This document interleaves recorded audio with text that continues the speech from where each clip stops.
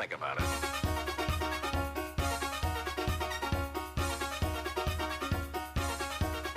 Think about it.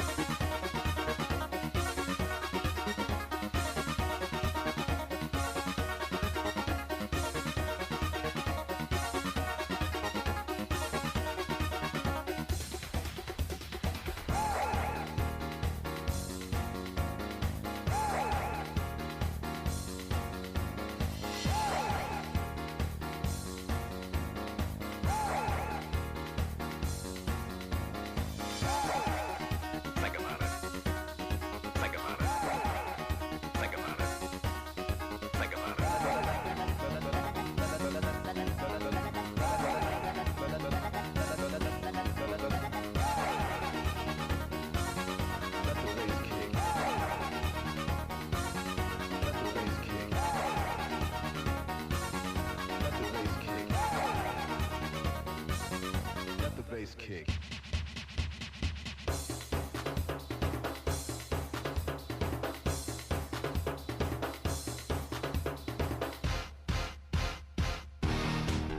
Think about it.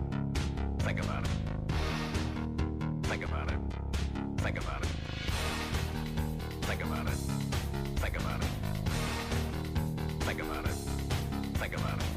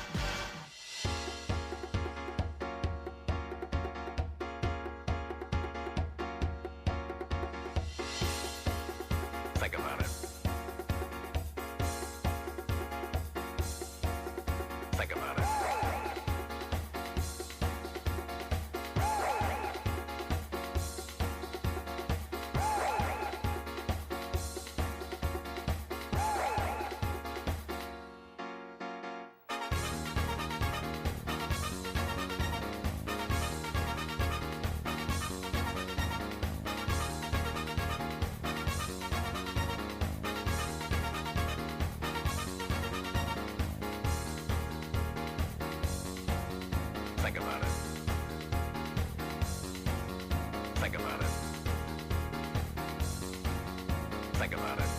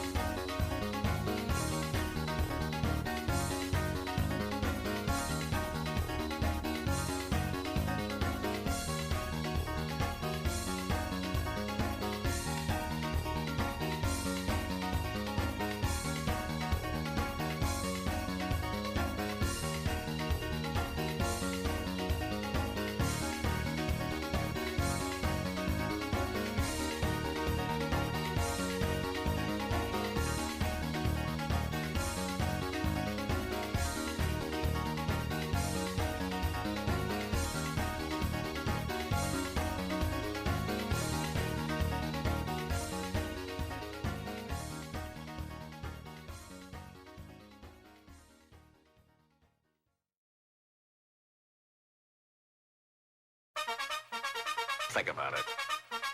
Think about it.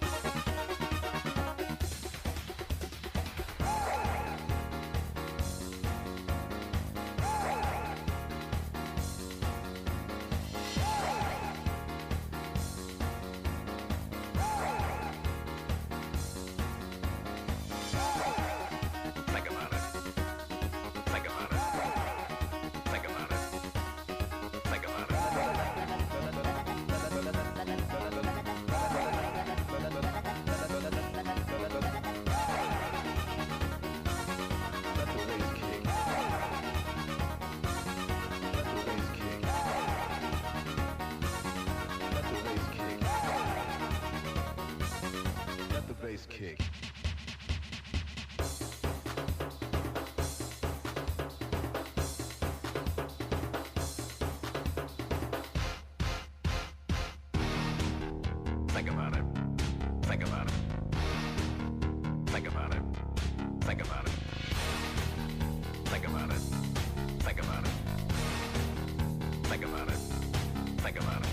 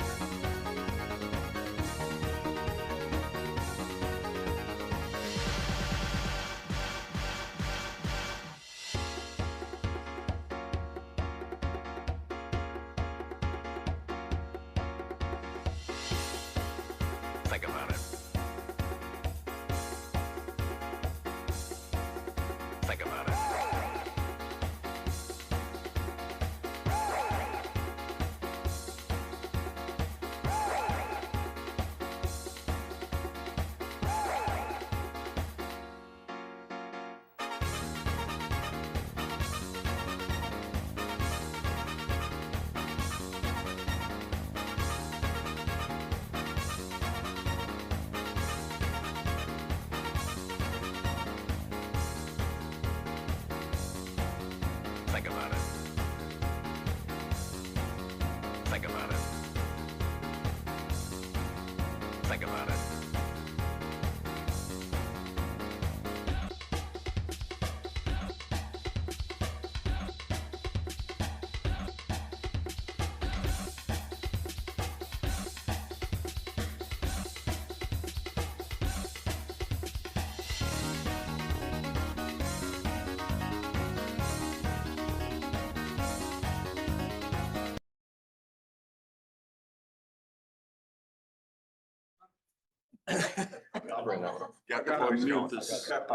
Okay, so we're gonna call the meeting to order. Tonight is Monday, March 30th.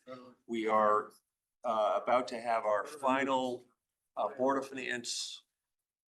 Turn your volume right now. Hold on, we're gonna wait until we get the technology fixed. Got it? Perfect. Okay, so tonight's the final meeting for the Board of Finance to deliberate and discuss the budget. We've had a series of meetings throughout the month of March. We'll have our deliberation tonight. We're scheduled to vote on the budget tomorrow night. And after that, we'll turn the budget over to our colleagues in the RTM, who will have fun for the next month. Once the Board of Finance, once the RTM completes their process and we get a finalized grand list from the assessor, we'll reconvene. The board will take back up the topic of the budget to set the mill rate. That mill rate will not typically is set in May, but will be delayed this year due to the reassessment and the large number of appeals. But with that, why don't we start with the Pledge of Allegiance? Jane, will you lead us? I pledge allegiance to the flag of the United States of America and to the republic for which it stands, one nation, under God, indivisible, with liberty and justice for all. Thank you.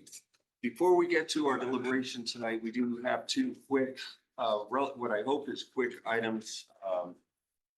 Item number 3, Tom, our CFO, will take us through. It's to hear and consider and act upon a request from the CFO to transfer funds in the amount of $35,970 from the assessor fees and professional services line 1003050-53200 to the building department capital outlay 1005050-5700 purchase a vehicle for use by the town's building official.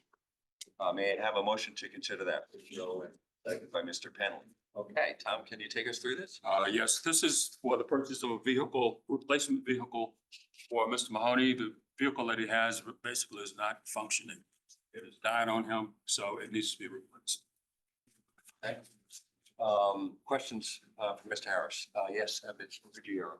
So did the car just died? He died recently, but he's been looking to replace for a while. He's on, I think, but yeah, it did. So if this was gonna be replaced or it was being looked to be replaced, was it in our budget? Because I don't remember it coming up. No, it's not in the budget. That's what we're asking, to transfer funds from assessor to the building department. But if we were gonna need to do it sooner rather than later, why was it not in the budget? Because we need to do it this year. No. Well, I guess you're saying you, No, what I'm saying was, It may have been taken out of the. should have at least been planned if It you. may didn't have been know. taken out of last year's budget. I don't recall whether it was in last year's budget, in the current year's budget. Does this have any ramifications or impact on what we're discussing with the budget? So it's not gonna impact any kind of, when you look at run rate or anything in the building, or it's all capital outlay? Correct. All right. That was it. Thank you. Is this an electric vehicle? I don't believe so. There's a description attached. It's a Ford. I do not believe. It's like it's electric.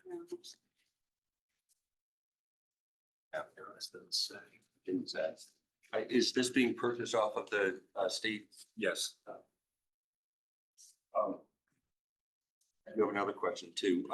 So obviously the expenditure was not planned, and not budgeted for, comes the request for the transfer.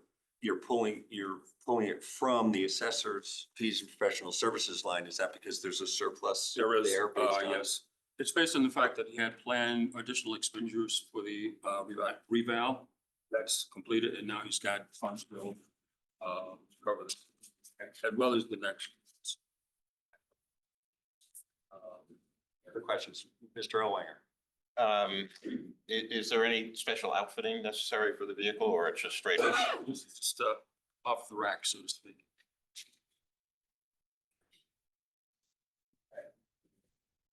Seeing any other questions, can I get a motion to approve? Oh, we already took the motion, saying we'll just go right to the vote. All right, all those in favor of approving as presented? Unanimous. Perfect, thank you. Item number 4, Tom will take us through this as well.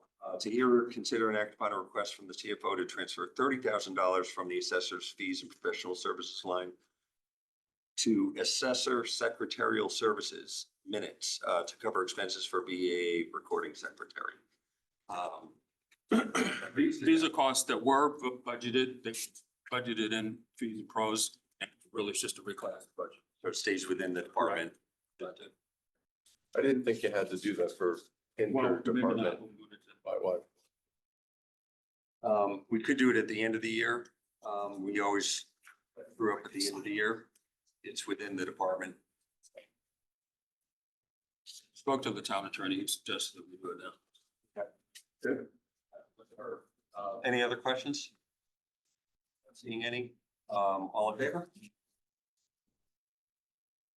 Unanimous. Perfect. All right.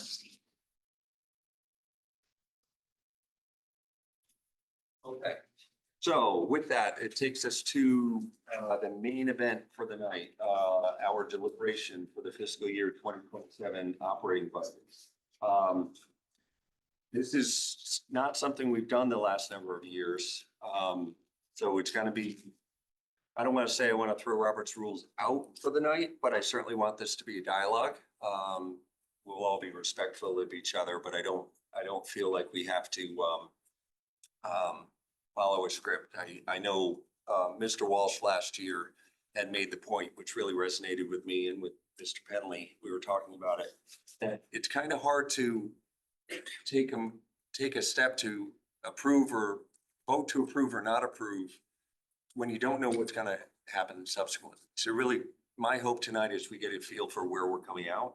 So with that, I'm going to share my screen This is a schedule for the public's benefit.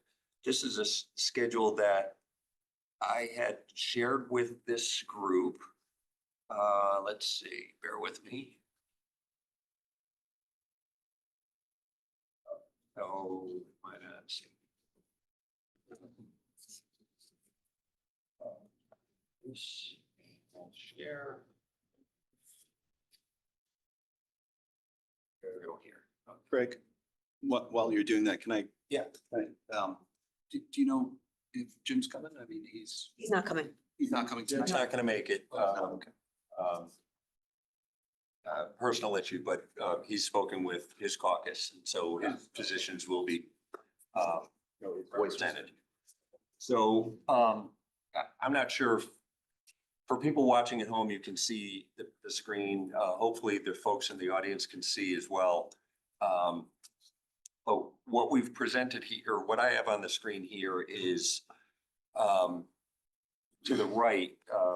We'll skip the stuff in the gray box to the left for a moment, but it's basically a walk from what the fiscal year 26 budget was, what was proposed by the Board of Selectmen, what the increase was with that. Through the course of the last several weeks, and working with the CFO, and we've identified roughly $3.4 million worth of adjustments. And with those, that takes us to what it would equate to about a 3.3% year over year increase in the gross tax levy. That assumes a 99.16% collection rate. We'll act on the collection rate and the mill rate as our last step once the grand list is finalized. But this is where we are starting.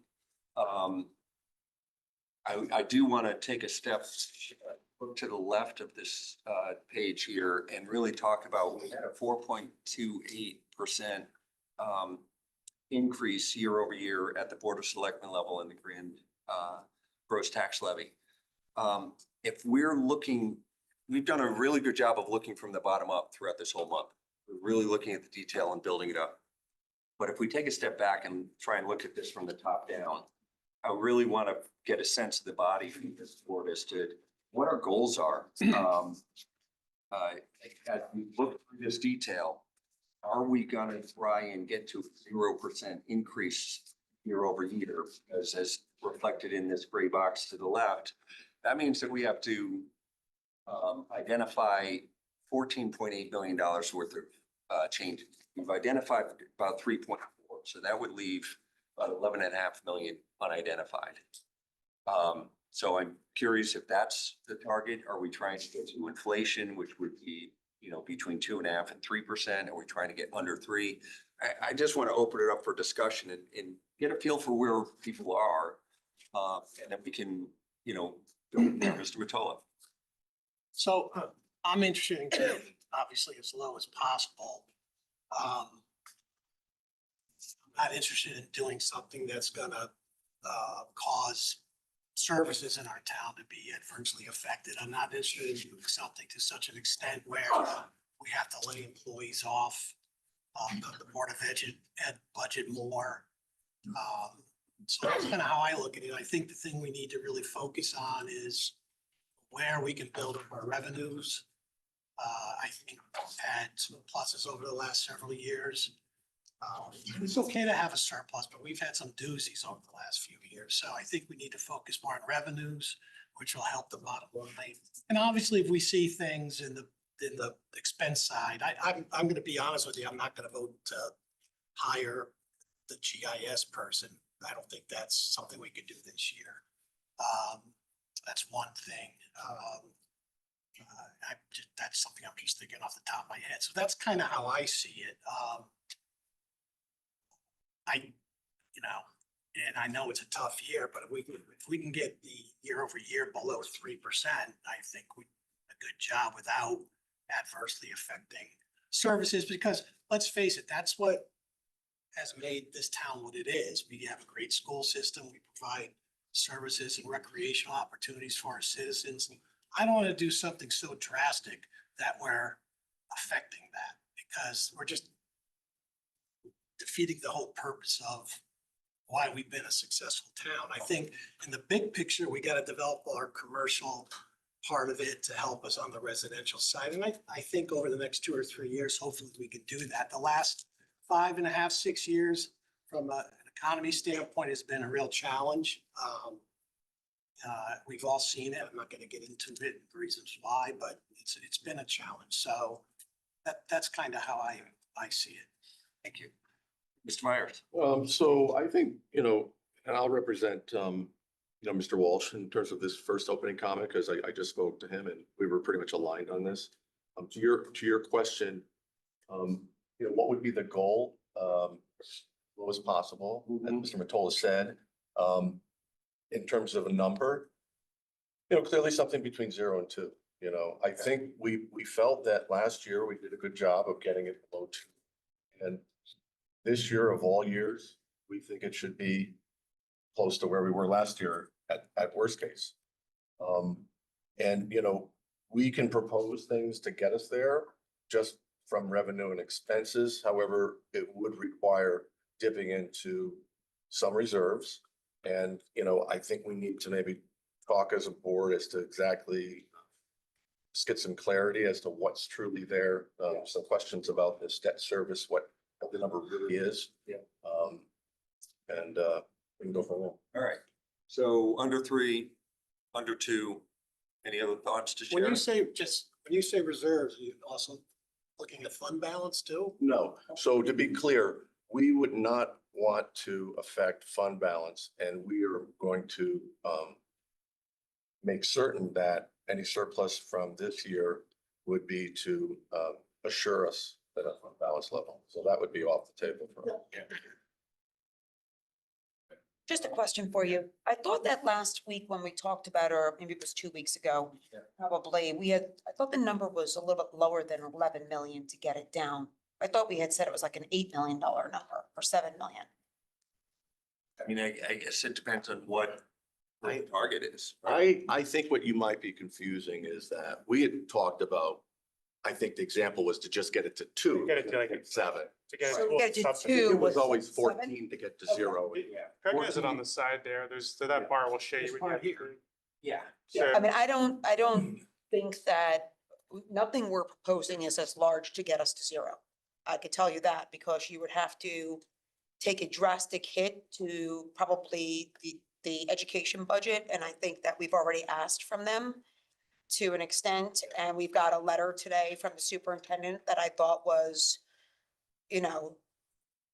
clearly articulating his position. And I feel like it would be unjust to kind of, my opinion, but I wasn't looking to make a move there.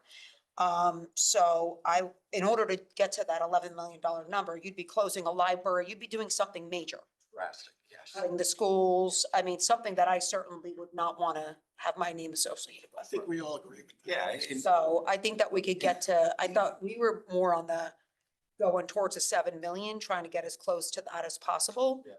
To the 2, not $11 million. So, and if to get to 2, that's about a $7.9 million reduction from what was presented to us. We've already identified about 3.4. So that leaves us with, how's my math? I'll do it this way. I thought we had adjustments of 3.706 when the last numbers we got. Well, yeah, I've got something in here. I've got about $400,000 in there that was not taken in it. I'll go through that. Slip something else by us? About 4.5 million to get to that 2 number unidentified. So yeah, what these numbers include, the 3 are all the numbers that have been presented to us by the finance department. But I did add about $400,000 in here, 407, because the projection on the internal service fund is to be in a deficit position after we just took another $155,000 out of that for the 2 total police cars last week. That's going to end the year in a deficit of 407,000. So my thought was, back. As much as we're trying to find savings and make cuts, it would also be potentially irresponsible for us to budget for a deficit in this account, so I put 400,000. We can talk about it. We can say like, no, we'll roll the dice. We'll see what We happens. could put some of the That surplus. explains why it's not 7. Okay. Can we talk about in relate, because I agree with, I totally agree with what you're saying. Get it as far as we can. I also think it's appropriate to use some of the surplus that we've taken. Can we talk about this year? I think there's going to be a will to budget more aggressively on revenue. Yeah. So ostensibly, there will be less surplus than we've experienced in the last, in recent years. Certainly, some of the investment income is going to shrink. So we've been funding fund balance with surplus. So I think we need to have a conversation about the relationship between the need to, what does you call your policy with the Do no harm. do no harm policy for the And fund our balance? policy, by the way. Our policy, yeah. I think it predated me. I think it predated me. So, but there needs to be a discussion about that, the need to, I think, adhere to that policy and then, potentially using that surplus that we have, the debt service fund to fund it. Because if there's not going to be surplus, how are we going to fund that?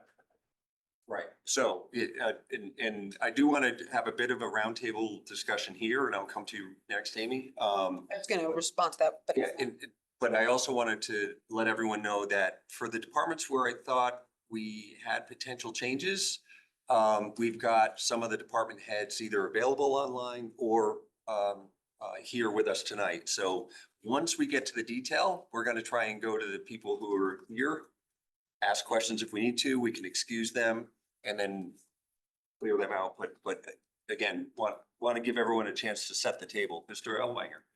Back to your general question, I think this is a really encouraging start, and I really appreciate the finance team being really diligent with the reductions and identifying additional non-tax revenue opportunities. So I think it's a great starting point. I think we can go further. I think we can go lower than the 3.33 amongst us. I think we can identify additional expense and non-tax revenue opportunities.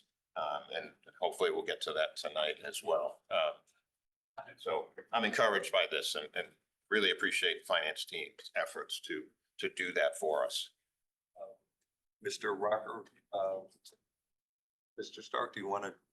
You're good. Good. Yeah.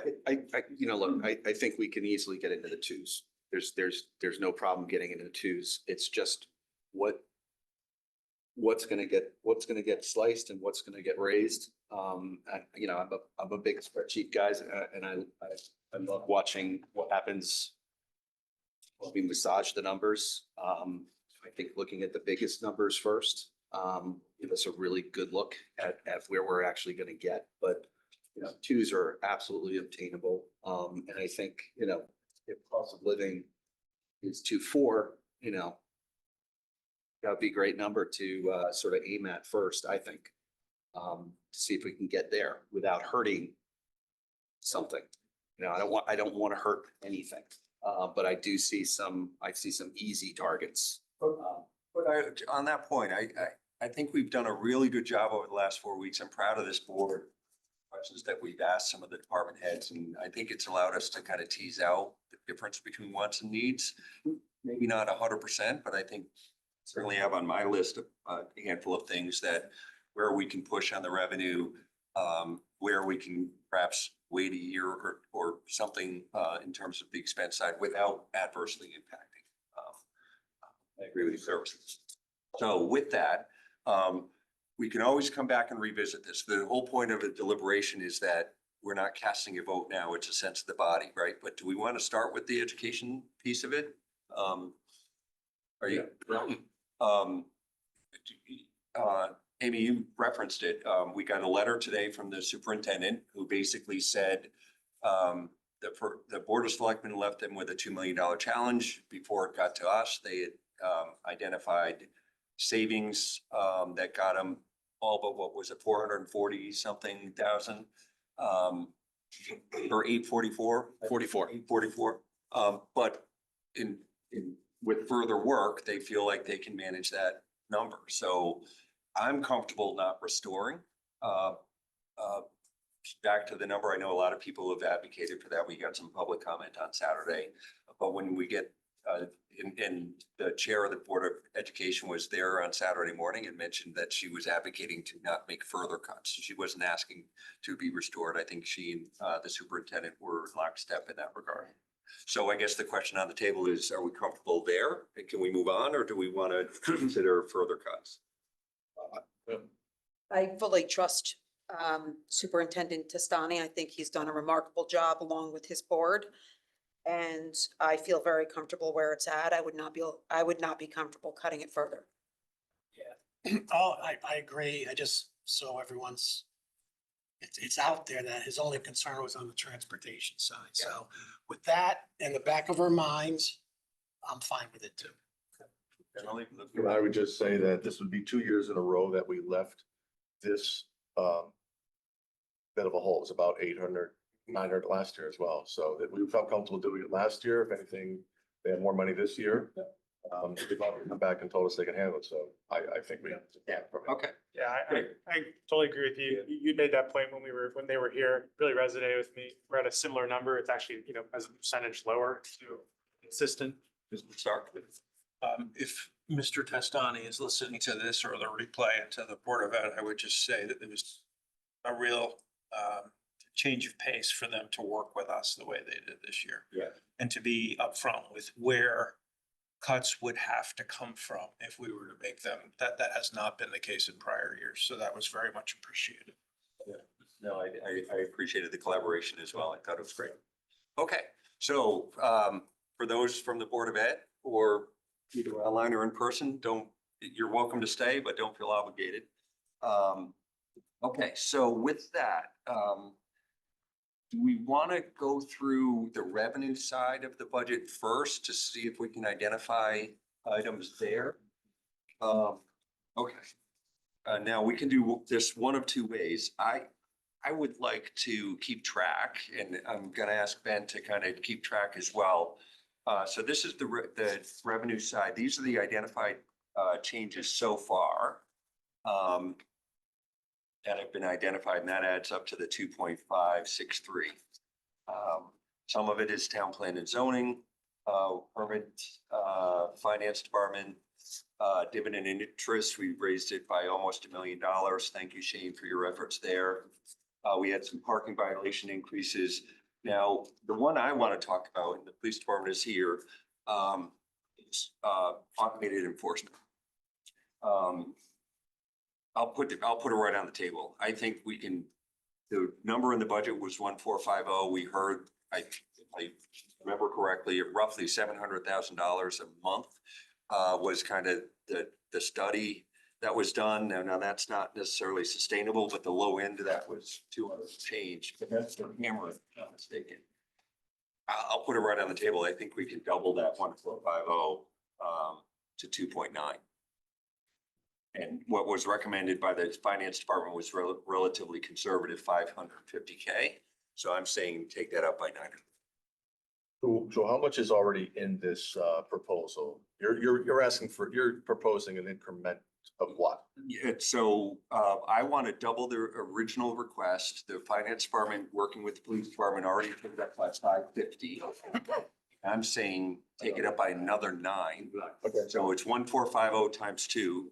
It'll get to 2.9. We're absolutely. Yeah, we were looking at the same support. I think that their support showed, I want to say 3.7 or something. It was a pretty big number that other towns were seeing. The chief told me as we were walking in tonight that the cameras are up and ready to go.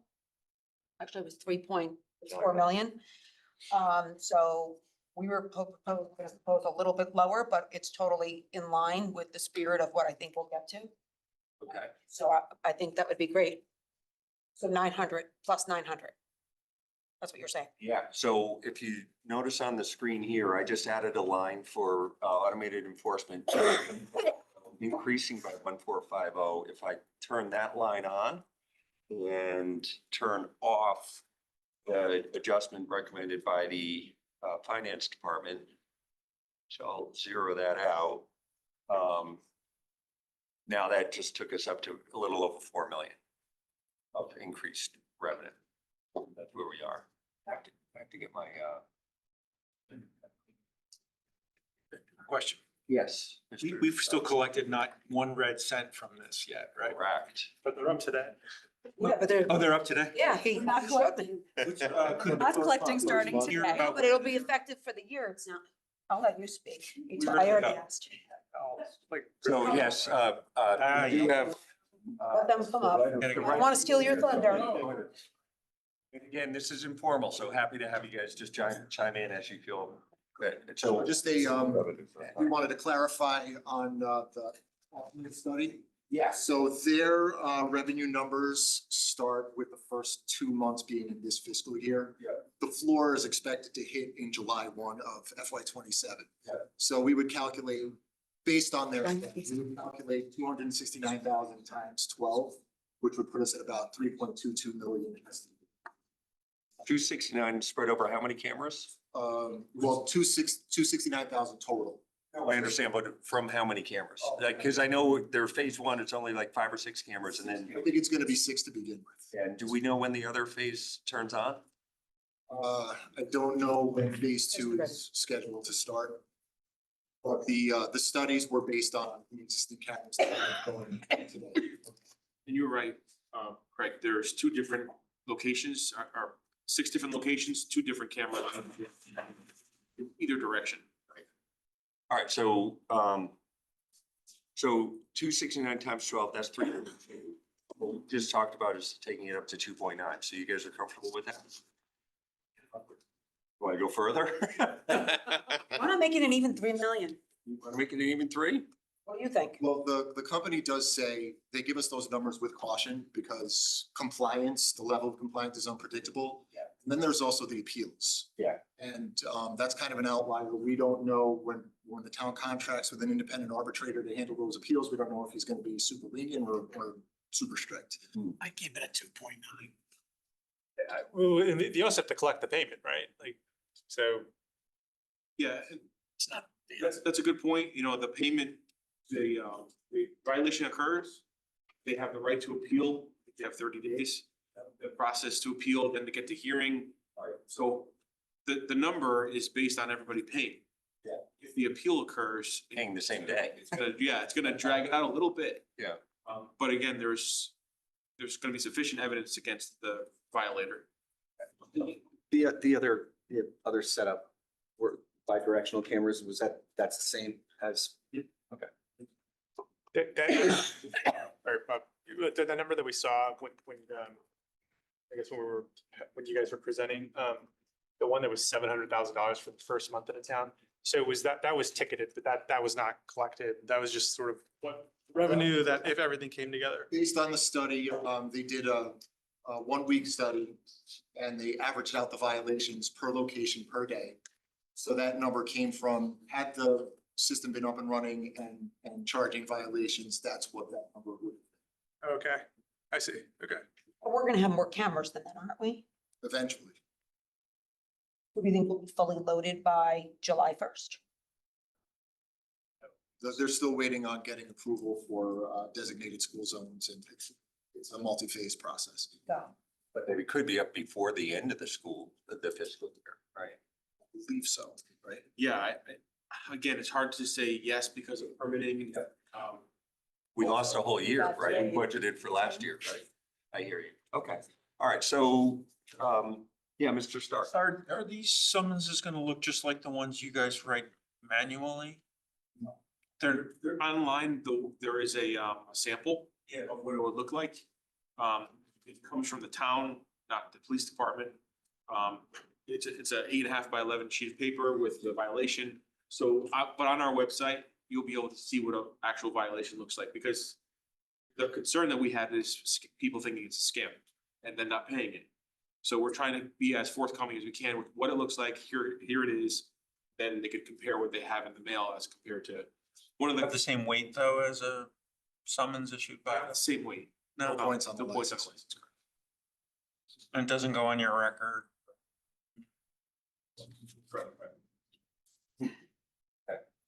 Mr. Ellwanger. I guess for clarification for the public and for the record, the 2.9 million doesn't go into the general fund. It will go into a separate newly created fund to be applied to a safe street. Sort of. I think, you can answer this better than me, but just my understanding is it will go into the general fund, but we are responsible, we as a town are responsible to make sure that whatever we collect here is used for safe streets related stuff, Designated right? purpose. So like we pave, that would qualify. So they just need to keep track of making sure the expenses exceed revenues. And do we have to incur all those expenses in the same year we've received them? I believe not, no, it just stays on, no, We could carry forward. that's my understanding. We spoke to the attorney, the town attorney. So, all right, so we'll put a pin in this number. We can talk tomorrow night about whether it wants to be big or small, or later tonight. Were there other police related potential adjustments that while we have the chief here? Well, can they address the parking? Yeah, Okay. of course. So we'd like to revisit the number for the Fairfield train parking fees. Now, this wouldn't be permits. We're specifically looking at parking. And just to try to make sure we understand, because when we look at the run rate, we think that you're exceeding your run rate, and we think there's room to increase this. So are you specifically, Let me give you it's 42147. Parking fees, not the permit. 421? Page 124. Parking fees, not the permit. It's the fees, like the daily parking fee. Gotcha.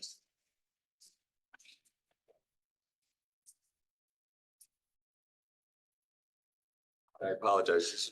Feel free to keep talking. I'm just gonna. Yes, so, sorry, I was just looking for the run rate. The run rate is Oh, here. 570. How much is it? 570. So, and we have what's our budgeted, Be 90. yeah, so we think we could increase this by $100,000. If anybody thinks it more, I would support it, but I think 100,000 was sort of within reach in Where are terms they of now? where this could go. Year to date? 500 right now, year to date? Yeah, right. As of right now, they're at 337, 133. And if you run with it, and we don't even get to the peak based on the conversations, it actually increases a lot more as we get to the May, June, the summer interns, all that stuff. It would come out just as a flat run rate of 578,000 if you want to double check the math, anyone? So we felt very comfortable that we could take it up 100. So I realize this is our first time monitoring the account, so. Yeah, I mean, I'm not surprised that we're a little conservative here, so.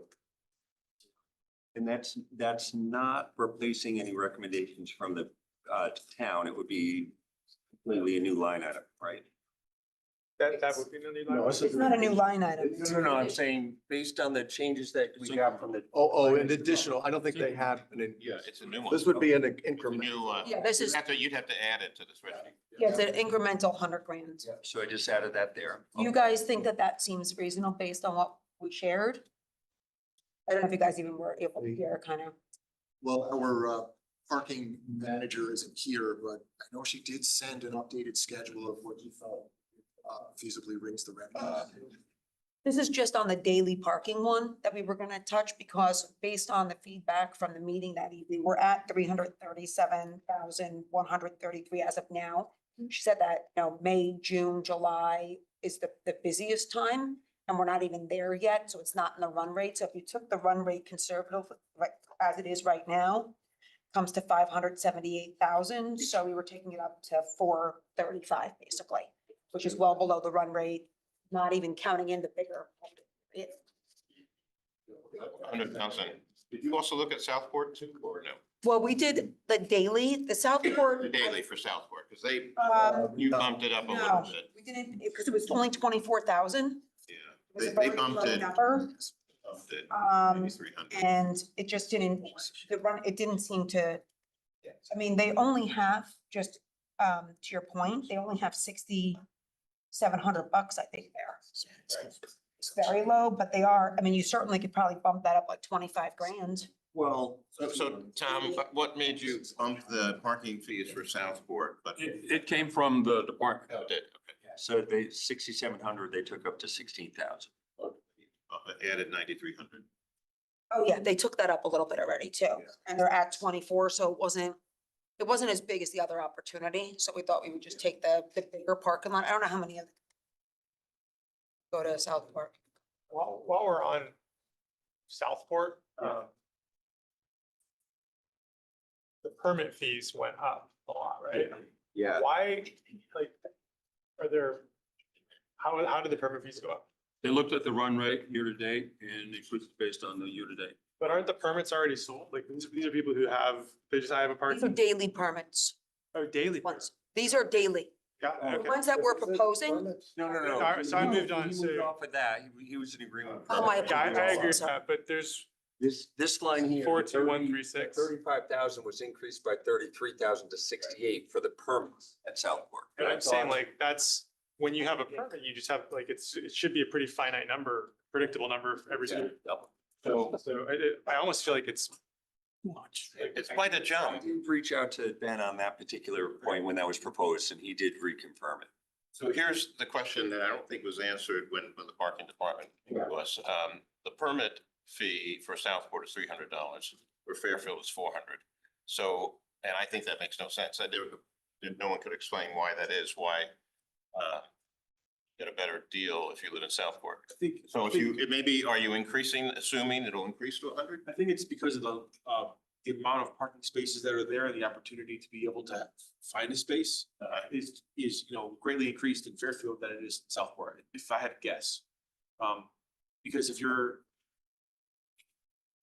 it's a complete guess. So are we max? We have no waiting list at Southport. We don't have no waiting list. Right, That's so- I think maybe that at one point it was because there wasn't as many spaces in Yeah, Southport. I think it's just a historical artifact that nobody ever it looked should at. be the same though, to your point, going. I would forward. raise it times how many That makes no spaces? sense to me. If Southport, you'd think it would be even more expensive. It's like you get a better, Shorter ride on the train. you get a better schedule. Get a better schedule. Fairfield proper. Shorter. Felt like you can get the express. Yeah.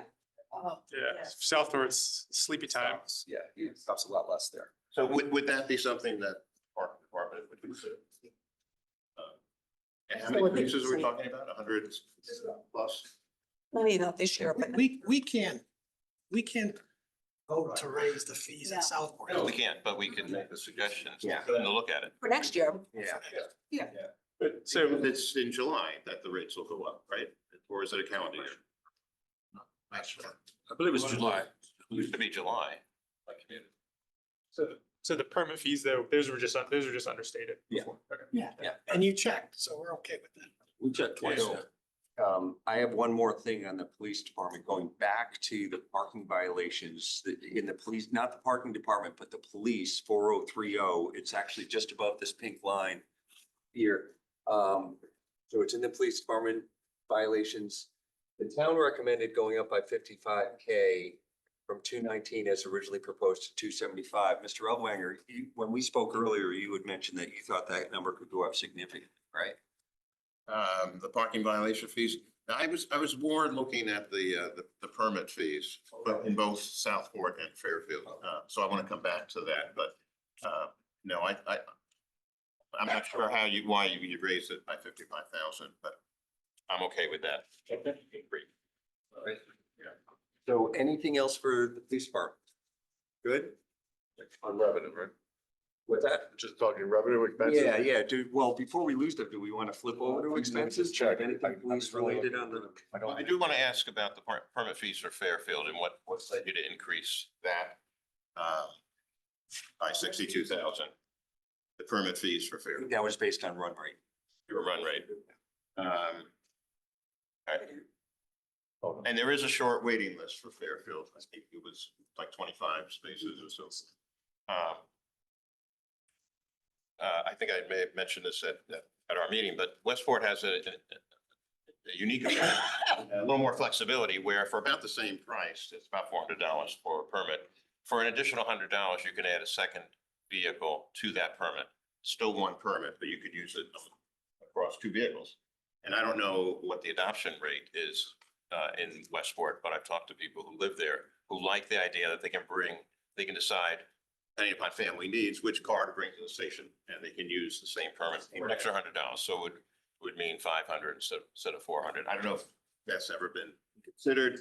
It seems like. Yeah, We do that. I don't think we do that. I have two cars, they both can be parked there. Yep. Use both, Yep. with the same price. Yeah. Well, it's a deal. Keep it. Good on, Good on expenses. We do that. Yeah. thank you. Fairfield. Good. Extra $100. Any expense related questions for the police department? I want them to come when I call. I don't want to be the one not funding these guys. They get a tough job. I have nothing but respect. And I have to tell you, I can't help but notice every time I drive past a outside job where like there's it's a Ford Explorer. I see it all the time. I was like, that's like, I get it. Ford Explorer? Yeah. It's kind of, Yeah. okay. We're good? Good. All right, gentlemen, thank you so much. Really appreciate you coming out tonight. Thing you do. Appreciate it. Okay, so let's go back to revenue. Let's see, who else do we have? We have the fire department here. Do you guys want to come up? We'll. Yeah, talk we can do about fire All right, so stuff for them. let's see. Fire. The fire department, there were. No. I'll start. For me, the one line item that jumped out was the fire marshal fees. Which was budgeted at 340. Seemed low in relation to both run rate and in correlation with some of the other increases on the building side. So I was gonna suggest adding 100,000. I think, Mr. Elwanger, you were thinking higher than that. Yeah, the run rate looked like we were at 370 for the first 7 months of the year. It looked like we were high the 340. It's 154%. 388.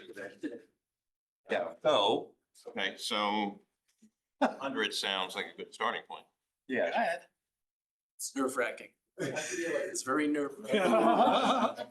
Because we want to deliver, but we have to feel comfortable and a lot of it we don't know. It's based on the fickle, a building that's going on in town.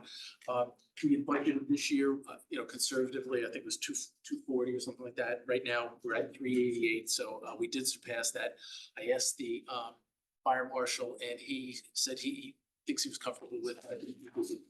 340 is the number that's in the book. It's a line item. It's a difficult thing. So I'm sorry, this is Department 4010, it's line item 42368. And the thing also that I think I mentioned last time was also that, the building department has a lot of construction, a lot of different things. Only are involved there when it's multi-residence, something larger than families, and also commercial things like that. So we don't have the single family residence. Sometimes townhouses are considered not multiple residents, most of the times they're not. So. What were you proposing on bringing it up? How much? Well, we have 7 or 8 30G projects going through the appeal process, and it's likely that many of them could hit this year. And if they do, that is an opportunity to bring in additional fire marshal revenue, right? Talking about fiscal year Or new 26 right construction, now. but yeah. Did he say where he is gonna hit? I think everything large he thought was gonna hit has hit. That's it. Yes. See, I happen to agree with you on this because we're already at $370,000. 7 months, right? Yes, No, 388 today. Actually, that's a new number. so thank you. Yeah, it's a new number. And here's my thinking, because we have a couple of cuts we want to talk about also that I'll get to, I assume after. But, I mean, we can't play it that conservative. It affects the taxpayer. So we have to be willing to take, everyone's gotta have a little bit of a challenge in their budget. So, to the extent you can't make the challenge, you gotta find expense to cut it. Well, that's kind of unfair because the thing is that this isn't something where we're going to, hey, if we all kind of work a little harder, we're gonna generate something more. I understand that, but there's no slowdown in buildings. We've talked to all the departments. There's nothing to indicate that there's a slowdown. if you're not gonna yell at us next year, if. I want to give you a little bit of a Then I would say stretch. make it, I think it's, I'm only basing it on the numbers and based on, I totally understand what you're saying. It's a very fair point. And I get that. What I'm saying and where we totally are aligned is that all we can do is look at the history. And the history shows us, and this is just a comment I have in general on the way that this budget has gone this year, which I think was short-sighted and not looking at some of these run rate numbers and where we've been to date, even prior year, matching some of them. However, I think that we've, based on everything we've heard in throughout all of these deliberations, can make this number. And I think that it's fair to give a little bit of it. And if we don't make it, then we know when we have more knowledge for next year, but there's no indication that anything is slowing down in this town. So you're good, now you. It'll be on us. The 100,000. I would be comfortable with, I don't know if you want to do it a little bit lower. What do you guys think? I would be willing to do. Listen, I agree with I respect what they're saying. I respect what the board's saying. I'm comfortable doing $100,000 and leave it at that. I agree. I would be comfortable. Would you be? And we're not gonna, if we're not gonna hold you, this is all recorded. You can play this back to us next year and blame us. So let's. No one knows At what's going 100. to happen, but I think based on what we do know, I think 100,000 is reasonable.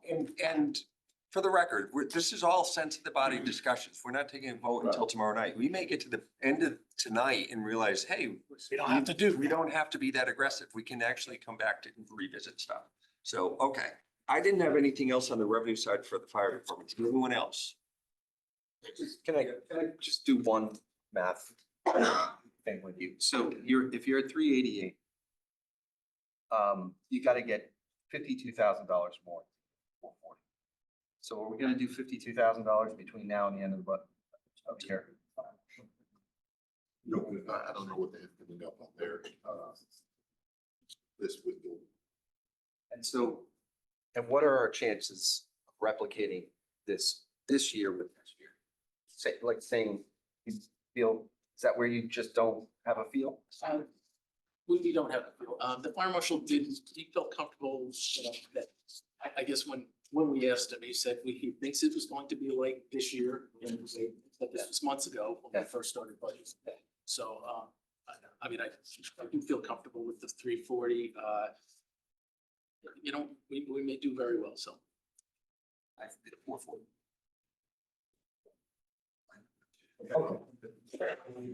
Anything else on the revenue side for the fire? On the revenue. We go to expense. Okay, well, so on the expense side, anyone have anything? So it probably won't be a surprise, but I want to talk about, because I was talking about it in detail during the meeting, but I want to talk about the maintenance numbers. Because I think that based on where we are with spends today, and I think that in lieu of a lot of the equipment we've discussed at a lot of the budget meetings in the last year or two, new cars, new boats, trucks, I think there's been a lot of things that you guys have needed that the board has supported fully. So I think with that, you get the benefit of lower maintenance costs because you have newer equipment. So I'm hoping that based on that and compounding that with the run rate, some of these numbers, I think, can come down. And I know you had some big numbers that you weren't showing, that you didn't have booked as of year to date, some invoices that had to be processed. But I think even based on that conversation, unless there's new info that has come up since, I think these can come down a bit. So, to that, and I did say, previously, and I do say again, thank you for the equipment in our capital budget. Great, great things that are gonna serve the population and serve the fire department. But the first of those new capital project fire trucks that are coming in with the delay will be in About 3 years. Just under 3. about 3 years from now, so. Still working on the old stuff, yeah. Yeah, so we have an aging fleet. It's like anything else, everything on the road, and all of you have cars. And we bring it into the mechanic and you get the shock of, oh no, just 4 tires. How much is that? Our tires are $1,000 Each, yeah. Our ladders have how many of them? 10 of them. So does our rescue. So how frequently do we change those tires? Every 8 months. every 8 months, we have to put 10 new tires on our tower ladder. So, I mean, and that's typical of all fire departments, where we're not beating our heavy trucks. So, in a couple days or a week or so, we're going to be billed for 51,000 for repairing one of our ladder trucks. It's $45,000 to repair it. Plus it has to do its annual UL tests for the area of the roadway and something else. $51,000 things are going down with any of our contractors who have to send things out. That contractor for our heavy equipment recently raised their per hour fee for labor rate from $100 to $200 an hour. So things are not going down. So I know back in 25 when we spent when we did misclass some of those items and we realized the error of our ways. We had a budget of $290,000, and subsequently in this budget year, we were budgeted as 275. So we did take a hit in our current budget. It is, we're trending, our 3-year average in that account is $302,000. Back in 24, we spent $364,000 was our action. So we're spending, it's a tough budget object. It's our largest operational budget object that we have, on the operational side, not the personal services side, but I'm just asking you, please, don't, we brought in a very conservative budget, and please, don't decimate us if you can help it, and I do understand. And you make a good point in terms of the capital spend on new equipment hasn't been delivered yet. That I think it's a really important. So basically, on your maintenance lines, the buildings and ground maintenance is up $500. That's contractual, you're saying, right? Buildings and grounds? Well, your Yeah. maintenance, repair, buildings and grounds, you're at, it was 71.5 for 26 and you want 80,000. Yes, that's a different budget line, but that's also one of our operating. That was one of the 3 I was talking about, John. The 3 I was talking about were the 310, 320, 330. And it was really looking at being at, right now, we're at 32,000 versus 90, 25,000 versus 80, and 116 versus 290. So I thought perhaps it was some of the equipment and, like what we had talked about this during the meeting, and I was thinking perhaps it was some of the new stuff we had gotten and stuff we support. I didn't realize the trucks are not they're 3 years out. I don't know about the boats. We've been talking about those for a while. The boats we didn't see until 126 months. So basically what you're saying is that the run rate is not indicative of anything, and it's just that the expenses will be this high. we do think. I'm sorry, and you had asked about the buildings and grounds. Is that your question? I just asked, That was one of the 3 numbers I was talking about. yeah. We're at 25, So, John. yeah, so the buildings and grounds, since 2017, 18, 19, 20, 21, 22, 23, 24, and 25, we were at 86.5 and that was our budget for that. Last year, we dropped to 71.5, and I'm asking to go back to 80 because, right, our 3-year average was $78,000, our average actual. So I think we have to bring it back up to where it was. Last year, we took a big hit. I think you've explained it well, so I appreciate your raising those. Thanks. No, it's helpful to know that I thought that the equipment's not coming. Yeah. It's a nationwide problem, unfortunately. And even Congress is looking too. Anything else for the fire department? Okay. Chiefs, thank you so much. Really appreciate it. Thank you for all your time. Thank you guys put into this. I know it's. See you guys coming in. Okay, so back to the revenue side. Do we have anybody online that we want to give an audience? No, Clark. Well, there are Well, there's a lot of people. Behind you. Anthony was on, there was a bunch of people. I gotta get back. All right, so I'm If you move it, there was gonna stop. Oh, Yeah, you can see it. All right, so I'll put that back. Frank was on, there's a bunch of people that are on. Yeah, yeah. Conservation, we have stuff for conservation. I guess in terms of town planning and zoning, Thank you, guys. again, Guys. Appreciate it. Emmeline, I know is on, so, and Tom, you added some dollars to several of their accounts.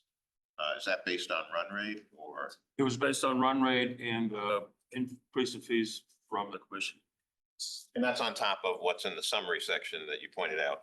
That should be that's in this summary schedule that was, that's not right. But, if I remember correctly, you were looking at compliance permit fees going up, right? Didn't you want to, that's not on the list that was provided. Well, again, I was looking at the details by department and they're not footing to the summary sheet. So having, now I Got it. summary, those are much larger numbers, so I'm comfortable with those numbers. Okay. All right, so we're good on town plan and zone? Do you guys have? Town planning and zoning. What pages does that in? Let's see. I thought we were gonna flip page by page. Yeah, we can. I was just trying to pick off people who were online, but Come on. We're good on. all right. I don't think we had anything. All right. And do you guys have anything for TP and Z? No. All right. So TP and Z, Emmeline, thank you for joining. We're all set. Is Anthony on there? Let's see. Anthony's here. Many people. Most of the department heads, I think, are on. Yeah. Weren't sure what. So let's see. Is the town clerk on? Let's try and take it back to like the order of the book if we can. Yeah. So, We could. all right. That's fine. I don't know if that's on. But I had in my notes. Starting on? So let's see, town clerk. Okay. First select, person. And if we talk about any department where they don't have a department head here, Come we're tomorrow. gonna get a consensus and we can lob it into them and get some feedback before tomorrow night. Yes. Okay. You just want to go through the budget book. Yeah, so well, I want to stay with revenue first if we Yes. can. So, That's right. I mean, obviously, we had the police department and the fire department or like that they could use. Yeah. But in terms of the town clerk, that starts on page 33 or 32 and 33. On the revenue side, just based on run rate, I know that the numbers were up year over year. Boarding fees, conveying certified copies. I thought all of those could go up. I was thinking 70,000 in total. Yes. I was thinking like 10 on the recording fees, 10 on certified copies and 50 on conveyance. Yeah, I don't know. It's conservative. We talked about that as well, and I think we could take that up. Do you want to suggest going up or? I think we suggest going up. Yeah, I think we were much more aggressive on the conveyance line. On the conveyance line, we had, hang on a second. We were suggesting 50 on. On page 32, we had, okay, yeah, that was based on the numbers. We were actually, yes, we were suggesting 250 based on where they were at. Increase it to 50? Yes, she had a big number there that she had. 1.6. Well, let's do it. The first line that I looked at was recording fees. That's budgeted at 205.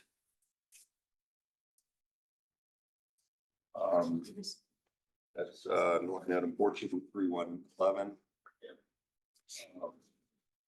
Recording fees. You have it, this was through 7 months. Do you have 8 months ready, Tom? You watching soap operas?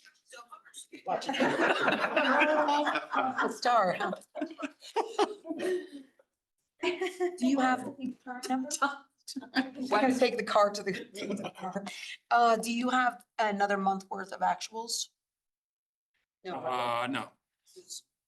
What, I like to have three of these revenue sheets. I don't know why I have three of them. Are they all the same or is one of them the most updated one? I did ask Ben to print new ones in case people wanted them, not that the numbers changed, but they have page numbers. So we could refer them if you want. I got one that I actually don't know has. if you have those. Ben. What I shared with you earlier this evening, I have copies. Oh, I meant like the year to date, the big thick. Those I left at my desk. I had them with me the past couple of meetings, but Okay, that's fine. I have her recording fees. At 167. Yeah, I have that too. 167, 8, 6. To 9, yep, up to So today, within the last month. Betsy had mentioned though that she thought there'd be a slowdown in refis. That caused It all them to go higher than the 205. Rates are going up or going down? Going up. They're going up. Going up. So we don't want to be too aggressive here. Well, if you only go up $10,000, that's not being too aggressive. do you? Yeah, I'm okay with that. What do you guys have on that? Your thoughts on recording? We didn't move that line.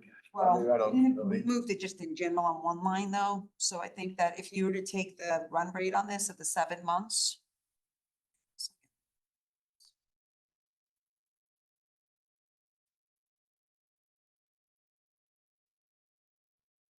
It would come out to 288. So 88, and we're just saying go from 205 to 215. I think you could go higher than that. Because even, I mean, if we're going with the idea that there's gonna be, this is recording fees that we're going along with all of the, like we just talked about, even with the fire department, and we're saying we're gonna continue this rate, I think we should apply it to other budgets and be consistent. I had a question, so I don't really disagree. I think we can be more aggressive, but I just sort of, because I raised this to our caucus. If we think that, if we think rates are going up, it's gonna be cost of capital more expensive. If you're trying to be consistent, you could say, okay, well, maybe you're not gonna get as much activity. But the interest rates were kind of high last year too, and we're way over, So so. lower than last year. I get what you're saying.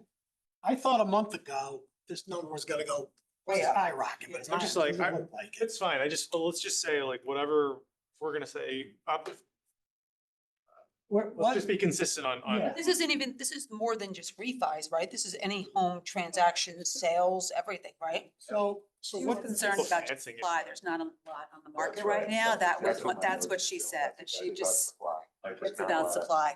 Not a lot of action. out Right, there's just Right. not a lot on the market, so. Yeah. I mean, So- what comes on is selling. there in about a day. Why don't, I highlighted the number, but I just put 10,000 in for a little bit of a bump and maybe we You revisit can it go a little later. higher. All right, so I'm gonna highlight it green so that we know that it's got an You're opportunity. not to go. sharing it anymore? Oh, okay, sorry. Let me share my screen again. What would your increase be, Amy? Thank you.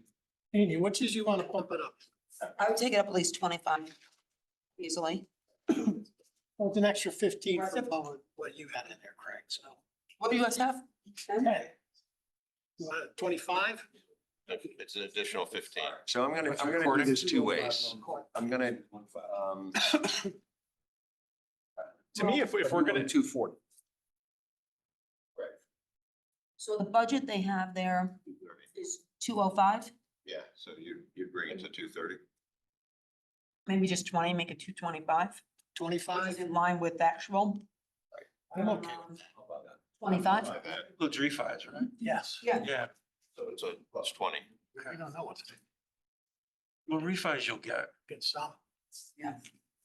All right, so. Okay. I Are you read- saying You're saying 20? 20? Is that what you're saying? Yeah. I'm on 20. I think 20. All right. And remind me, earlier tonight, there was one other number that was, we wanted to potentially revisit. Was it the automated they enforcement? said 3.2 is what they got. Right. the estimate, but All right, so that, I'm gonna highlight revisit, potential go higher. Which one is that? automated police enforcement, They got three. Speed camera. 3.22. 3.2. So like another 100. All right. Okay. Well, their number had showed $4 million on that other. And just so everyone's aware, I have, for the town clerk, for example, I have recording fees in here twice. One at 10,000, one at 20,000. This is the on-off switch. So if it's either one or the other, So, all right, conveyance taxes, that's the big one. Yeah, we were proposing a much bigger number. So how did you come up with your 50? I recognize that I felt the 2450 was low. I just wanted to nudge it. There wasn't a lot of science behind it. I was afraid to go, Yeah. too aggressive, but I did have notes in here in terms of like, she was concerned about supply, but They're at 63% right now. yeah. So Is the tax a flat tax or is it a percentage of the property value? There's a lot of assumptions that have to go into how many you're gonna sell, what they're worth. It's worth the average. Very difficult. what were you guys thinking? We can talk about it. I mean, I know Jim felt strongly about that because of history. Maybe he had a conversation with Betsy. I don't, Okay. I don't remember, so I don't want to speak for him, but we can revisit that number. You were saying take it up 50? And you were thinking, I want to put. Well, we had 250 as a lump sum here because I think that there was some conversation. She usually has been conservative, but looking at the numbers, I think she said that through February, she was at 1634 the other day. When she was here, that's the number I had noted. So if you were to run rate that, that comes exactly to that number that she has, which would be justified nothing. So I didn't know if she was just saying that that was her baseline. I don't really know if that was. I don't have a It's gotta clue. be seasonal. 1526. I have 1526. I'm looking at it right here. It's a little bit lower. No. On the book that we got from Ben, I have that number that you guys are saying. I have a note here that she said in the meeting, they were at 1634. Okay. But I don't think you can run rate it. It's gotta be seasonal. It's gotta be Yeah. safe, right? So where does it hit is really the question. I would. I think it's gonna hit now. Yeah. Buying houses in the spring, right? Right. So it's gonna, And does that happen before July, June 30th or not? Do you know what A lot of we're at it's on this right now? It probably flips No, over no. the next. We can find out. Yes. Is that something you can look up now? What is it? 201. 201 now. Okay, so we're at, that's, So what are you proposing, Amy? so we're at 201. 2,000,000. No, 201,000. No, we're No, talking that's being not taxes. We're on conveyance tax. Okay, my apologies. I thought we were still. No problem. Conveyance is.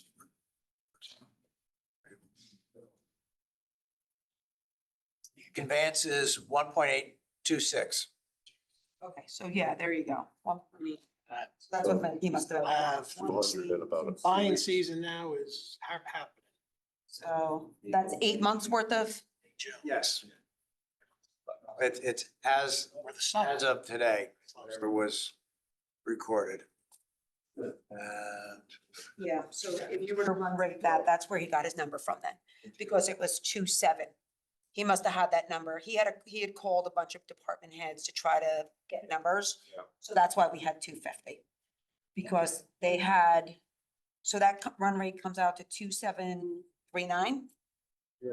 And So we're going to. 9, and it was 2,450, which is 289,000. So he had to put down 250.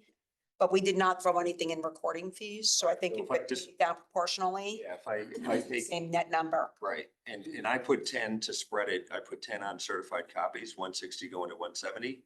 So if we go 220 plus 20 plus 10, that's 250. Exactly. I think that would be, I think we could be comfortable with that. What do you think, Jim?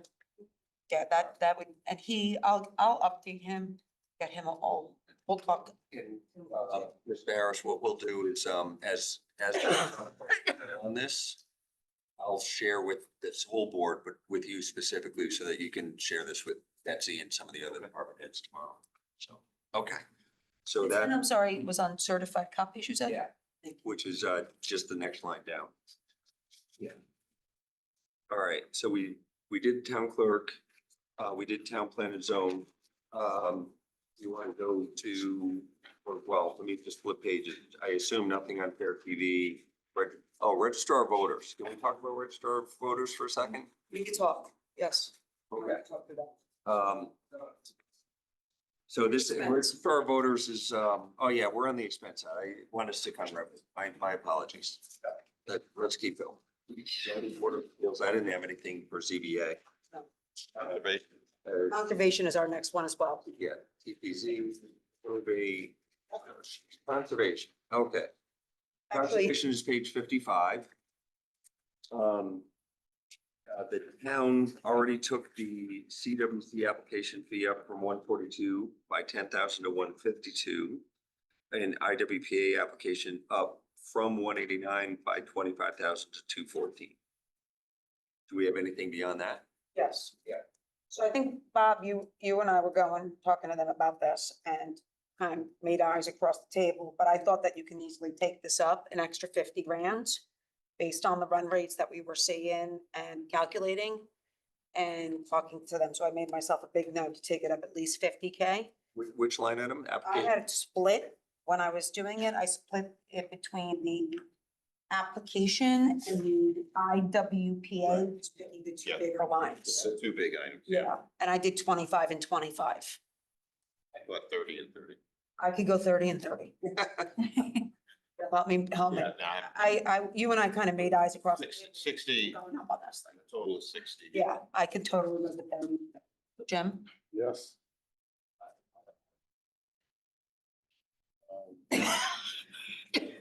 25 for 4231 and 25 for 42133, I think Bob said 30, 30.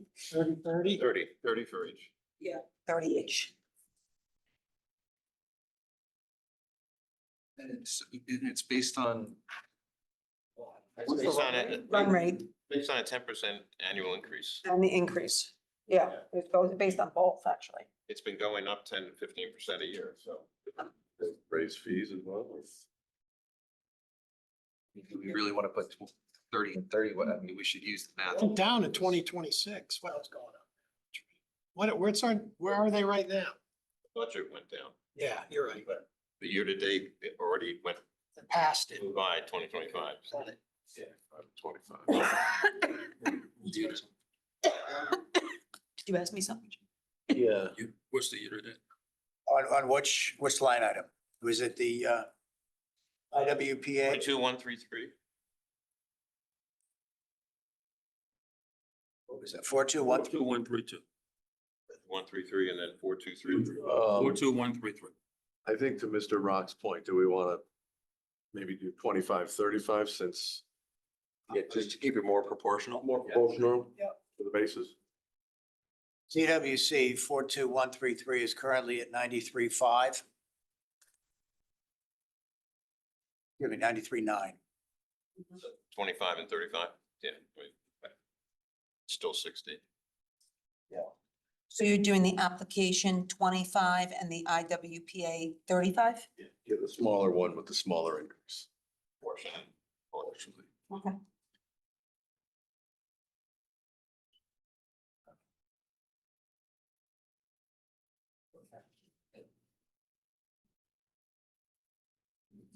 Good with the station? Yes. Tim is on. It should be. It's supposed to be. See here. Let's see if Tim's Yeah, on. he's All right. So let's hear from Mr. Bishop. Can we get the Conservation Director, Tim Bishop, unmuted? Tim, hopefully you can hear us. So when we get you unmuted, we can give you a chance to weigh in. There we go. Good evening, everybody. Good evening. Thanks for joining us. So if you've been listening, we've been bantering about with the possibility of taking your revenue up. We're focusing on revenue for the first part of our discussion, and we'll come back to expenses later in the evening. But the CWC application fee up from 142 by 25,000 to 167. And the IWPA application up from 189 by 35,000 to 224. That's based on run rates. Is there any thoughts about whether does that give you concern at all? Or do you think based on the run rates, that's a reasonable increase? I would agree with the discussion earlier that it is it's reasonable given the track record of, I heard 10 to 15% annual. Obviously, everyone knows that it depends on how many permits are taken out for different home property activities that I have no control over. But given that trend, I think it's attainable. I would point out that the CWCs or staff level permits, we do anywhere from 200 to 300 a year compared to the IWPs that are more charge higher fees, but usually do 20 to 30 a year. So there's a big difference in volume, but can also carry a big difference in cost. I'd also point out that since probably December, in the almost 5 years I've been in this seat, that January, February were the slowest I've seen in the since I've started. So for what that's worth, this year, I know we're talking about next year, but hopefully that's not a trend either. Yeah. Okay, duly noted. That's fair. And while we have Mr. Bishop, I do want to, like we did with the police and fire, I'd love to touch on expense if anyone has an expense item or. Nothing? I did. You had one. Yeah, I did. So, Mr. Bishop, you had made a point when you were here, we were in front of us and appreciated your comments. You mentioned that we were talking about wants and needs, and you had mentioned that you felt that the boat that you had was a safety hazard and that it would be better to replace that boat sooner rather than later. And I think the cost of that boat was roughly 35,000, but I think that some of that cost would be covered by another source. So I wanted to get a sense from you, Mr. Bishop, as to what you think that ultimate cost would be. And two, I want to see if this board has an appetite to replace that piece of equipment for you, because I recall pretty clearly that you felt that that was a safety hazard. So. Correct. Thank you for having this discussion. I know it's, this year's been tough for everybody and everyone's making cuts, but getting back to your point to wants versus needs, this fits in line with the need more than the want. If I could have kept the wooden boat alive another year, I would make that sacrifice. I just don't think it's a safe vessel to be out on open water. If it was in a lake, maybe that's a little different, but out in the ocean's a little different as a safety hazard. So yes, that's correct. I did. The original cost that they had from our Shellfish Commission for the boat was closer to 31, but that was from last September. Since our last meeting, or around the last meeting, the first budget hearing, I reached back out to the manufacturer. No shock, the 6 months had caused an increase of about, I think, $2,200 over that 6 months. So that new price is roughly $35,000. As far as funding that, I would propose that the fund, the cost be split between my department and the Shellfish Commission, which they have voted on to approve a split. So roughly 17,000 would come out of the Shellfish Commission fund, not their operating budget. Then that's based on permit sales, so that wouldn't be a burden on the taxpayer. The remaining half, on my department's half, I would propose funding using the Unified Water Study grant money that we received from Save the Sound, which last week the paperwork came in that we were awarded just over $10,000. I think it was about $10,300 would come from that grant money, reducing my department or the town's burden down to roughly 7,000.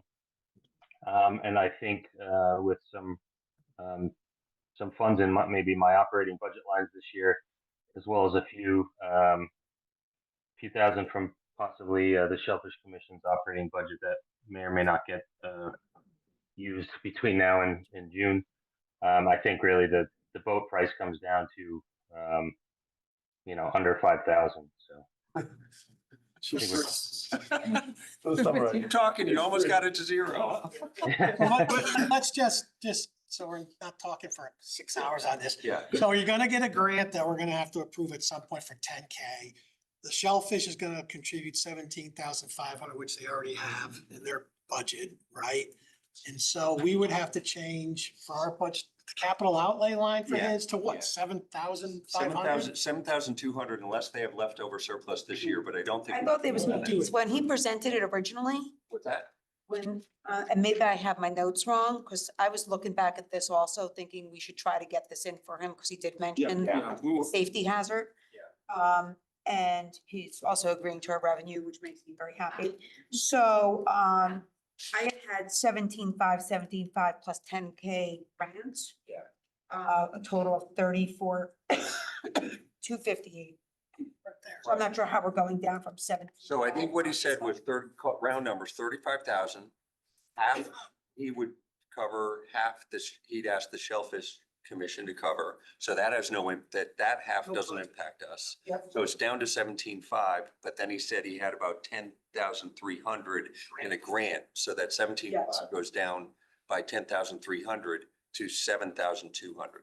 Okay, yep, that number makes sense to me. I would add it back. I would support it. Hold on, Yeah. Tom's got a comment here. I think we would like, there's about a 7-month lead time to get the boat. Yeah. So I think we would like to consider making a transfer this year. We have funds to make the purchase this year. Okay. And take it out of the budget for 20. Take it all the way out. So, Correct. so, Well, it's not in though for next year. It's not in, but It's not in. So- but Okay. You would vote this year. Yeah. all right, so. It's a pass. So we're not gonna do anything to the budget this year. You don't do anything. It's what we're voting on. We're not touching this. So thank you for taking us through that, but we're not gonna add anything to your budget Because we're gonna cover it this I year. hope you appreciate, we were concerned about safety and your need for a boat, but sounds like we've got it covered. It sounds like it- We did not cut a boat. I just want to. Yeah. No. We didn't say, this boat's gonna sink, and we said, well, too bad. This is new information. Just wanted, for the record. sounds like you're getting a boat, name it the SS Board of Finance. Hey, we're looking for this fiscal year. All right, sounds good. Well, Thank you very much. If we don't have anything else for Tim, we'll let him go. Thank you, Tim. Thanks. Thank you. All Thank right, you very much. Have a good night. all right, so flipping pages, Shellfish Legal Services, that's just expense. Back to revenue, or are we going? Yeah, we're gonna try and stick to revenue, just flipping pages. Human Resources, FOI. Does anyone have anything on community and economic development? No, that's expense, sorry, keep going. All right, that's expense, we'll keep going, into the finance department. All right. Finance department has a lot of revenue, let's talk about revenue. And Tom's here, so that's good. I'm gonna share my screen again. I'm gonna keep bouncing it to sharing.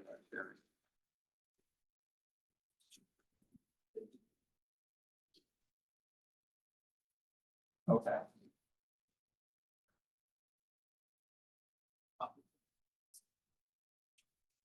All right, so, finance department, anyone on the revenue side? Yeah, Mr. Penley. I don't think I'm gonna be able to say the number. I'm Okay. getting a little bit twisted, but basic suggestion, and I've talked to Tom about this as well, so maybe he has the number top of mind, or maybe you do, Craig. Yeah. But to get the reinvestment rate assumption up, which is at 3.25, so 3.25, up to 3 3/4. Okay. And it's, a little over $100,000, I think, maybe more than that. I actually think I have that number, so bear with me.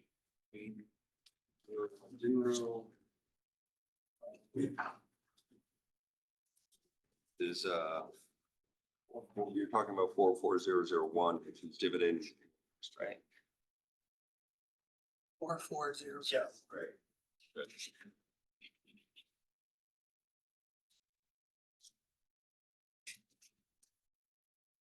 And this was originally budgeted.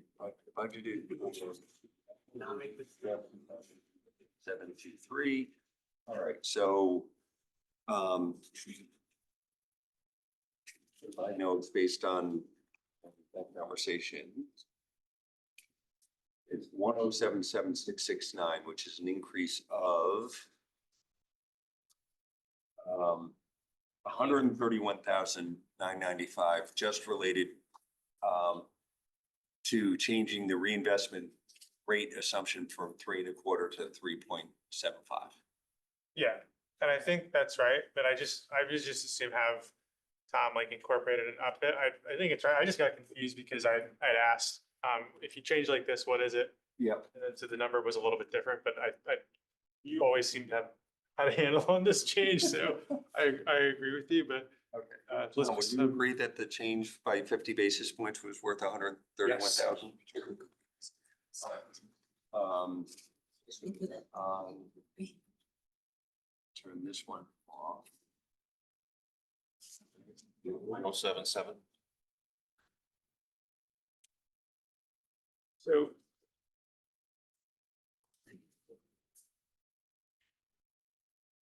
Just want to see something.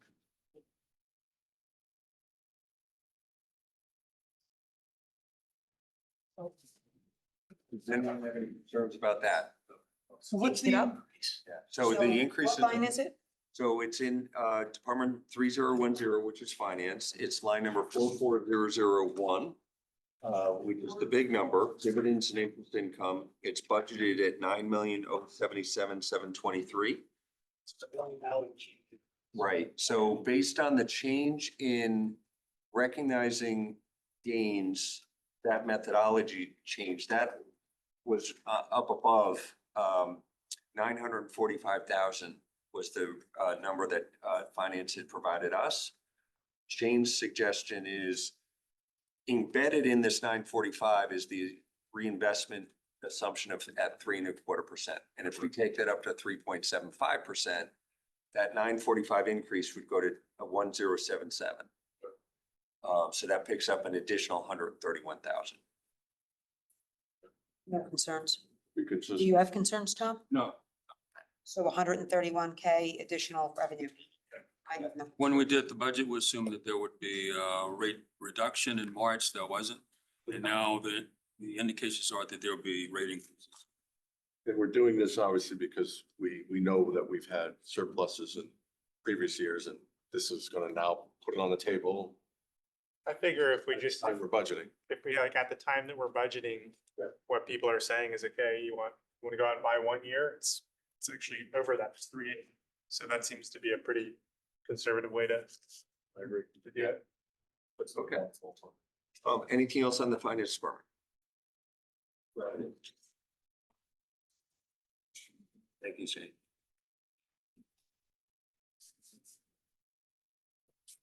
Okay.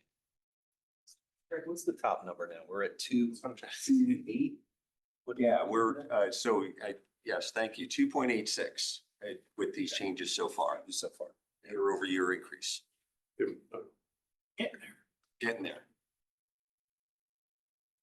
And we've got some big ticket items coming too. Can I ask a question? Yes. Just, so when we're doing the run rate, how many months into the year is this? 7, they This said. is 7, okay. Right. The one, so I think this is what everybody's working off of. But this Yeah, one's. that was a 7-month. That changes to February. No, I did those things. I don't trust it. All right, so moving off of finance then, continuing on the revenue side, I'm just flipping pages quickly.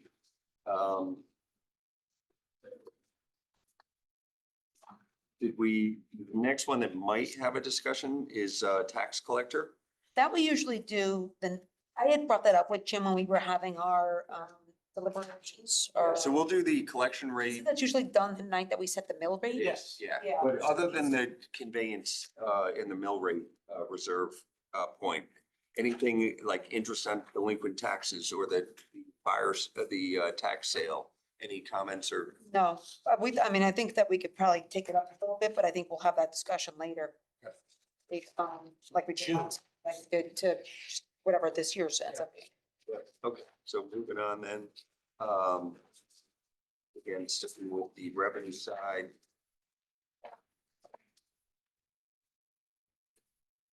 We talked about the fire, we talked about police, we talked about parking. I think it's to DPW, revenue. There, works operations, just expense. We've got the building department. So the building department has already been increased pretty substantially. It was budgeted up and then subsequent to the publishing of the book, Finance Department working with building has increased building permits, electrical permits and mechanical permits by a total of 550K. You guys, think there's more room? We don't want to go any further. That one? That, Okay, good on this side? Yeah. there was also the 425 to 450. And there was the 350 to 375. Those were already in our numbers. So we were not proposing taking them up any higher. 550 total. Yeah. Oh, my apologies. Okay. Yeah. Good. And Mr. Allwanger, you good in the building department? Yeah. Okay. All right, so the only thing left on my list is the debt service reserve and internal service fund. There's a bookkeeping entry that we need to make because as budgeted, on page, I wish I put page numbers. Let's see. Debt service, okay. On page 204. There was a planned release of 3 million from the debt service. In addition to that, way back on page 67, in the internal service fund, there was a planned release of 4.15 million in the internal service fund that the internal service fund now no longer has available. So we do have funds available in the debt service reserve. So that 4.15 joins the 3 million here. So the reduction out of the debt service reserve will be 7. It's a net zero between those two accounts, the bottom line. But it does deplete the debt service reserve pretty meaningfully. However, we should probably talk about whether we want to release more. Because I What think page was the 4 millions at 60 something? no, I reprinted this in case people didn't bring it. This is what, I'll walk around and give this. This is what we talked about on March 12th. 150? Yeah.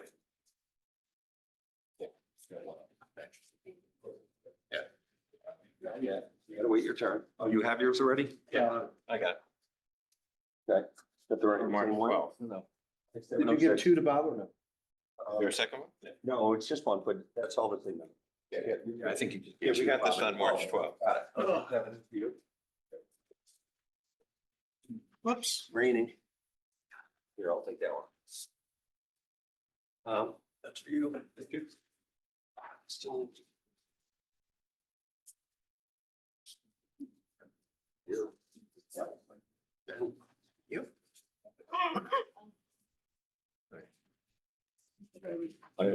Yeah. I just mentioned it because I have, you have the same one. All right. Yeah.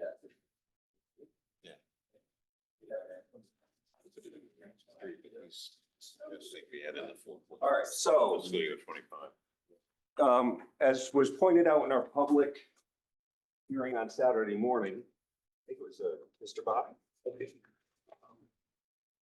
Identified quite a number of surpluses the town has enjoyed over the last number of years, but as Mr. Walsh pointed out, we've used some of those funds already. Or if we haven't used them, we've encumbered them. So what this analysis does is basically says at the end of 2024, fiscal year 24, we had about 20 million in the reserve, debt service reserve, that was kind of unrelated to the actual debt service. And this was kind of like where the town banked prior surpluses.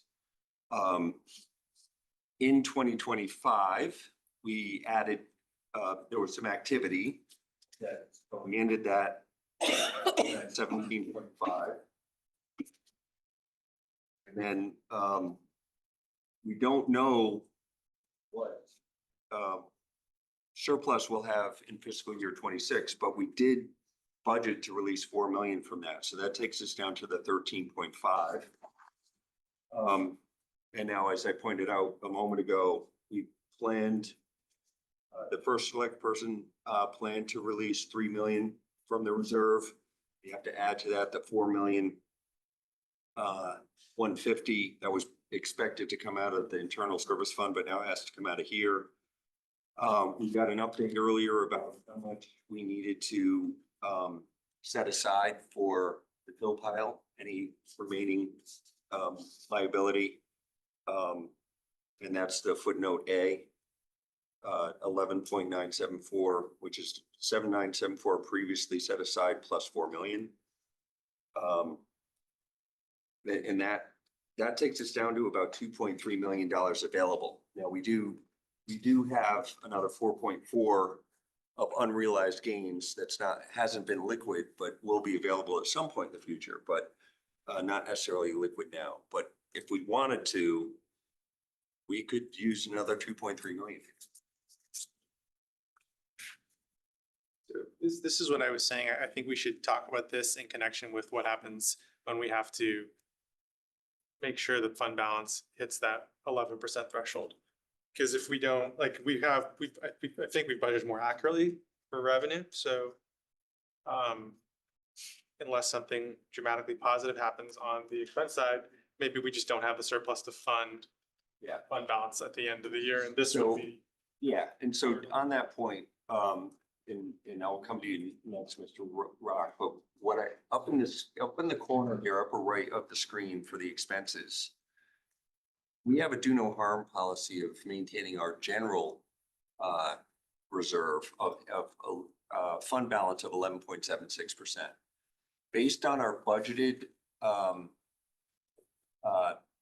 or forecast operating expense, we're gonna need to contribute another $2.1 million to the general fund.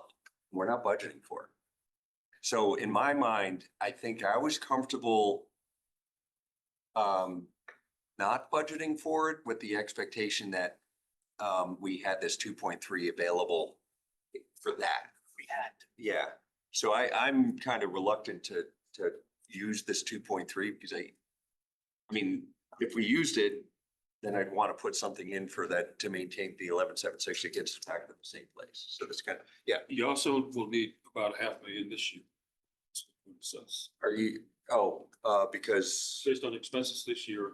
yeah, and maintaining right all now, yeah, we don't know what our surplus is Right. this year. So, Mr. Rock, did you have a question? Explain a little bit better. So in unrealized gains, you said they become liquid at some point. But Yeah. do you have any more than? I was trying to run that to ground with Mr. Penley and Mr. Harris earlier. I don't have a good way to explain it. I don't know if you guys. They're liquid. They're liquid. There's not a question of liquidity. So when can we get the 4 million? Yeah, I mean, Someone's got to be able to answer that question. basically what you're looking at is the difference between what you pay for the bonds and the market value, which basically that difference is primarily a discount, net discount. So at this point, if you were to sell the bonds, you would realize that gain. As you go, and basically you have bonds that don't mature for several years. So if you recognize all of that gain now, those bonds are called in the future, then you have a short. So the 4.3 is like all like, Correct. because when we budgeted, when we did this for budgeting, what we did is we said, you buy a bond, you have a maturity date, amortize the discount over that period of time. Okay, so this here is all the period of time. It's not 1 year.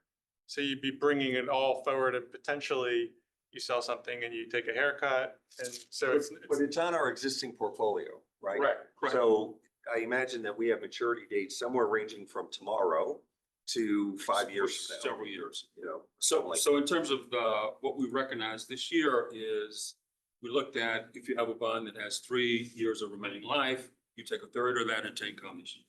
okay. And now we changed our methodology for fiscal year 27. We're taking in some of those unrealized gains and realizing In the them budget. in the budget. And I think that was by roughly 4,000. Correct. So will that take this 4.4 down to Yes. 3.5? Yes. Yes. Okay. I'm reading our fund balance policy. One of the reasons we can use it is be periodical use of lower taxes to smooth out major fluctuations in property tax rates. I mean, we never, ever, ever in my 11 years, look at this and take a dime out of there to help the taxpayers. We have $46 million in there right now. I wish we would have a conversation about that once in a while. We can right now. I mean, what's your thoughts about that? I remember the days when we had like $4 million in there and we were AAA rated. So don't give me this Because it doesn't matter. BS that if we take $2 million out of there, the shit's gonna hit the fan, excuse my language. It's always, and I'm not, you guys probably know this stuff better than I do, but You're the historian. I know Jim, if he was here right now, would be wanting to chop my head off. But He's not here. at what point do we use just a little bit of that money to help the taxpayer?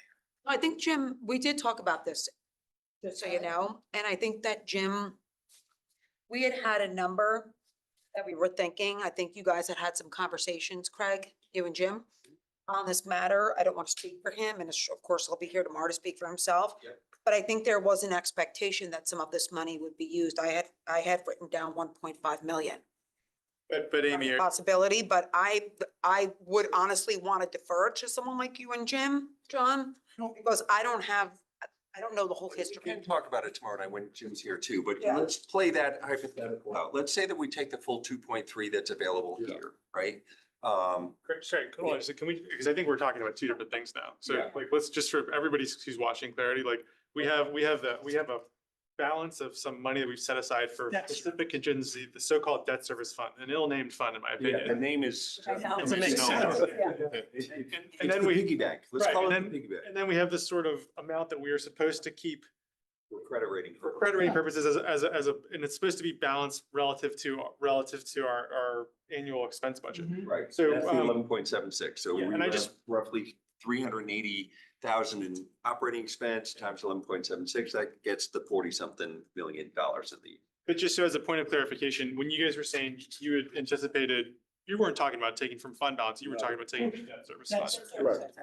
Okay, so yeah, So, all right, so now let's fast forward for a second. Let's say that we empty out this other fund that doesn't count in our 11.76 fund balance policy. What's the other? This is all the surpluses over the last several years. Debt service. Yeah, the debt service. So right? it does, Let's play it out for a second. So let's say that we empty this out. And then next year, we don't have a surplus. And we have to put money into our general fund to maintain 11.76 as our do no harm policy. If we don't have that surplus and we can't contribute to it, that 11.76 is coming down. Yeah. And maybe that's your point about, okay, we knew that was gonna happen and we chose to do that because we want to smooth things out for the taxpayer, but what's the, Can I ask you a question about the Yeah. accounting rules and Yeah. the appropriation for the fill pile? yeah, sure. I personally think that we're being aggressive by setting aside the full 12 million for the fill.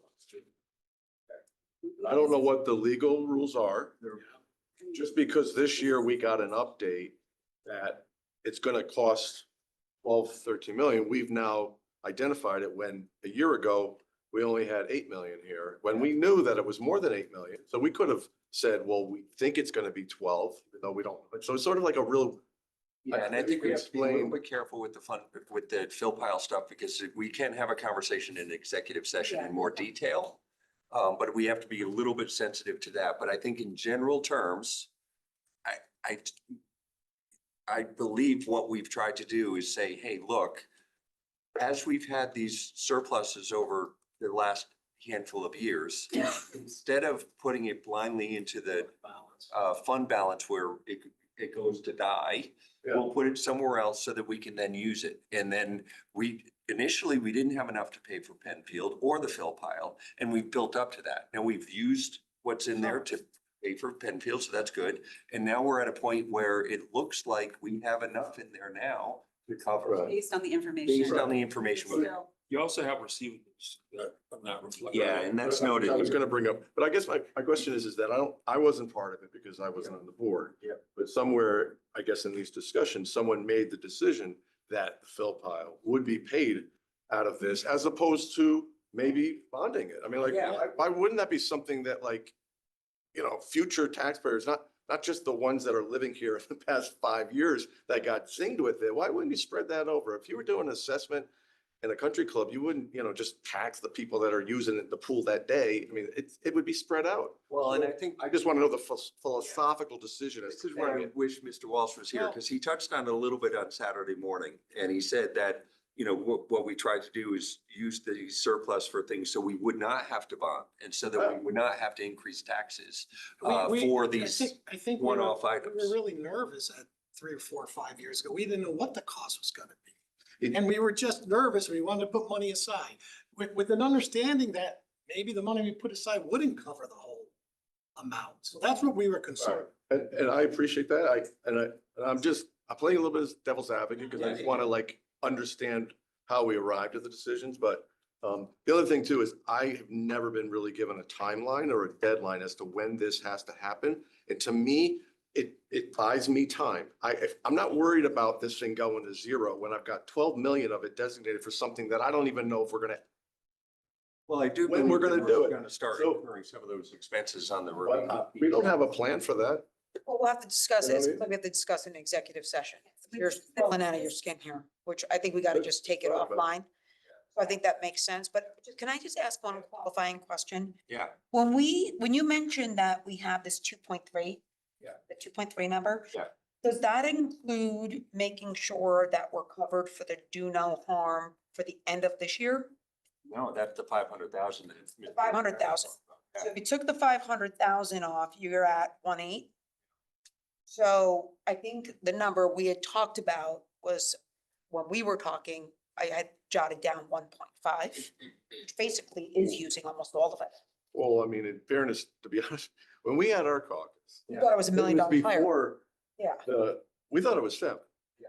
Okay, so that was new news for us. 7.7. On Saturday, when we learned that Yeah. there was this or Unrealized. adjustment. So I think we need to have a conversation, obviously, with. I think we have to with talk Jim about as it well, tomorrow night. because we understand everybody's sensitivity. And look, this to me feels like the penultimate adjustment, right? It's like, let's leave this to the almost end, right? But we can talk This is the about. plug. Yeah, it's the last revenue item in there, right? And so we can talk about expenses, see where we're falling out, but. I was just thinking, like, if, an interesting point about the idea of why even use any of this? I mean, why can't we just bond the cost? But at a certain point, if we bring things down too low, you're just pushing the increase off to the next year. Well, that's true too. That's the issue. It's like, well, this is a temporary, I mean, at a And Mr. certain Walsh point. talked about that on Saturday too, not creating another cliff for next year. Exactly, yeah. And I mean, to be honest with you, I think when you, taking aside the increase people will feel because of the shift, when you're at a 2.86% increase, I mean, that's really low relative to where the rest of the economy is. I mean, I think it's pretty good now. I mean, I want to dig harder because of because of the reval, but I mean, that aside, this is a pretty lean increase. All right, so can we pause on that piece and let's turn to the expense side of the budget? All right. Back to the front of the book. The town had given us suggestions for the first select person's office, modest, but thank you.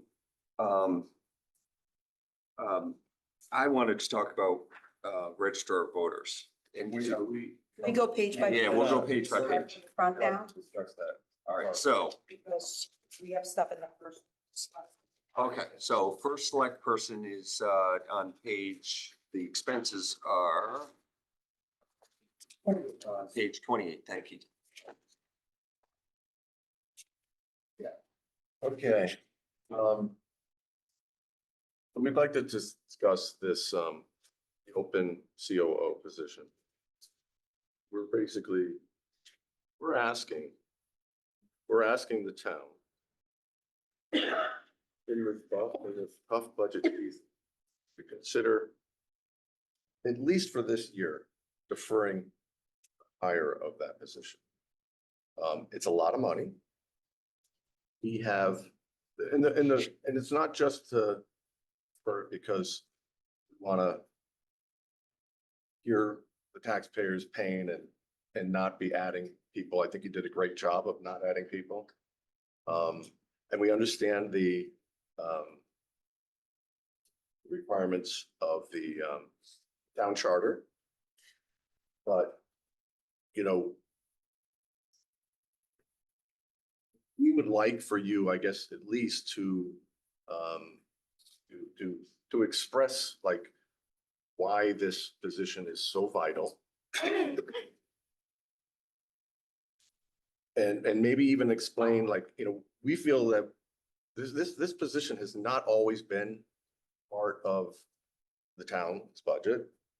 We've been without it for quite a while. I think it's a wise decision in not filling it during the election period, because I think you did see it as a political position, which I don't like. I don't like political positions. That could be a CFO, that could be a COO. I hate political positions. It's disruptive. But anyway, I just think this is a consideration that we would like you to, you know, to take into. So that's our position. And it's a big number. It's obviously not just the salary, but the benefits as well. Well, as you noted, this is this was on the ballot. So our residents have spoken about adding this position to the running of our town. I would like it not to be a political position. You know, in the, whatever it's been, 9 months that I've been in this position, we haven't had it. Have felt absence of that high level administrator, with just having backup for some key projects, backup for just budget, another budget prep, and working with departments to build their budgets. But I mean, I hear you, because we have been operating without it. That said, people have taken on an enormous amount of work and responsibilities, working late hours to kind of fill that hole and not being compensated for it right now. Respond. So- I feel that, you know, first of all, I didn't really see this as an election item. I really didn't hear people saying that we are missing the person, because honestly, I mean, if you found the right person, and this was a person who, like, I'm going to use the risk management position because I think it's a great example, who on day one has probably paid for their salary and some, and are giving me just the energy every night when I put my head in the pillow that they're going to find even more. It's exponential what this person, the way they think, that's the type of person. Like, I don't think we need a person. I just feel like this is an extra position where you have like an advisor, but like, I don't know.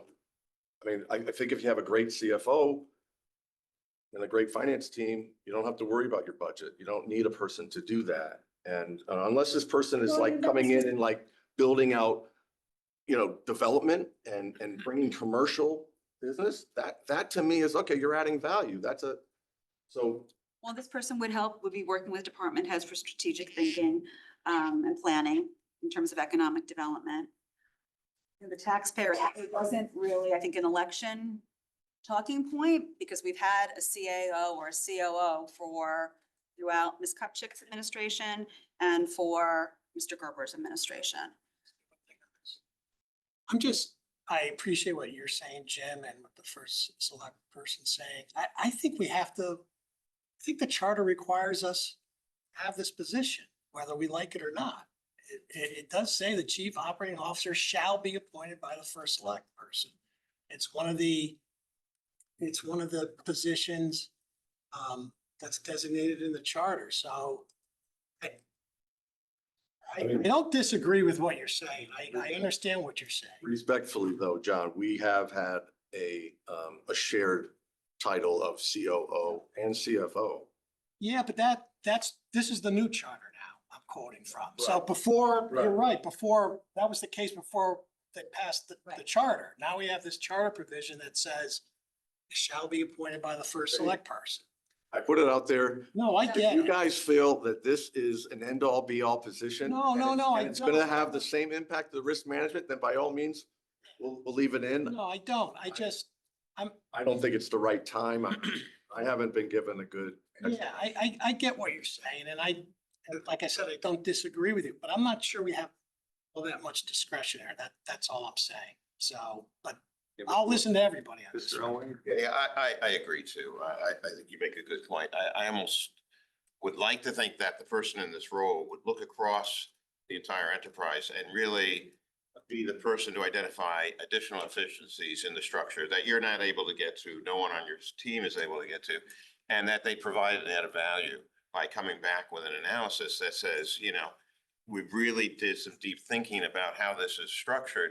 And maybe we don't, maybe there's an FTE that we can release, or maybe there's some other efficiencies we can gain by bringing that expertise to us from another environment where they were successful at that. So I really see them contributing from a point of view of adding their efficiency expertise. And if that's how I'd measure their value. If they could produce some bottom line savings and greater efficiencies that we could measure, then I think it's well worth having, because you can't do that right now. No, I mean, Staff that you have. and it's hard for me to judge because in this role, I was campaigning, you know, no sooner did the campaign end that we're in the midst of budget, did not have this position filled. Very much, you know, agree with you in terms of vision for what this position should be for the organization, and hopefully not be political. For sustainability for our town, I think it would be beneficial for it not to be a political. Yeah, And working with the human resources. And how would the org chart look? Would this person have people, some department heads reporting to him and her? Would that shrink your span of control? Would that be, or no, is that not the definition of this position? Is this just a? It doesn't have people reporting directly to. Yeah, my understanding is it's a little different than how the CAO was set up under the Kupchak administration, where that, it really became a funnel point. But I think, respectfully, I think you mentioned something, Christine, that I think can't be lost on people. Like, if people are working hard and long hours and getting burnt out, it may not be an FTE savings. It may just be the efficiencies allow people to work a more reasonable in a more reasonable number of hours, and they're not getting burnt out. They're not feeling overworked or overwhelmed. I think burnout is something that happens often, and you know, quality of life, you gotta feel good about coming to work. I think we have a really talented workforce for this town, and I think we should try and be respectful of making sure that they have a reasonable quality of life. Yeah. Not even quality of life, but just to have that high level view of the entire organization and working with department heads to get a read on what their vision is. Yeah. I mean, obviously, the first select person is going to do Well, that in the yeah, first to select person's office. But to provide a level of, if there's a special project going on and we're trying to move a new initiative forward, while it may not be a direct reporting line to the COO for certain initiatives, department heads will be going to the COO before coming to the select person's office. And right now, But that's gonna improve efficiencies, Well, it's gonna absolutely. improve morale. Those are all important things. absolutely. So, Mr. Rock. I would just, you know, caution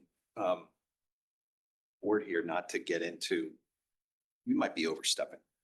I mean, I'm with John. I mean, I wouldn't want to get into a legal quagmire here and say, yeah, let's Something this thing. required by Yeah, it's required by the charter, and I think we keep it. I mean, and a separate issue is, you know, owning a business, you need redundancies. I mean, I see a COO as a complete redundancy.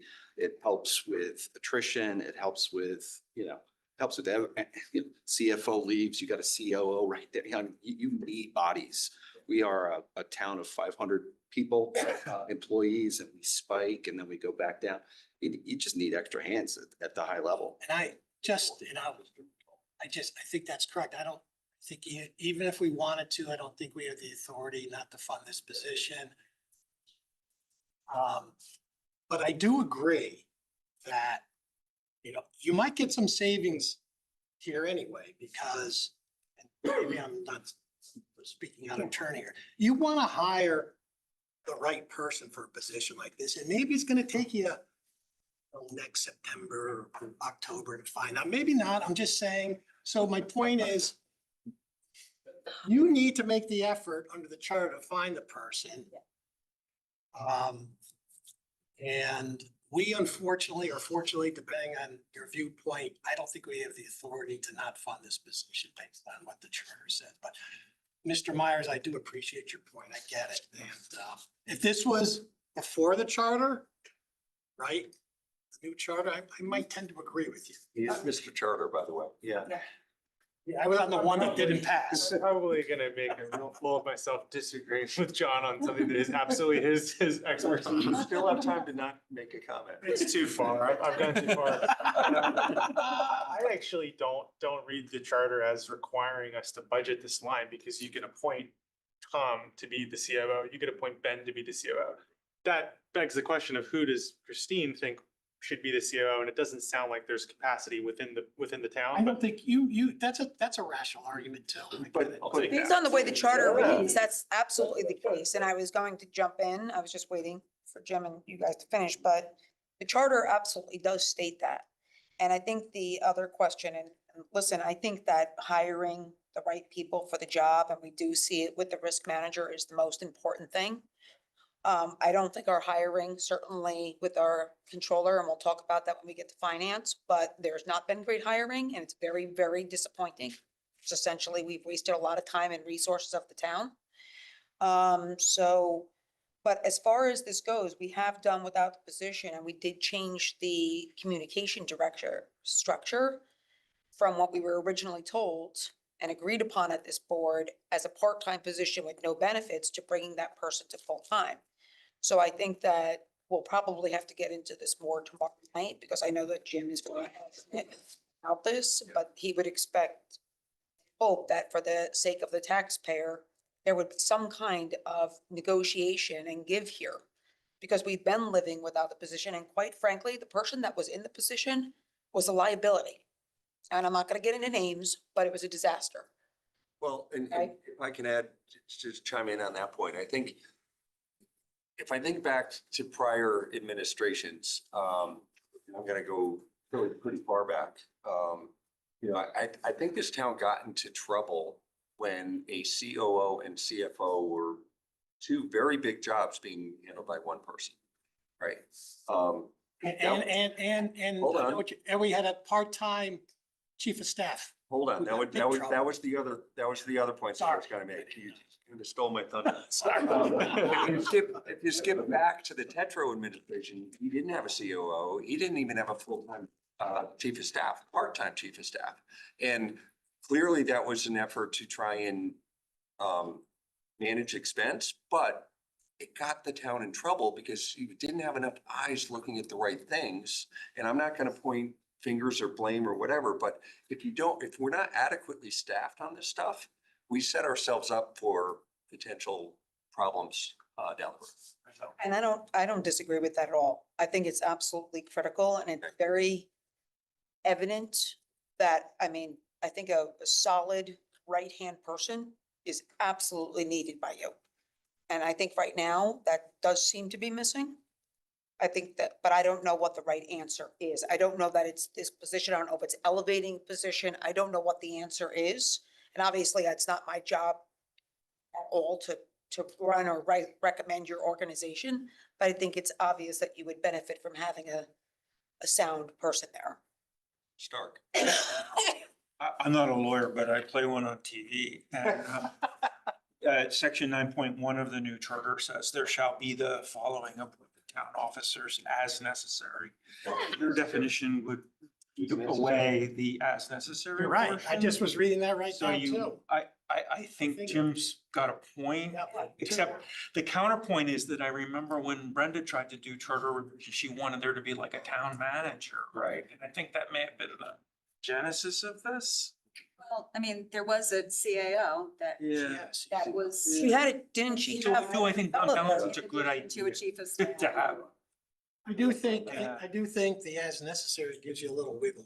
I don't disagree. It does give you certainly it gives you the wiggle room, and that's what we talked about, but I think it's a matter of, I think that you have a good chief of staff, and like there could be an elevation. It doesn't need to be a new full headed head. It could be a title enhancement. And that's what I was mentioning. Yeah. Or a shift of, if someone, not have one of those positions, bring in a stronger person. And just to be clear, correct me if I'm wrong, but the Kupchak administration rightly added people to taking over for the Tetro administration, went from no COO/CAO and a part-time chief of staff under the Kupchak administration, full-time chief of staff, and added the CAO/COO, whatever that position is effectively the same in my mind. Yeah.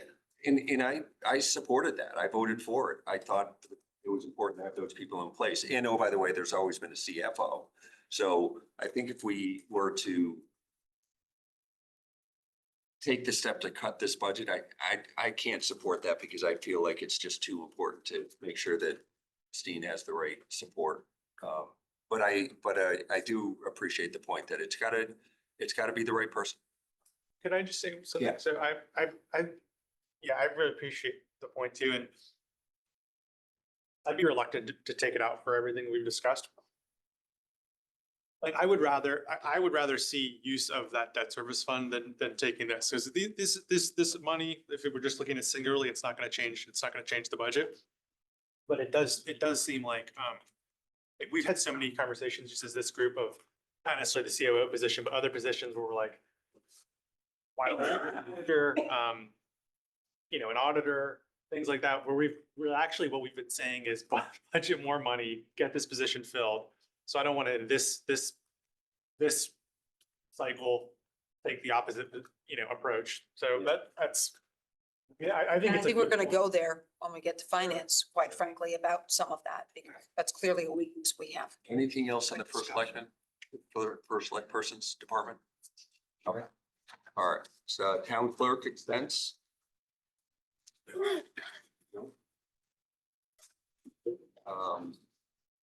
FairTV, I trust we're okay. Admin services, that's basically the. But, registrar of voters. Yes. You guys have anything on that one? Yes. Okay. So I watched the Board of Selectmen meeting. And there was a conversation. I don't know how many people watched it, but it does seem like these tabulators are not needed this year. And that they could be taken out. If you watched the meeting, it was clearly discussed there. And I think that we can take that out with the maintenance. It's a $12,060 and $630 maintenance associated with them. So I'm sorry, can you repeat the numbers? $12,060 was the two tabulators. And $630 is the maintenance and repair associated with the two tabulators. So it'd be a total of the two numbers. So 12,690. Okay. Any thoughts on that one? I agree. It just seemed to me that they were not in agreement. the They were two definitely not. registrars, Right? And they've done without. I didn't think Matt made it a real compelling case for this additional spend this year. That we can go another year without. So I did have a conversation with Mr. Wagner, just to get his take on this, because I also watched that meeting. And the points that he made were that we are currently one tabulator below the recommended level of number of tabulators for the municipality or size. And that in the last election, that we went through, they lost 2 tabulators, went down, were not working. So his request for 2 tabulators comes from, one gets us up to the recommended level, and 1 surplus that hopefully be available if a tabulator goes down. Having said that, he felt that he appreciates that, all departments being asked to tighten their belt. He thought there was $12,000 or $12,690 in seasonal payroll that would not be needed or not be used. And I asked him to clarify that. And unfortunately, our town is in a position where we have 2 registrar voters who don't necessarily see eye to eye. Yes. And their process is they each put in a request for what they feel they need. And the sum of the parts is greater than what they actually need. So on the one hand, you've got a registrar who says, we don't need these 2 tabulators, so cut 12,000. On the other hand, we've got someone who says, we need the 2 tabulators, but we don't need 12,000 in seasonal payroll. So my feeling is this board can comfortably cut 12,690. It's just a question of which line item does it come out of, because, and we just did it tonight. We just did a budget transfer to cover expense. So the bottom line is going to be the same. This is a fight I think they need to work out. I totally agree with that. I know that there's, it's a department that doesn't tend to align. And based on the numbers that I had received, it was the $12,060 for the tabulators, $630 for the maintenance, and $7,700 of seasonal payroll. So the total of the 3 numbers. What was the seasonal? Payroll, she had said 7,700. So she was proposing 3 amounts. So 12,690 for the tabulation. And 770 for payroll. So So, 390. yeah, so she was saying take that all out. Up to 23. So based on that, if we're saying that he was saying 12,000 for the seasonal payroll, which is higher than the number she had, kind of getting closer. So how they determine how to split it, I mean, maybe we take 15 out and let them figure out how to split it, get 1 tabulator. I don't know. I mean, I think that if you can wait, take the 7,700 out of the seasonal payroll and you take out half of the 1 tabulator, half of the 12 and half of the 630. And then they've gotten something. And I think that we could get there, and it's pretty fair, because if it did go down, obviously that is something you don't want to have happen. So I think we could get there that way then. Other thoughts? I'm fine with that. I think if something happened to one of the voting machines and he had to come to us, we have a contingency. So, But in fairness, if you don't have it on hand Yeah. on election on day, election day. you're gonna have a problem. That's when. One, Matt says we need it. And, excuse me. He says we don't need it. I mean, Well, and again, the conversation was, we are 1 below what's recommended by the Secretary of State. Wanted 1 for surplus. He has real experience. The last election where 2 machines went down. Yeah. I think we go with 1 this year and 1 next year. let's get one. I think we get 1 and we cut the payroll. It sounds like Matt was higher on the payroll. And she was lower, so maybe we. If one, 7,700, I mean, just to call it like, he was more conservative, I don't care. Either way, I think we just I think we should do reduce it. 1 tabulator. Just Cut the rest. practically speaking, like if they don't have a tabulator, they just takes longer to tabulate, right? Because they have tabulators, right? Yeah. Like it just takes longer. Well, Like we'll still be able to count the votes. I mean, yeah, like they have like a dozen of them. They could use one and just spend all night doing it, right? Like. But they have them dispersed at different polling. all booths. different polling Right, but you could take the stuff. I mean, armed, I do- square. Secure. So why don't we, just doing the numbers, Craig? Yeah. Taking a reduction of $14,045. How I'm getting to that number? Yeah. Is I'm taking the 7,700 of payroll. Yeah. Which was more conservative than what Matt said. He said 12, but we'll put 7,700. And then I'm taking, I took the 12,060 and the 630, so the 12,690 divided by half to give them that back. So, so half of the 1260 reduced by 630, 60. We can check. I can stop sharing my screen. See if we have.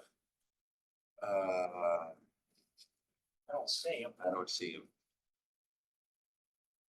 And again, these are all discussions. If there any proposed adjustments, we can pass them tomorrow. Maybe what he's proposing, can that be communicated to them tomorrow Yeah, morning? and we'll then you can communicate get back any to of us? all of these changes. Just so hopefully they can say, okay, we can live with that.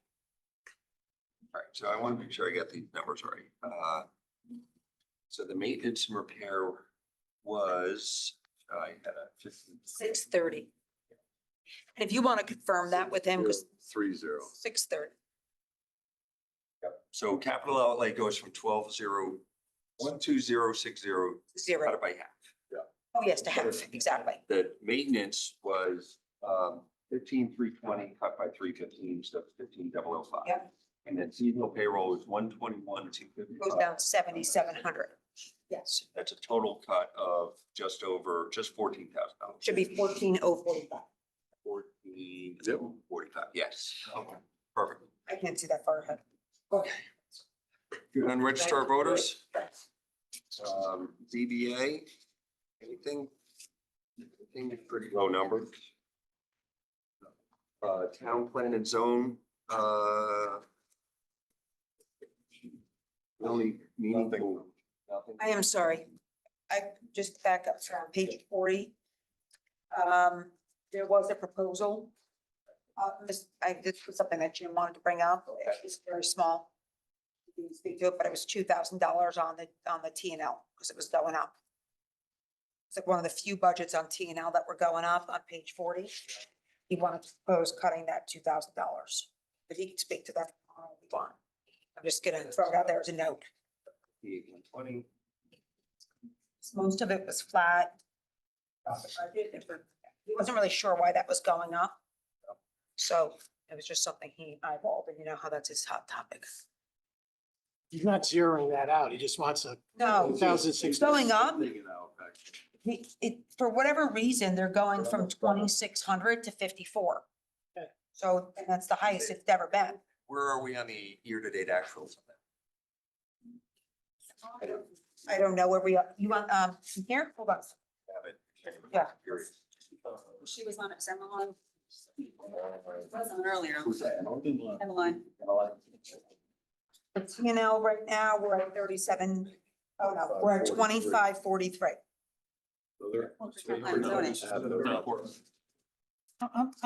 I'm sorry. I thought maybe you said back to page 40, which is register of vote. Yeah. Yes. So why Seeing, travel and meeting? So The last line, it's going I from, got that, but someone from the register of voters who we know. yeah, they didn't come. So that was one that's why he was bringing it up. Like, why is that going up?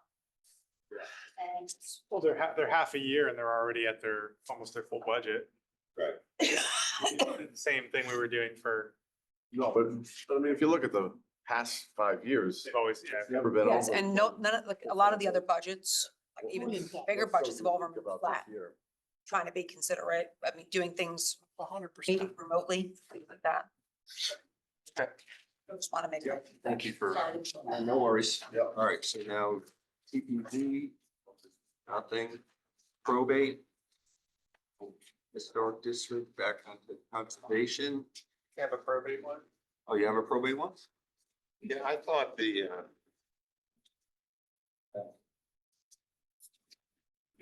Printing, copying and photographs. Oh, 56,100. Prior years has been, I mean, it looked like their 26 budget increased significantly, 1,700 to 5,000. Their run rate is around about 2,500 encumbered and spent. So I think we could take a couple of thousand off of that, proposed 27 and make that budget 3,000 instead of 5,000. 5,000.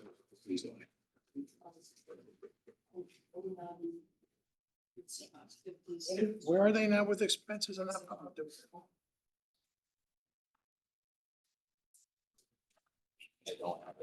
Printing and binding, so it was, they were at a. They're at about 2,500 2,500 right now. numbered and actual. I'm at 3,000, so. I'd make it two. It's good. It would be more in line with a 3-year average. Yes. Don't worry, I'll share all of this with you. Okay, conservation. We talked about the, and the lack of. To do anything. So you guys are good with the. We're good. Okay. Shellfish Commission. Legal, was everyone good with what Joe took it through? All right, 1290 miscellaneous contingencies. We had something. Yeah, again, that's a very low run rate. We wanted to take that down 45,000. Yeah, I didn't. Third. Yeah. I would definitely, I mean, I understand that it's, you look at the prior 3 years, I mean, it's, and it just jumped up to. yeah, it jumps off the page. So we had, In fairness, the whole point of the contingency is it's not predictable, right? You can't look at the run rate. I know, but we've never had to, It's, If we're looking at actuals for the. yeah, I mean, even when Your there's average. nothing there. Why even have this here? we, If you Quite know what, frankly, I'd get rid of the budget. knew what was gonna occur, you would budget for it. It wouldn't be in. But why did you choose to take it up this year? What do you? Because what do we you have, foresee? because collective bargaining contracts are open, so. That's another, Kind of different. that's another. It really No, is, it's just, it's, yes, there's. Interpreters of contracted. This is not the year to guess more conservatively. This isn't the. No, but we have a lot of, like, the fourth bullet or third bullet on the list here, payments to mediators, fact finders, arbitrators, and labor contract negotiations for the town and Board of Ed. We have a lot of these contracts that are about to. You know, we've had contracts for the No, past. no. We have, I think, 4 of them being negotiated this coming year. So how does, We also how did you have make up the the tax 55? appeal as well, that. Yeah, How'd you come up with the 55,000? It was the best guess looking at these issues. It could be 25, it could be 75. It's just an educated guess. Don't forget the tax appeal filing fees and all that stuff will be there too. Is it possible that things just don't find their way back to this department and they get? Covered by the covered assessor. Why wouldn't the It just doesn't seem right to Bills me be in that, the like, tax budget. That doesn't make sense to me to even take that out of the tax. $7,000, and then all of a sudden these aren't things that are unique. But the question is, can you reduce this? Yes. The question is, second question, well, how do you get to this? But again, this is something that you don't know, if there's a contingency that out there that might be realized. It's just, For the smallness of this, I wouldn't even have this as a budget line, quite Yeah, frankly. this is so I would small. take this out totally. We can't find this somewhere in our 100 million. I'm not gonna argue. again, on it's something that can $45,000, be but reduced. it just seems like. What was your number, Bob? You said a different number. We're at 18, call it 20. I'd say make it 30, 25. By 25 years. Drop it by 30. 25. Maybe even drop it to 20. I think what Jim said actually really resonated with me. I feel like this is one where they're just getting booked to the wrong account. Yeah, it's just, this is. It all belongs in someone's middle I line. think you're right, but maybe. There's not figure budget that out for for it this year. and say you have that line item to go to. Yeah. I'm just concerned, the only concern I have, and We have I'm a okay lot to of reduce it, is so Jim, for not contract negotiations don't hit every single year, because there's 3 or 4 year contracts. I think this year we have the teachers, and I think we had, Still, police, fire. DPW. I think that's 4. 4 of them that are hitting this coming year, and so you may not, you may need money for arbitrators and pay them for labor, we're gonna need arbitrators for labor contract negotiations and mediators and fact finders. So that's all I'm concerned about. You wanna just, for the sake of touching it a little bit, you wanna just take it to 50? Take it You down also, by you also, five? you also have a building committee, the Dwight building, so like. Let's not bother. For $5,000. No, I just- bother, I wanna don't- bother. Yeah, You wanna I bother. don't think we're there's any. bothering. I want to bond. No, I think it's a matter of, Never why liked shouldn't it be here, this thing? I think all these things should be in other places. I agree with you, but we can't figure that out this year for next But- budget. And I can tell you right now, in fiscal year 2023, you had a Board of Ed contract, because that was 3 years ago. So why is that number only $6,000? And why is this one gonna be any different? Well, I mean, $6,000 and you guys did no, but this isn't. logic doesn't hold up. No, this doesn't Maybe budget settle for the all of the mediator fees related to a contract. This is in case the negotiations go higher, longer, out of, beyond the expected. So number. then now why are we budgeting unknowns? But that's what contingency is. Why put it here? It's $7,000. I mean, like, Why don't we just make it 25,000? I think he's saying like, why not just assume that you have a little slack in that? 25 grand. Yeah, I hear you. Look, Honestly, like, I think your position on this is more compelling. I think there's enough flexibility within so expensing, it's so. 55. You want to make it, Want to make it 25. 35? 25. 30. Give you We'll let's take it move down on. by 25 to 30. How's that? 30. 25. Rounders. It's good. it's gonna get. Lost It's in not the even round. a rounding error, rounding error. Just a matter of cleaning it up. Well, One step closer to out the door. More about. We're getting there. You're almost done. Retirement benefits, anything? 2.8 or did we drop? Where are we? We're at 284. All right, if we're gonna do the bookkeeping on page 67 for the 4.15, that was gonna come out of internal service fund.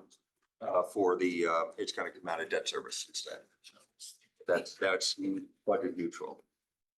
HR.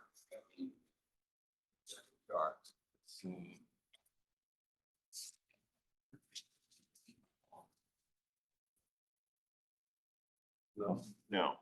Okay. Community and economic development. Jim had some comments that he'll probably talk about tomorrow about that there should be something, and it's like, add the head count, add the grants, it's a net zero on the budget. but Yes. We're agreed that we'll do that next Yeah, year. we talked about that. Yeah. I just didn't Yeah, track so it. the parallel is, we take money from the, outside jobs fund, put it in as revenue to the town, and then use that money and record an expense for the cars, but it's budget neutral.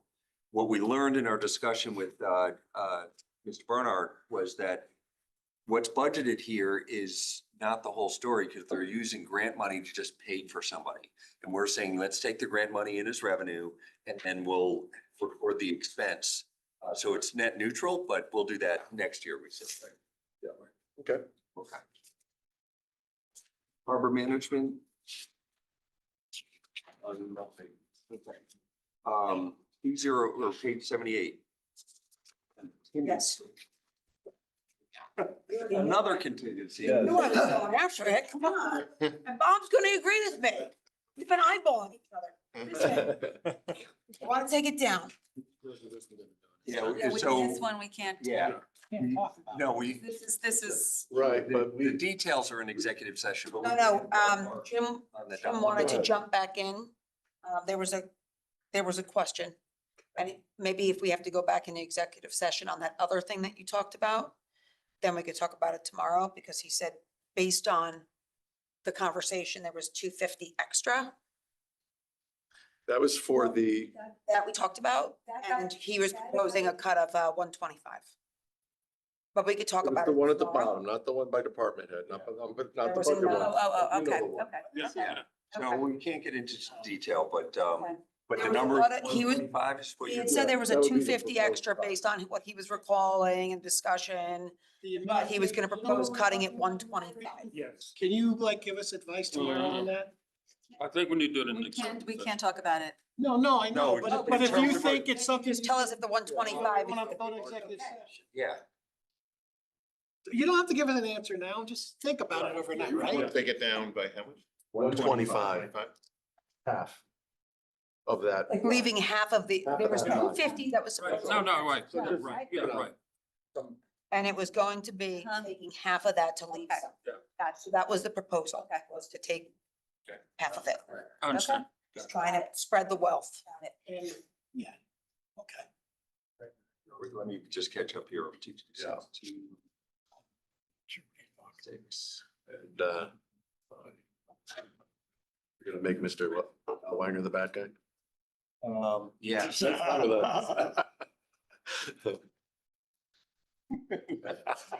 Like, is the capital Amy? We'll make Jim Walsh the- Exactly. She was emphatic about it. Okay, so we'll get details on that tomorrow if we need to. Yes. All right, but that's just a placeholder for now. Contributions to other agencies, page 79.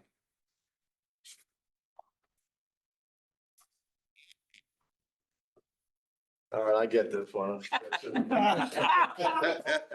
Oh, I'm sorry. No. I'm sorry. I will cover it. You want it? I was writing a note. I'm just trying to It'd be probably better for do you. short notes. Not to get them up to date too much.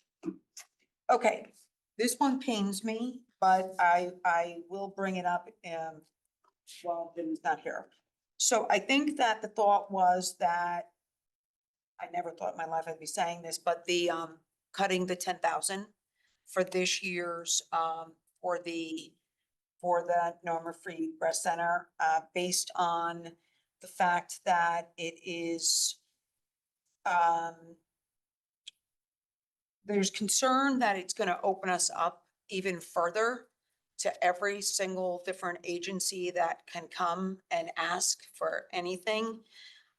In speaking with the services and the amount of support the agency is getting from our town already with all the stuff we do, when you speak with the police service, and we're paying for the car, we're paying for DPW's paying for all the paying Signs. all the signs, they're getting well in excess of this money already. I think that they're paying for the sign. Some of it. they're not paying for the wrap of the car and the police car, I don't believe. Based on what we were told, but there's a lot of stuff that the town is doing, maintaining all of that, it's opening us up for every single charity to come. So I think that the concern, I personally would rather make a personal contribution myself than ask the taxpayer on how I'm spending their money. And while I mean, listen, I think there's a million wonderful charities that I'd love to give to, and has nothing to do with them, and I completely support the charity. I don't think it's the right year to add a new charity. So I think that was the thinking there. Hard to argue. Yeah, I don't. They seem like a reasonably well-funded. And they are, the endowment is huge. Has capacity to. And we have a member that Go ahead. somebody that is very close, that works very closely with us. That works with them very closely too, that felt like some of the stuff that like, they're getting a lot of support. A lot of support that, not to mention like, there's people stroking checks in this town 3 sides of the way. So the proposal was to reduce that. And if we can afford it at some point in the future, maybe we'll facts and circumstances, we'll look at it then. Absolutely. But the first point that you made is a good one in terms of if this is a different one, it's not like Wakeman or not like, Pequot or Operation Hope. This is like the American Cancer Society knocks on our door next year, so. Could be anything, anything. honestly. Okay. They're all amazing causes. I do want to say it's a little bit different than just American Cancer Society, and that they're providing services to Fairfield residents in a way the American Cancer Society That's a fair point. is not. So it's somewhere in between those two. Yeah, in terms of services and support for our residents directly in a way that one of the larger national organizations Okay. will come to us. I've got one one or two to talk about on this page too. So Mr. Walsh talked about the pilot house. And how that mission seems to be rebranding. I'm not sure it's the same agency that we've been funding for years. And,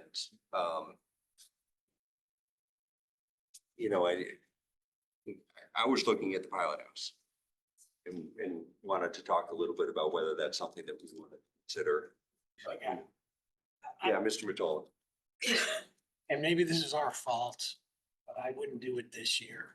I think I mentioned this at the meeting a week or two ago. I think we haven't brought these nonprofits in for several years because we know about them, we knew about them, we know what they did. They repeated themselves every time they came in. We would waste an hour plus of our time, their time, and so we don't call them anymore. I think we need to call them now. Yeah. And it doesn't have to be during the budget session. It can be during the year where we just get an update on what they're doing. I just don't know how the pilot house, if it's changed from its mission that I understood, 4 years ago. That's Looking at the list here, we can do 3 or 4 per, add them to our quarterly meeting. Just ask each quarter we'll do 3 or 4 of them. So we can definitely do that. So, all right. So your suggestion is not this year. I don't think it's fair for us to cut them without having them come in. I would agree with you, John. We said the exact same thing because I also brought up the pilot house because I've gone there and the nature of it has changed so significantly. That I thought that we should consider taking it away, but then I felt like it was a little bit unfair that we didn't even give them the opportunity to present. And then I looked back on the history and I asked Jim because I didn't know if that was something that came in the last few years, because I know Brenda's been associated with the pilot house and wasn't something that she added in. And he said that it actually was before even Brenda. And it's been there forever. And that made me feel then it's been something that the town has done for a long time. Branding and doing a But we different. definitely need to have them come in 100% and discuss it with them. One more to discuss. My understanding, and you can clarify this for me, is that the Kennedy Collective has been in here for a number of years, but didn't actually request money this year. And it might have been an administrative oversight. I do believe the administration reached out to them and asked them to confirm, and those outreach requests went unanswered. So we could keep it in here as a placeholder. The administration could not fund it if their mission has changed or whatever, but that's one that I wanted to at least touch on too. I would take it out. If they didn't ask for it, Well, there's been some, and we've supported the Kennedy I Collective. don't even know what it is, to be honest with We you. provide services for, this is personal for me, just individuals with intellectual disabilities, support for them. I think there's been some turnover there, so I don't know if they just didn't submit because of something on their end, but we have reached out to them. We can make another call, tomorrow, and if we don't hear back, We'll we just leave it for tomorrow then and see. we can reduce it. Okay. And originally, I thought it was gonna come out when we added Norma Freem. We kind of thought that the Kennedy Collective, that was gonna be coming off, so this was somewhat of an oversight that it was still, in here. So maybe last I mean, call. It really might be a last call. Look, they've been in here for a long time. If their mission hasn't changed and they were expecting us to contribute and it's just been an oversight on their part, fine. And this is, I think that they have struggled with funding and they may not be operating right now. So we follow. Well, then we definitely need to take it out. So, well, I know that there was talk about just Does they have a transition website there. or anything with any updates or anything? Like, shouldn't they? We should be able to find that out. Yeah, they're still I called, left a message. So we can decide tomorrow. Yeah. Okay, moving on. Finance, you ready? You guys want to go first? No. Okay, so Finance. It's page 85. You know, all right, let me just start with where we started and then I'll kind of share conversations that we've had, more recently than when we proposed this. So we looked at the internal audit position and the salary for that position.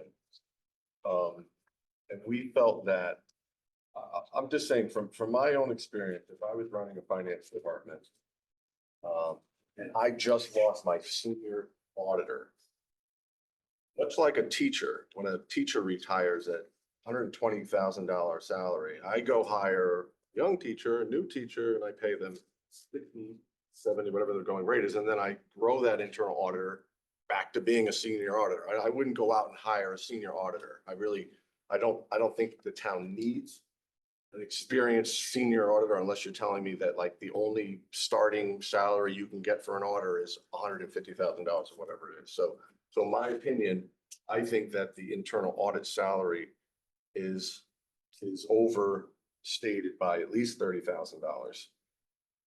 And then there's benefits that would go with it. So the total cut would be 30,000 plus benefits, and I'm estimating benefits would be about 10,500, but I would like to get that from Ben if we decide to move forward with that. Having said that, and I don't know if we want to talk about this now or not, but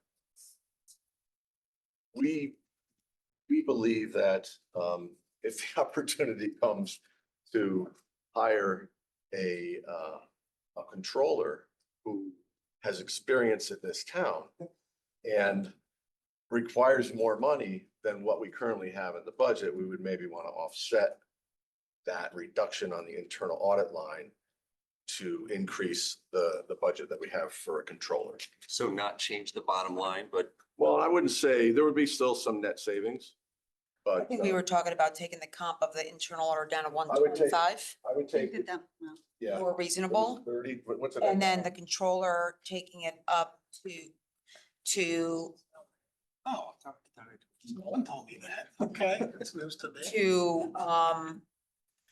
we have a deficit here No, I and understand. it's a serious issue. I don't want to get Budget. into the salaries per Yeah, se, yeah. because I think you know better than we do what the salary need would be for a controller.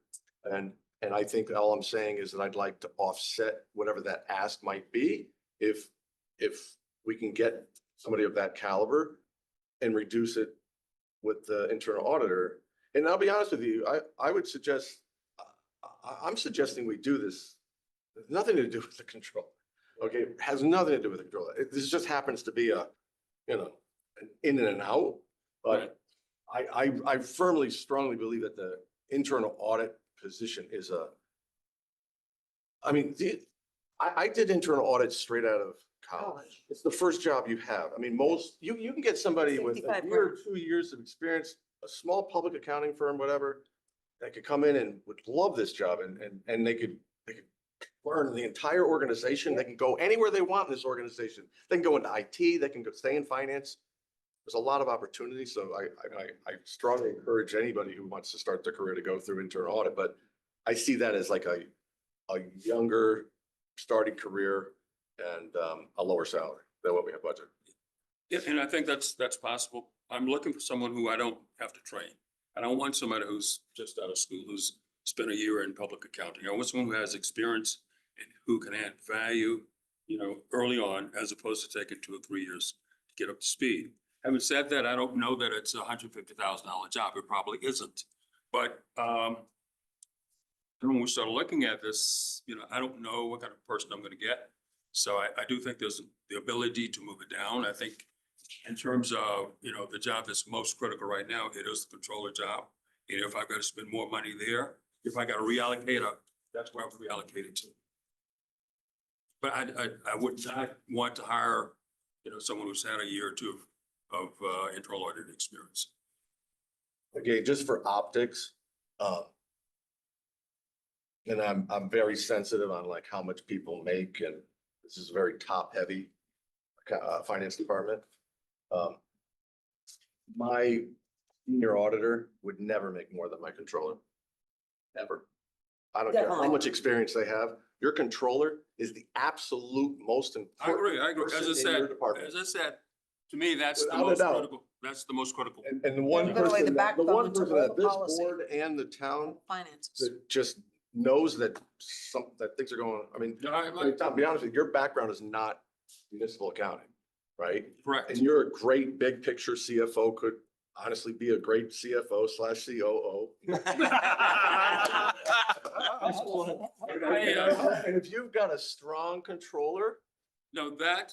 And she could be training the senior internal you auditor. can sleep at night, we I can all. totally, sleep at I night. totally agree on the controller. Okay. And I think there's flexibility on the internal auditor, but the controller job is critical. Maybe it makes sense if we have to go into an exec, because I know Jim was pretty passionate about this, and I think you had Have to do that. conversation. Bob, I guess I was just wondering how your search is going and for the auditor, and are you hovering around that 155 figure, or is it lower, or? The is posted, first person who applied made more than $200,000. I mean, that was just the next, not a person who's gonna fit the bill. But, the, resumes that I've gotten are more experienced folks. But that's what you're asking for too, right? So That's what I was kind of leading towards. But again, in terms of rebalancing, if I have to do that, we can do that with the internal auditor, the control of those is critical. the sum of the two positions is 305. Seems like a point well taken that the controller should make more than the auditor, but it seems like 305 is probably the right total for those two parts, or, you know. Yeah, I mean, I think I would disagree with you, Tom, on, I get the not wanting to train. I got somebody starting in a Monday. Let me who's in my clarify accounts that, you payable know, department, and I don't want to train them either, but it's just a fact of life. Yeah, That's but why it's important let me not to have. clarify. I don't want someone who's just out of school, who has, they're starting at level one. There's gonna be some amount of training that's required. I said, you can get somebody who's worked in the accounting field for 2 years. It only takes 2 years to learn how to be an auditor. And that's somebody who's out of school and has 2 years of experience, and they'd figure it out. If you said, hey, go make sure that department's working the way it should be, Yeah. they wouldn't need you to be there to like show them what to do. I'm Out just of the saying, big it's No, not, I think it's there is. not yeah, $125,000 person that, is like maybe looking for another career. This is a young, like, go-getter who, You can get somebody out of the big four for Yeah, but I think in terms of the A better life. There's gonna be one. And they'll do it I just- that's why they will do it, and they're less than 125. that we're talking about, I think that works, but. And they're gonna know it probably better than, anyone from a big four firm who's top pedigree. So just to cut to the chase, I think these are all good points. I personally wouldn't feel comfortable reducing the sum of those two parts. I think they can be rebalanced. So I appreciate the idea of reducing one and maybe increasing the other, but if it gets us to basically the same place, I wouldn't want to make a change on this line. Mr. Penley?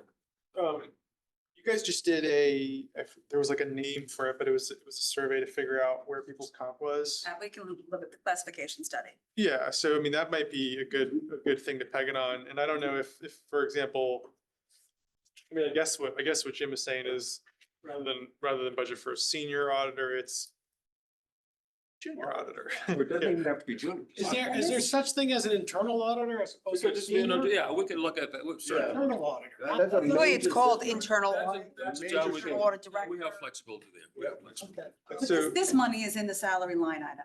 I mean, this is the detail, but ultimately, We're you gonna know, reallocate. Okay. We just want to get the right person for Yeah. that role. In both, yeah. For both of them. positions. and I think there's a level of just, dealing with department heads who have been here for a long time, having a level of experience. Yeah, it's not a rookie job. I just say I don't know, I don't have an accounting background, so I take your word for it that it's sort of a job that you learn quick out of it. But we've also had just great experience with Connie Saxon. I mean, she's just think of everything that this board has seen in the last couple of years. Connie's really been instrumental. It's experience. Well, there's a counterpoint. But she also was groomed in the company or in the I can't town. think of what she was like 20 years ago. No, she also was making less than that salary. Yeah, but I'd be I defer to Jim and Amy on this because I think they have more corporate organization experience. And I think they make a really good point. The second thing is that Frank Magneri also did a really good job and he was junior. And I think that Jim raises a really good point. If we put somebody junior in there, they really want to work. Well, They really want to impress us. And thank God that we got Frank back. No, I mean, along those lines, I'm not sure that's happening, but we touched on this point a little bit when Anthony Calabrese presented to us. He talked about how he's got a young staffer who's like really sharp and really good with the numbers and all this other stuff. And, you know, whether it's that person or somebody else, there may be an internal hire. Yeah. That someone who's familiar with some of our systems. Yes. One thing just to add to what Kevin said, but Frank was, I thought, amazing in his role and he Still is. was. Well, I was gonna go there, hold on. And I think it was, again, like some of these things that become political and he left. Shouldn't be speaking about why Frank left. Yeah. And I don't think that we necessarily. he's back and doing a great job and learning now where the biggest spend of the town is. And quite frankly, when you talk about making something not political, that is a position where he's getting both sides of the world where he could set himself up to be a future CFO of a town now.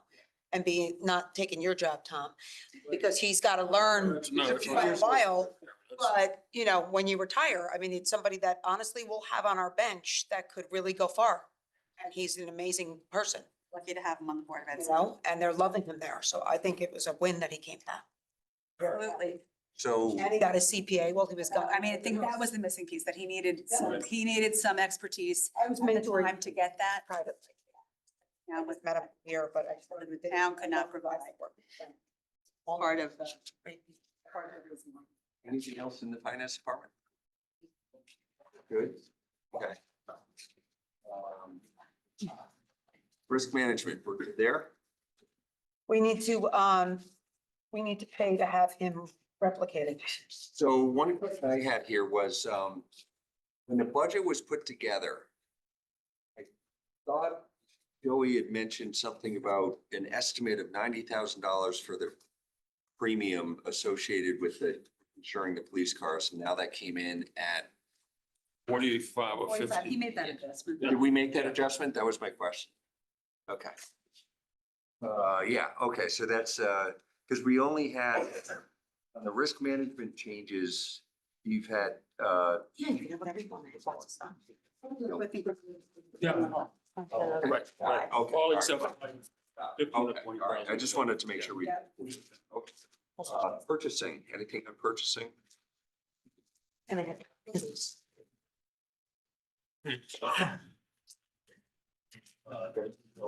Assessor.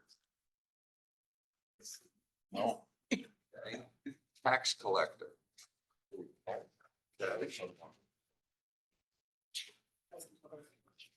IT. No.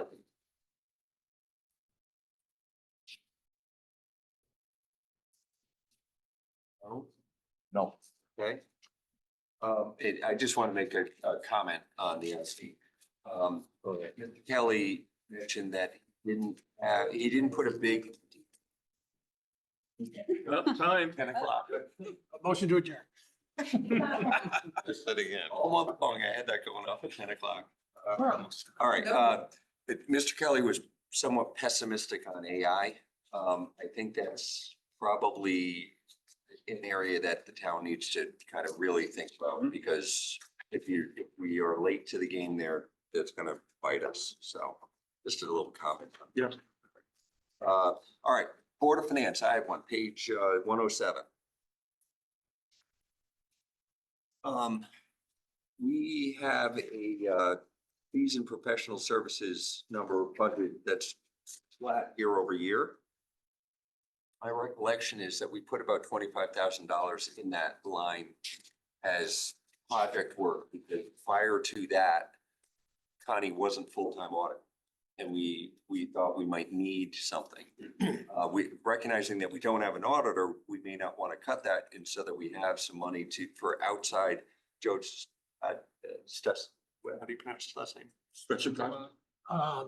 Joe Setafani. Centofanti, thank you. But we do have 25,000 in there and, you know, if we want to be, you know, good, you know, we can lean in a little bit here if we want it. Basically, I think we paid Joe about $140,000 for the audit that he bought. I think it was 138, I believe, to go.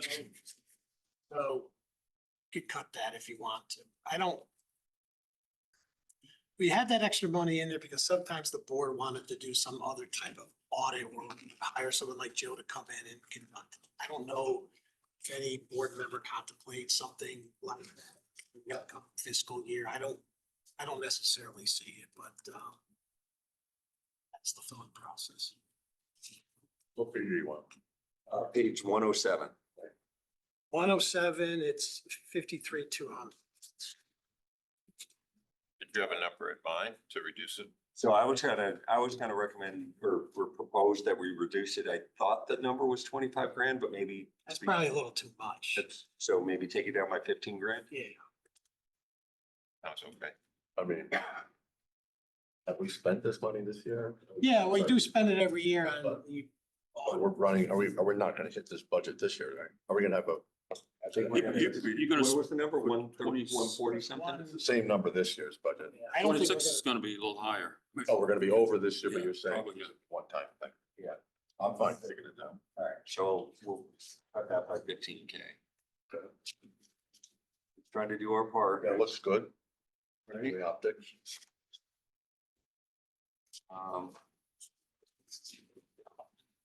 Appointments, nothing to talk about there. He's already talked about fire and police. Not a lot on the animal control side unless someone has some. Definitely not. Okay, parking we talked about. Oh, we didn't talk about parking expense. Do we have anything there? We're good. Streetlights, hydrants, emergency goals. Ben and I will work through to make sure that our transfer in and out for emergency management is reconciled. We may have a little bit of noise there, but not substantial. So that takes us to our next big one is Public Works.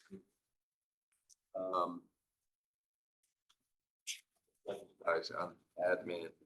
There really wasn't much on the Public Works admin. I think Public Works ops may have some opportunities. Did anyone have anything for Public Works operations? 139. 139? 130. I did. Where are the porta potties? Porta potties. Yeah. Now or? No. No, there's one on Brookside. 501. But we already know. In terms of the line item. Don't say Yeah. that. Is that under Public Works? Yes, it is. It is, but I Heard of us. know you had the discussion, but I Not so. can't find it. Or what the number is. Walked in. I think it's, Rental, store, rent stuff. Contracted property services. I think it's in, my note was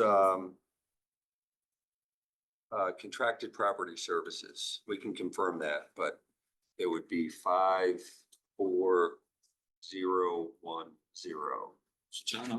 John was on. Let me see if he's on. I'll stop sharing my screen. That was garbage collection. I have leaf pickup and other things. Dave Kelly, Damn, now it's on. Frank Matisse is on, Oh, Frank's. and John Cattell is on. Okay, can we unmute Frank Matisse and Jay Cattell? Or- Hi, how are you? Hey, Frank, John, thanks for joining and thanks for your patience for everybody else hanging in tightly. Appreciate it. So we were just touching on porta potties. Is that and John, you may know this, I don't know. Contracted services, I believe. Yeah. And I think you had said that we were spending about, I don't have my notes in front of me. Let me see. Over 100,000. Yeah, I think it's 130 that was budgeted for that. 30. I don't have my notes in front of me, but from numbers.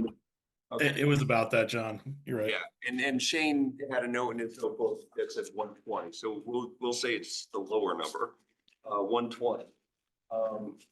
We had a conversation with you guys about this. We also had a conversation with Mr. Calabrese, Parks and Rec, about this. I think generally it's important for the town to provide porta potties for areas that don't otherwise have a comfort station. But I think we can sit down and do a better job of not duplicating and having porta potties in areas where we all got comfort stations, whether that's Brookside, whether it's Gould Manor, Sasko, a number of them. So how would you guys feel if we were to take some of this porta potty money down? I'm fine with it. Okay, we don't want to handcuff you. Can we take it down by 20? Don't have them at parks. $20,000, is that okay? 20, yeah, I mean, like I said, we'll cut back where they're at. Just realize your public will be asking. Well, let me just say one thing. All right. I agree with you. The last thing we want is some parent calling the first select person's office, kids playing Little League at Belleville where we had our kids play, and there's nothing there, no facility there. So we don't want that to happen. So it's the comfort zone where we can reduce it for this year. You can take a look at it, come back next year. Is it right? Yeah, Melville has a bathroom. Well, all right. But That's a the bad Woods example. is a better Woods, example. Fairfield Woods, for Yeah. example. So that's the concern. Okay. So. All right, so we'll take 20 off this number. And hopefully you guys can manage to that. Does that make sense? Do we know how much like it's 120, how much is each one of those porta potties worth? Do we know that? How many like for $120-ish thousand, how many porta potties does that get us? What's the cost of one porta potty is what I'm asking? I don't have that with me right now. Like we're looking at going to a different vendor that does a little better job. He's a little more expensive, but there's a lot of benefits with it. In that the billing and that sort of thing, and probably responsiveness. So I don't have that exact number per what it is. We put out an ADA style porta potty at each location. This way we're not doubling them up or anything. So we'll get you that number. Okay. And well, I think the more efficient way to do it, John, is if you find out tomorrow when you check your numbers that a $20,000 cut would put you at a disadvantage, let us know. Okay. But if you can work with that, we'll go with that. Yep. Thank you. And I do, whether it's the new vendor or otherwise, I do think that if they picked up the porta potties more timely, like for example, on Brookside, if that's not a winterized facility, you need something in the off season. But once those facilities get opened up, you don't need it anymore. We know that they've had a lot of overlap there. I concur. All right, great. What you'll get is some places that they, because our bathrooms are on timers. You get some people who might be running or exercising or something like that early in the morning as the sun is coming up before the parks actually open up. And they're the ones who are usually saying, oh, well, there used to be a porta potty here that I could use before the bathrooms opened up. So as long as you understand those are going to be the complaints you'll get. We'll make an announcement of where porta potties will be going away. Okay. Can't wait. So people can know to do their bathroom check before they go running. Yeah. Yep. I would always recommend that anyway. I mean, I would as well. Fair enough. Okay. Thank you. Anything else for public work ops? Yeah, Mr. Myers. Yeah, so on the position for GIS, That's not. Is that one in? Is that not? No, it's on page one. Yeah, that's here. It's an ops, but move it. It's in ops, they wouldn't like to break it. Yeah, so now's the right time to talk about that. Okay. Okay, so we didn't really feel that there was a great argument made for adding this position in the sense that I seem to hear most towns our size has one. I wanted to hear, we spend more money going outside to get a GIS service than it would be to just bring it in-house and hire it. And that's really what I wanted to hear. And I would have said, makes sense. So I don't know if you guys feel differently. I think, John, you feel strongly that this position is needed. Maybe you could. No, I said for this year, I think for this budget year, you should not fund it, but look at it for next year. Well, Well, it's like, so That's, yeah, that's. and I actually had a different takeaway. I agree with you. I didn't hear that we'd be saving money that we were spending on outside consultants because we don't have this position. I was looking for that too. I think when we asked you what was in here that, like, what would we need to, what is this offsetting in terms of third-party consultants or otherwise? But we heard from police, fire, engineering, DPW, that we had a number of departments. What were the other one? Town planning. Town planning, a number of other departments saying that this is a service that we really could benefit from. And I don't think it's a question of the towns going out and spending money that now this would save. I think this is an example of the town having data that they can work with that they're not working with now. And like an example would be, I think Christine Brown, our chief of staff, was mentioning this when I spoke to her the other day. We are spending money on a consultant to help with a system where any resident will be able to let us know if there's a problem in town in this location. And a lot of this data that I think it was, I don't know how much was being spent, but it was a lot. But what they're gonna deliver to the town are GIS files that we won't be able to use. So they're gonna print it on a PDF report and go on a shelf or in a drawer. And we're really not gonna be able to take advantage of the data that would otherwise be available. So I saw it more as not so much we'd otherwise be spending money with a consultant because we don't have this analyst in-house. I see it as that the town's not performing the services that they otherwise could if we had this position. I don't know if someone else had it, Mr. Rock. Yeah, I like this position. And I like it because it gets chopped up in 5 departments. It's a 0.2 head count for about 5, departments. I think it's a utility. I think it makes us smarter and quicker. And I'm for it. I would not take it out. The detail for this position isn't in this section. I forget where it is, but what the salary one another was at 140. It was 100. It was 100,000 plus benefits. Benefits. Down at the bottom of the brand spread across 5 more. Oh, I see it. Yeah.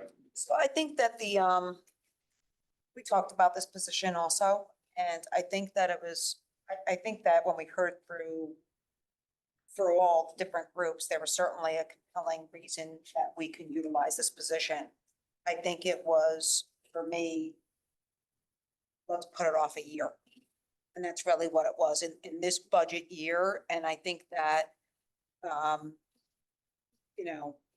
there could be more, alignment also on what the position and who's the position working for. And it seemed like there was also a little bit of a disconnect there on, like, this person could get bogged down in one just thing and spend a year just doing this one thing, really holding off just for this tight budget year with the reval and just pushing it another year.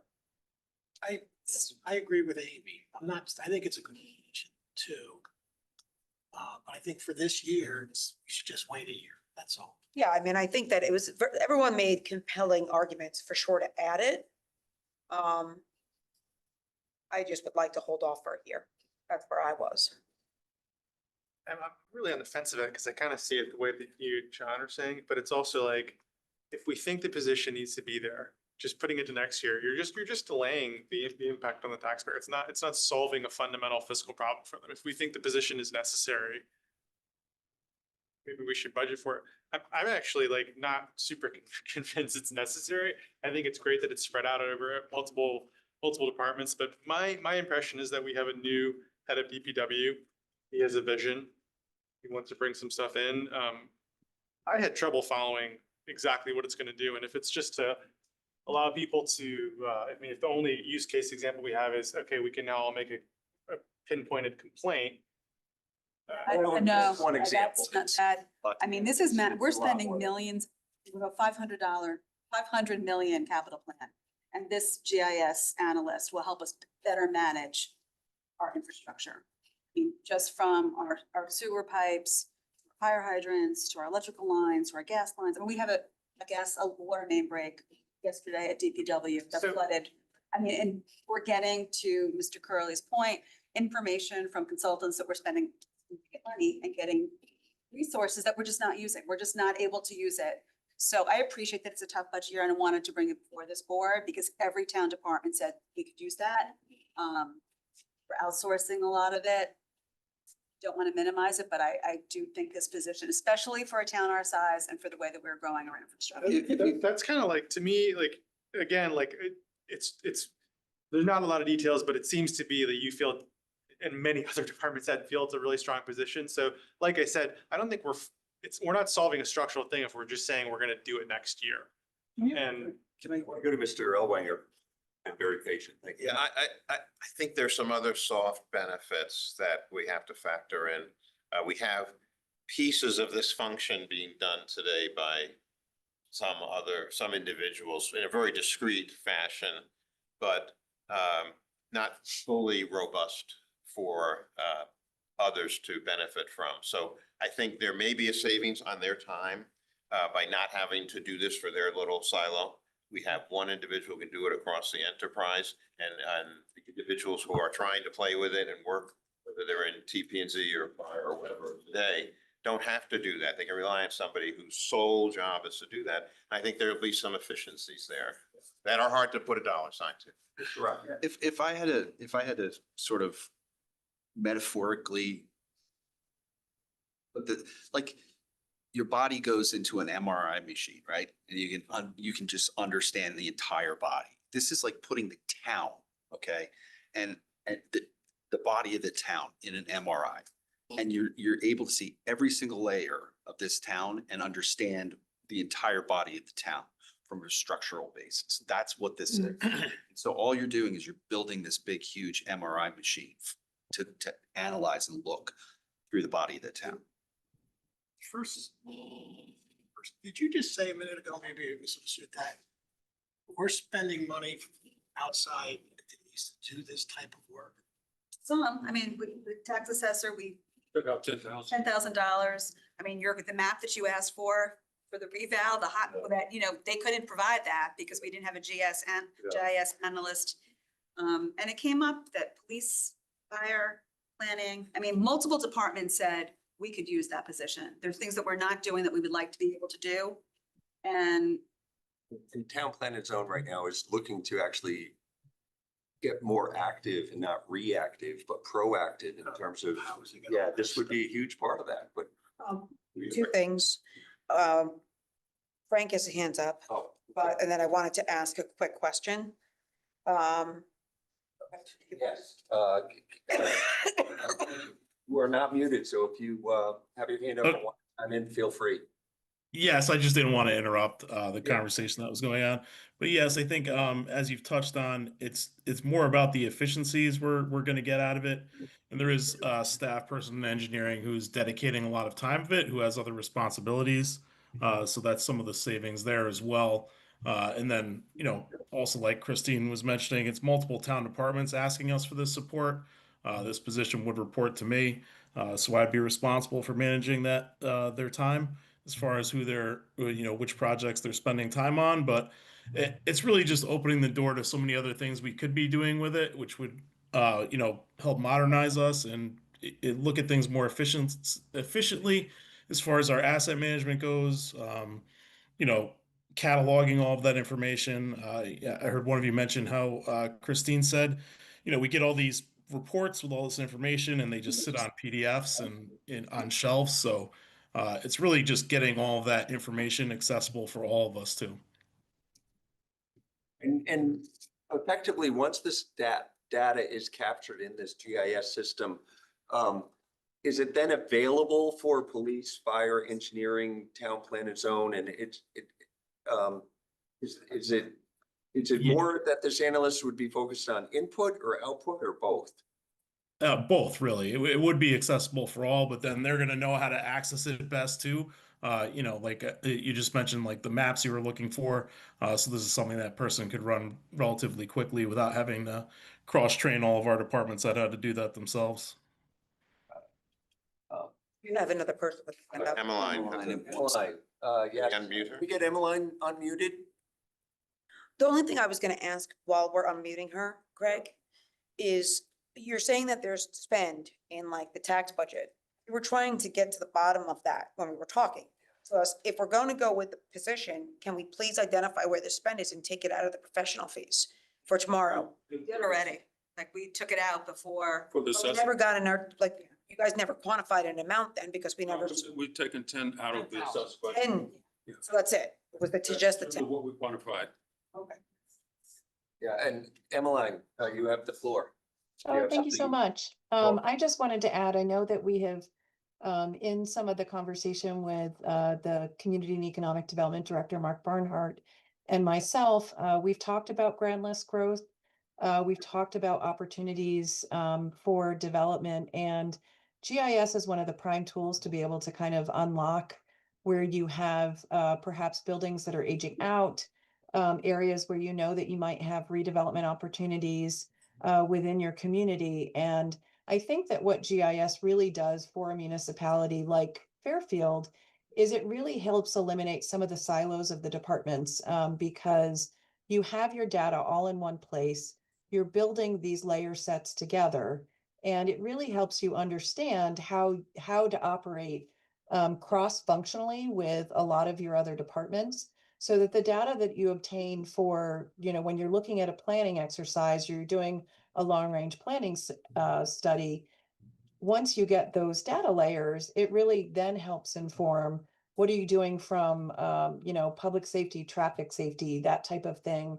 And it just is an extraordinary tool for really maximizing, I think, the efficiencies across departments, as well as I think to the first select person's point, we've hired a lot of consultants over the years to do studies for us. And usually all of those RFPs and those studies come with GIS files that unfortunately have kind of come back to the town and haven't really had a place to live and grow and really be maximized to their full potential in terms of taking that work product to the next level, because we haven't had a GIS professional to really help us get it to that next level. So we're paying for studies, getting reports and information from that study, and only utilize or using or benefiting from a portion of that. That sum it up? That's correct. So I'm a proponent for this position.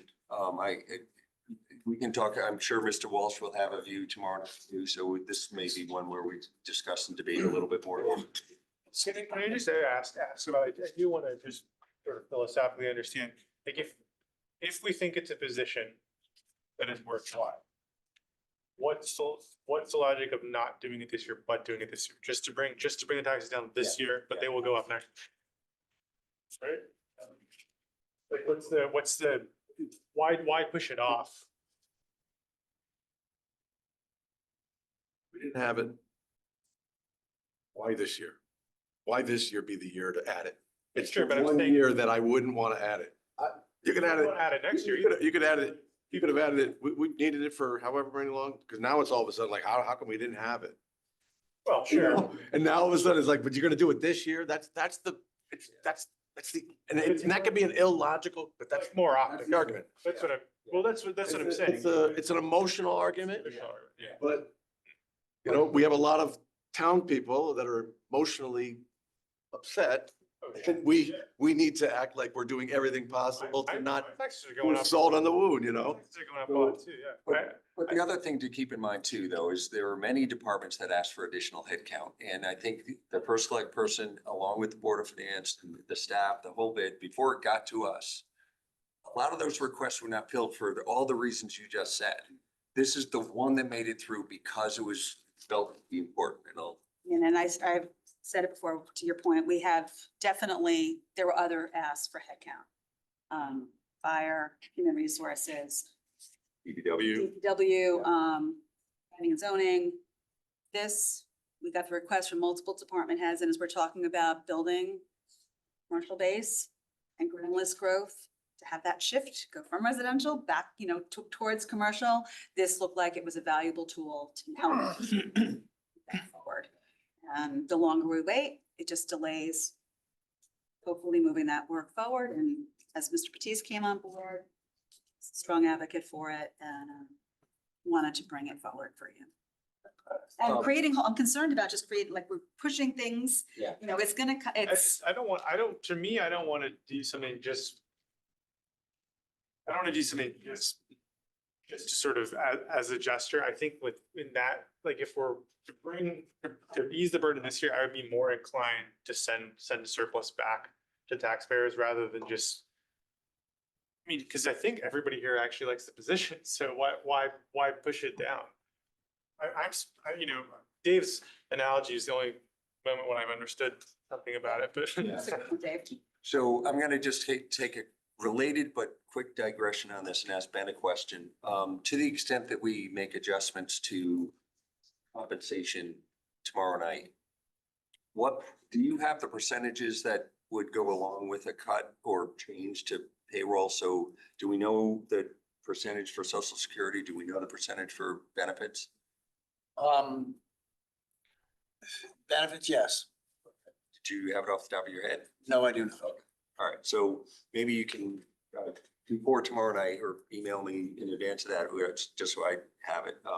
It'd be great to know if we're making $1 or $100,000 change to payroll, whatever the number is, what's the impact on Social Security and what's the impact on benefits? Yeah, when we had talked in the meeting, you had mentioned you threw out 40%. I said it's 35 to 40. 35, 40. We used 35 just to be conservative in our number, try to get there, but.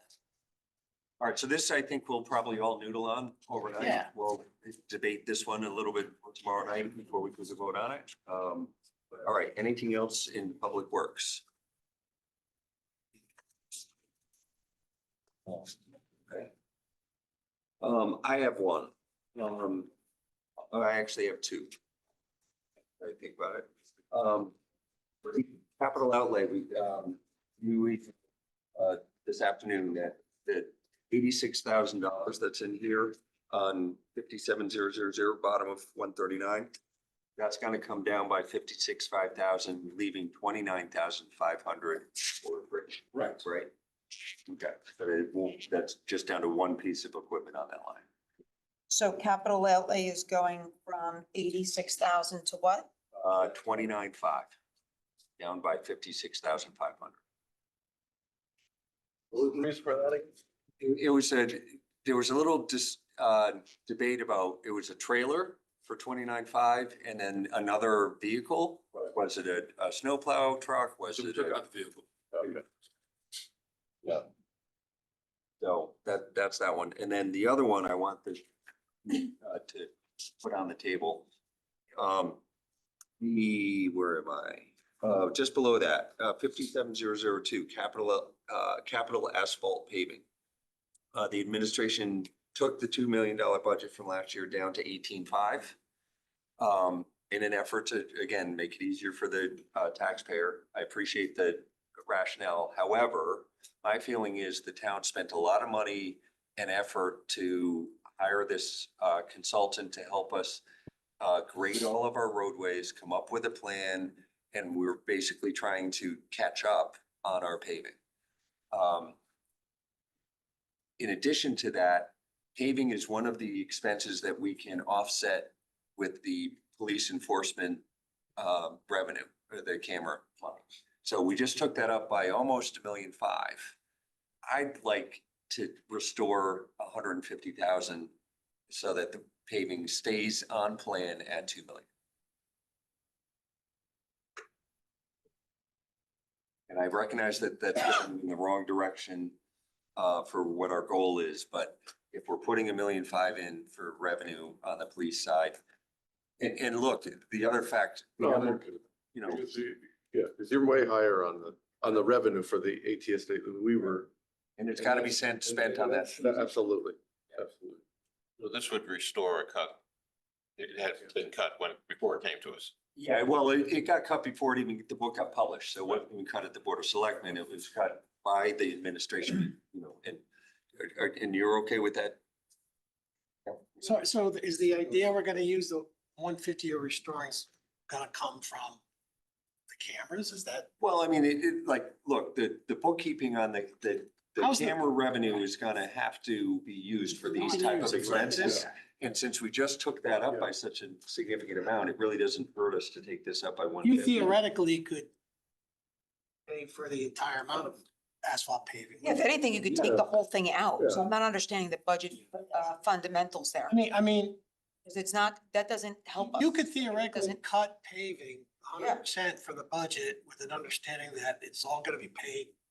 Out of that fund. You can't do Well, that. no, well, you have to recognize the revenue. You would have and to the do it. expense. I'm saying we rose both. Okay. You know, Absolutely. all boats rise with the tide. Absolutely. Is paving also in the capital waterfall though? There, now that's something we can talk about. Yes, we were trying Remember to do when catch Brenda up. put the paving plan forward? Right. If There we was like a generate more portion revenue- in each bucket, Right. one in operating, one in capital. And I can't remember. Wait, I don't so how It's a remember do- the little bit last of one. both. How do we decide what goes to capital and what goes to this line? It used to be all capital and no operating. And then we shifted a couple of years ago. No, it used to be all operating. Oh, sorry, the other way around, operating and no capital. And the idea being, and I remember Mr. Flynn, former longtime member of this board and chair for a long time, talked about how important it was to not bond paving because it's a recurring annual expense. We used to bond it. Yeah, but it's just putting a recurring expense on our credit card, so you're paying for that plus interest. So it took a while, but the town got itself off that pattern and was only putting paving in operating expense. And then once we fell behind, the Kupchak administration put forth a plan to say, let's keep 2 million recurring. Yeah. And then to help us catch up, we'll put a little bit into bonding. And have we Yeah. finished the catch up? I don't think we have. Yeah. But if our projections for police revenue exceed, you know, the original expectations, we can perhaps have a conversation about not bonding. So I think the 150 is furthering of good behavior. Yeah. We haven't been making the number. We've only been making 1.7, This year? 24 and 25. Oh. So we're not even doing that. So why take it up right now? I just think. We've only done, if you look at it, Or we bonding the difference? actual for 2024, we hit 1723, and for 2025, actual, we hit 1756. Which some of the. We haven't been- Yeah, I think as we got, the end of the year, I think there were some projects were delayed to make sure that we didn't have a issue in terms of being able with the fund balance. I just would like to not chew off 150,000 of the work we've already done. And we're not even doing that, like making this number, so we can discuss it more On tomorrow. the flip side, the number that we put into the revenue for ATSE was pretty high. It was really just I don't know, Well, I hear your argument because we haven't hit the 2 million, and it is surprising to me. I don't know where our run rate is this year, but I know this year's a. Probably very low because it was low. We looked at it, but I think they're planning a lot. We're getting started. So we're gonna be. It's seasonal. I'm not super in favor of this, partly because while the while Brenda's plan was a really good one and the outside study was great, it was like, it was focusing on paving a lot of streets that nobody really cares about. You know, I think I heard you say this once too. Like side streets where there's just not that much traffic and I don't think the residents care. Prioritize. Yeah. Prioritize. No, but if you look at what's really been paved, if you look at what's really been paved, it's a lot of side streets, like, they don't even have that much traffic. Look, I'm one vote out of 9. Yeah, so If you we don't guys have to figure it decide out tonight. differently, I'm just letting you know I put this on the table. Do we talk about like all I think the winter made a lot of. We're not gonna make our number. Yeah, it's a mess, and they're gonna have to do. I would say like, we've gone through a lot of items, sort of pegged it to we've pegged it to the run rate. Yeah, run rate. Let's just do that with everything then. Like, why unless there's a compelling reason not to go off of it. So we're consistent on it. I mean, like we've done that for us. Why? Well, but I think what we just heard Mr. Harris say is like, paving is a big lever in terms of managing a surplus or deficit for the town overall. Okay. And so, and correct me if I'm misinterpreting this, but I think when they're about to pave Mill Plain, which is a big expense, 100% necessary. wholeheartedly agree, but that gets put on hold because we. Listen, that did get put on hold for Okay. that reason. though. Okay, all right, fair enough. But a project like that could hypothetically, theoretically be put on hold because it's a lever to make sure we don't go over our budget and we don't have a deficit. Oh, I see. So it's the real big. This is a big lever. This is one of the bigger bottom line control knobs, which is why I feel like if our police enforcement camera stuff does materialize, and look, if it does materialize, they should be able to spend comfortably on this line, and then I think they'd get to the 2 million. And they could probably get to 3.5 million and not have to bond, right? The flip side is if the police revenue is not showing up as we budgeted, they can also crank this number down too, not spend the money. Right? Well, actually though, if let's just say we didn't put 150 here and the police number actually does realize what we're hoping, what's to keep them from overspending that line? If we didn't budget for, couldn't they spend 2.2 million if we left it at 1.85? I mean, yeah, it's not by the mere fact that we put more money in, it does allow them to do more than it's really the revenue line. So that's a fair point. I would be apt to just say, just leave it. And then let's wait and see. How it comes to And- fruition. And then if they have to overspend it because they have it, that's Right. fine. Right. But I mean, the run rate doesn't really support doing it. But It's the hard to- revenue that could come is going to support doing it because we have to almost use it. We Right. have to use it for that purpose. Yeah. Because I don't know how many other safe street ideas we have right now, but I'm sure those will come eventually, but they're not. But if we take the paving out of the capital plan, because it's divided, as Mr. Sark pointed out, are we gonna be comfortable putting $3 million on this line next year when it's 1.85 this year?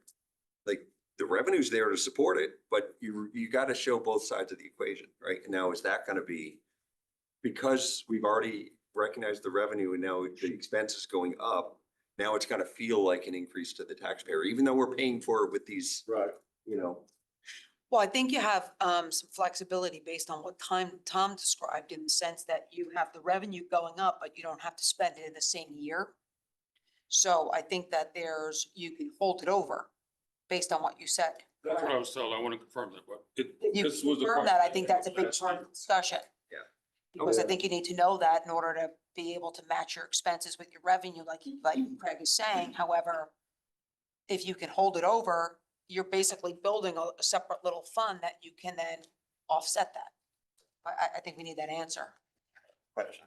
yes. Looking at the year-to-date that you gave us, for this line item, it looks like we started with a budget, but then we transferred in another 529. So the revised budget, the current year, was 529,205, which isn't reflected in our budget, but so I don't understand the adjustment. I don't understand it either. So That was the. That was a rollover. Cumbersome, prior year. It was a rollover of. POs that were rolled over from prior year. What actually came out of the budget year before. And then happens every year. Yeah, okay. Anything else on DPW?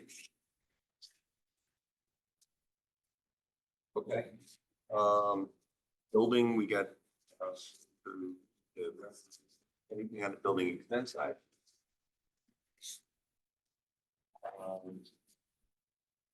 No.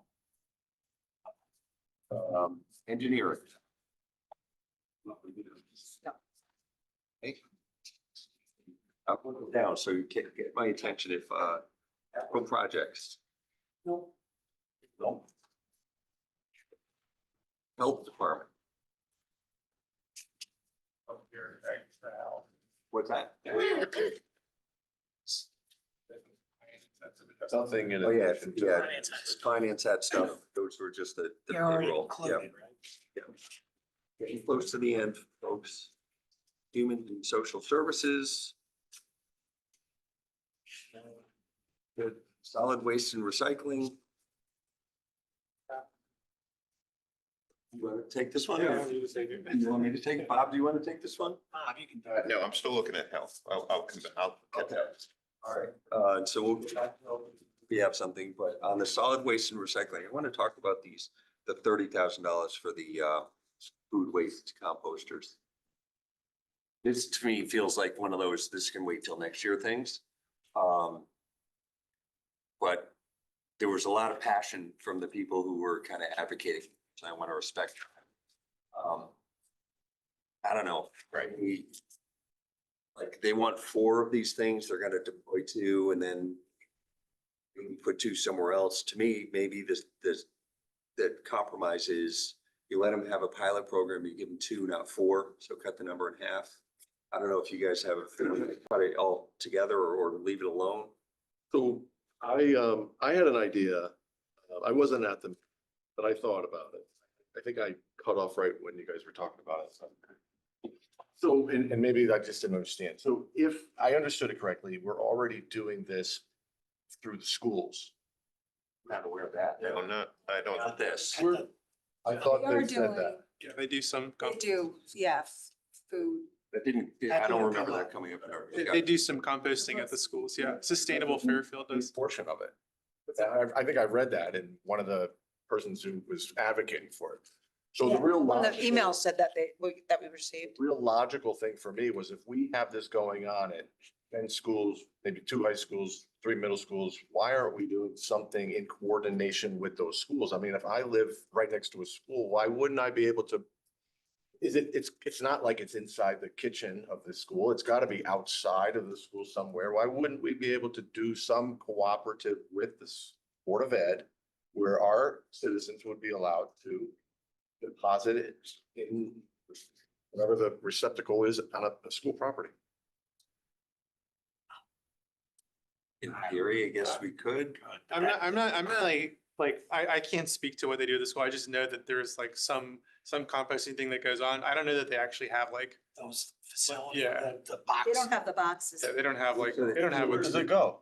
There's like they have, they, I'm not sure. It may be just the cafeterias who are using it. yeah, the but- cafeterias are using it. Yeah, so, but, so they would really, they may not have, they may not be set up to have, Residents use it, yeah. like a big container. I would like to find that out because it doesn't make sense to me. It would make sense to me. It's a good idea. Doing the exact same thing that this proposal is looking to do. No, I And don't can't think that's imagine true. why we wouldn't be able to. I don't think, coordinate it. I don't think that's doing the same thing. I do know that if I heard correctly, tell me if I misunderstood, but I believe that we have this type of, like, people can bring their food waste down to the, transfer station. And this, the idea of this was if we put these relatively small boxes, to me, it looked like this, about the size of the recycling bin or a mailbox, like a postal service mailbox. That if they put these in different locations around town, people would be more apt to use them. So the test pilot spot would be Brookside Drive and Mill Plain. But yeah, Amy, I was gonna say that if you coordinated with the school, which I don't want to discount, I don't know enough about it, to be honest with you, but you would miss the summer months. Where I think people are a lot in that mindset anyway, so I don't think that would be a good much say. I thought that the gentleman that came and presented to us really was very, very well informed, knowledgeable, passionate, said a lot of what things were that I would want to hear. I think that I like the idea of a slow roll, like you suggested, and doing two and trying it and really, I know that the idea was to have two bins in case one fills up, but I think we try it and see in the two locations. And I think honestly, I think that for me, I just like the idea of also raising awareness and people will start to ask questions and maybe become a little more diligent. And if it's something that does take off, by all means, that's wonderful. But I think we do a slow roll of it and do the pilot for sure and support the 15, I think it was 30 in total. $15,000. Too. Oh, so it would be a chain, 30,000. 30 in total, I thought. Yeah, 30 in So total. 115. Yeah, I think that would be, I think that shows the support and gives a little, and it raises awareness, which I think is really helpful. Bob? I'm in favor of this, but I wonder if half of this, the 15, could be found in the current year budget. Well, my guess is if we challenged or cut this in half, they would try and find the other 15 with surplus from this year. And I would defer to fiscal year 28 for the other 15, see how this goes, so that we pick up a savings of 15. So you pick up a total savings of 30. 30 in next fiscal. So you're. I would have them spend the 15, half of it now, if they can find it in their budget, and then not include the other 15 in the. And who's budget. So So it'd be a reduction of 15 for next year. No, what- It would be a reduction of 30. A reduction of 30, absolutely, yes. you want to I reduce would- the entire amount and find $15,000. So you're saying you cut the 30, not because you want to cut the program, you're saying. Yeah, absolutely. I think it's worth the Here money. to be the Try seed and fund it out of this year's, seed money for the pilot program. And then come back to us in 28 with maybe a more robust plan. if I did hear correctly, they want to do this in many more locations. So this is, in their eyes, kind of a test program. And anyway. this is gonna be a hit or miss, honestly. I mean, if you get the word out there, I don't know how many people are gonna be compelled to go and bring their, you know, because a lot of people do composting on their own property too. So. Is Frank or John still on? Frank had his hand up, actually. Yeah, can we unmute, Frank? Frank Patisse? Hi. Yes, I had raised my hand when we were talking about the school program. Oh, yeah. I don't know a lot about it, but I also would think it may be an issue having people go on the school properties when the schools are in session too. So I don't know that you want to combine those two things. But currently we have the food waste down at the transfer station. And then other than that, the schools run their own program. And, you know, some residents choose to pay for a service. Thank you for that clarification, but in terms of Mr. Elwanger's idea, you feel like it's possible to find 15,000 in fiscal year 26 to get this program started? If we were to forego or eliminate this from the budget for next year and then come back in fiscal year 28 for the balance? Is that, and really what that really means is in order to get it started, you have to have the 15,000 this year. Is that something you're able to find? That's something, it's John Cattell. Yeah. Something I've been working on, tracking closely to see how it is. I was kind of waiting till around the end of April to see what I had. And it's tough because your budget is also covering a lot of the winter expense. Well, Mr. Bentley. I like this project. I like cutting it in half because they're still gonna get it. It's just gonna be a smaller pilot program. But I don't want to cut the whole thing. I think this is the direction we need to be going in. We're building more houses, which is gonna create more waste. Yeah. We burn trash in Bridgeport. We dump toxic sludge. It's nice to see $15,000 towards something that could be a move towards a more sustainable way to manage our waste. So I want to fund something for it, and it's a very small, very small part of this budget. I guess my question for either Frank or Joe is, how do we measure the success? Is it the frequency that these bins are emptied, filled? Filled, I mean, there's two, so that the overflow will do it. I mean, how do you measure the success? How will we know? Because there's gonna need to be an educational effort and a promotional, repeated. Newsletter, things like that. Sustained over, you know, for people, because a lot of folks up in that part of town could probably composting anywhere. 2 or 3 acre zone land, I mean, they've done it, so I don't see a lot of people driving from Greenfield Hill down to Brookside necessarily to do this, but I could be wrong. So how do you know, how will you prove that it's successful? I think the way I would measure the success is, like you said, the usage. It's getting used. We could also probably look at, compare that with the use of the transfer station too, and see if we're getting overall, more usage of the service. Because I do believe it comes with an app, so we should be able to track. Well, either way, we could track how often it's emptied, so we'll have some idea there. Does it save us any money at all? It doesn't, right? It's not a No, money. it's an expense. No, it's a Environmental thing, basically. it's correct. It's a sustainable initiative. It's not a money saving initiative. Like to spend money carting it away, right? Correct. You said to Correct. Cheshire, somewhere up that way. Yeah, up Southington up there. Would we be spending money? Otherwise, we didn't have it. We'd be spending money just carting it over to where we burn the garbage, right? Yeah. So Correct. just It would depend, or if someone utilized the the food waste drop off at the transfer station, it would still get trucked to that same place as well. why can't, this is probably a real ignorant question, but I'm gonna ask. So why can't the food, you have to have some type of facility to compost the food waste? Is that, and we don't have something like that in Fairfield? Am I asking the right question? Correct. We're not set up for running a composting complex. What would that take? Space, money, people willing to put up with it. Okay. All right, well, There's maintenance in cleaning out, making sure it's a clean product. I mean, I guess Equipment. ideally you would like to keep your compost in the town of Fairfield so that residents can use it again once it's It's, usable at some point, but that's a long process, I take it, so. We're spending a long time talking about $30,000, so I mean. So what I would suggest is, it sounds like generally people are favorable of the idea. If we could have a definitive position as to whether half of it, 15,000, could be funded in fiscal year 26 before our vote, that will dictate whether we put it in or not. Is that reasonable? do you understand though, the 15,000, part of it's for purchase of 2 of them. And then, The other is the actual hauling of them, which is a expense that you're incurring the following year. right.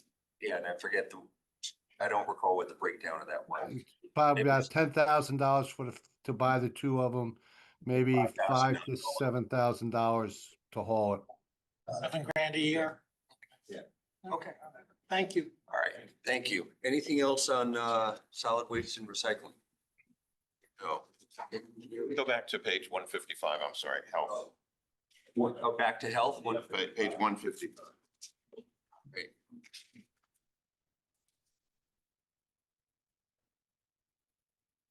$58100, educational and memberships, jumped significantly in 26, holding flat for 27, but the spend looks low so far year to date.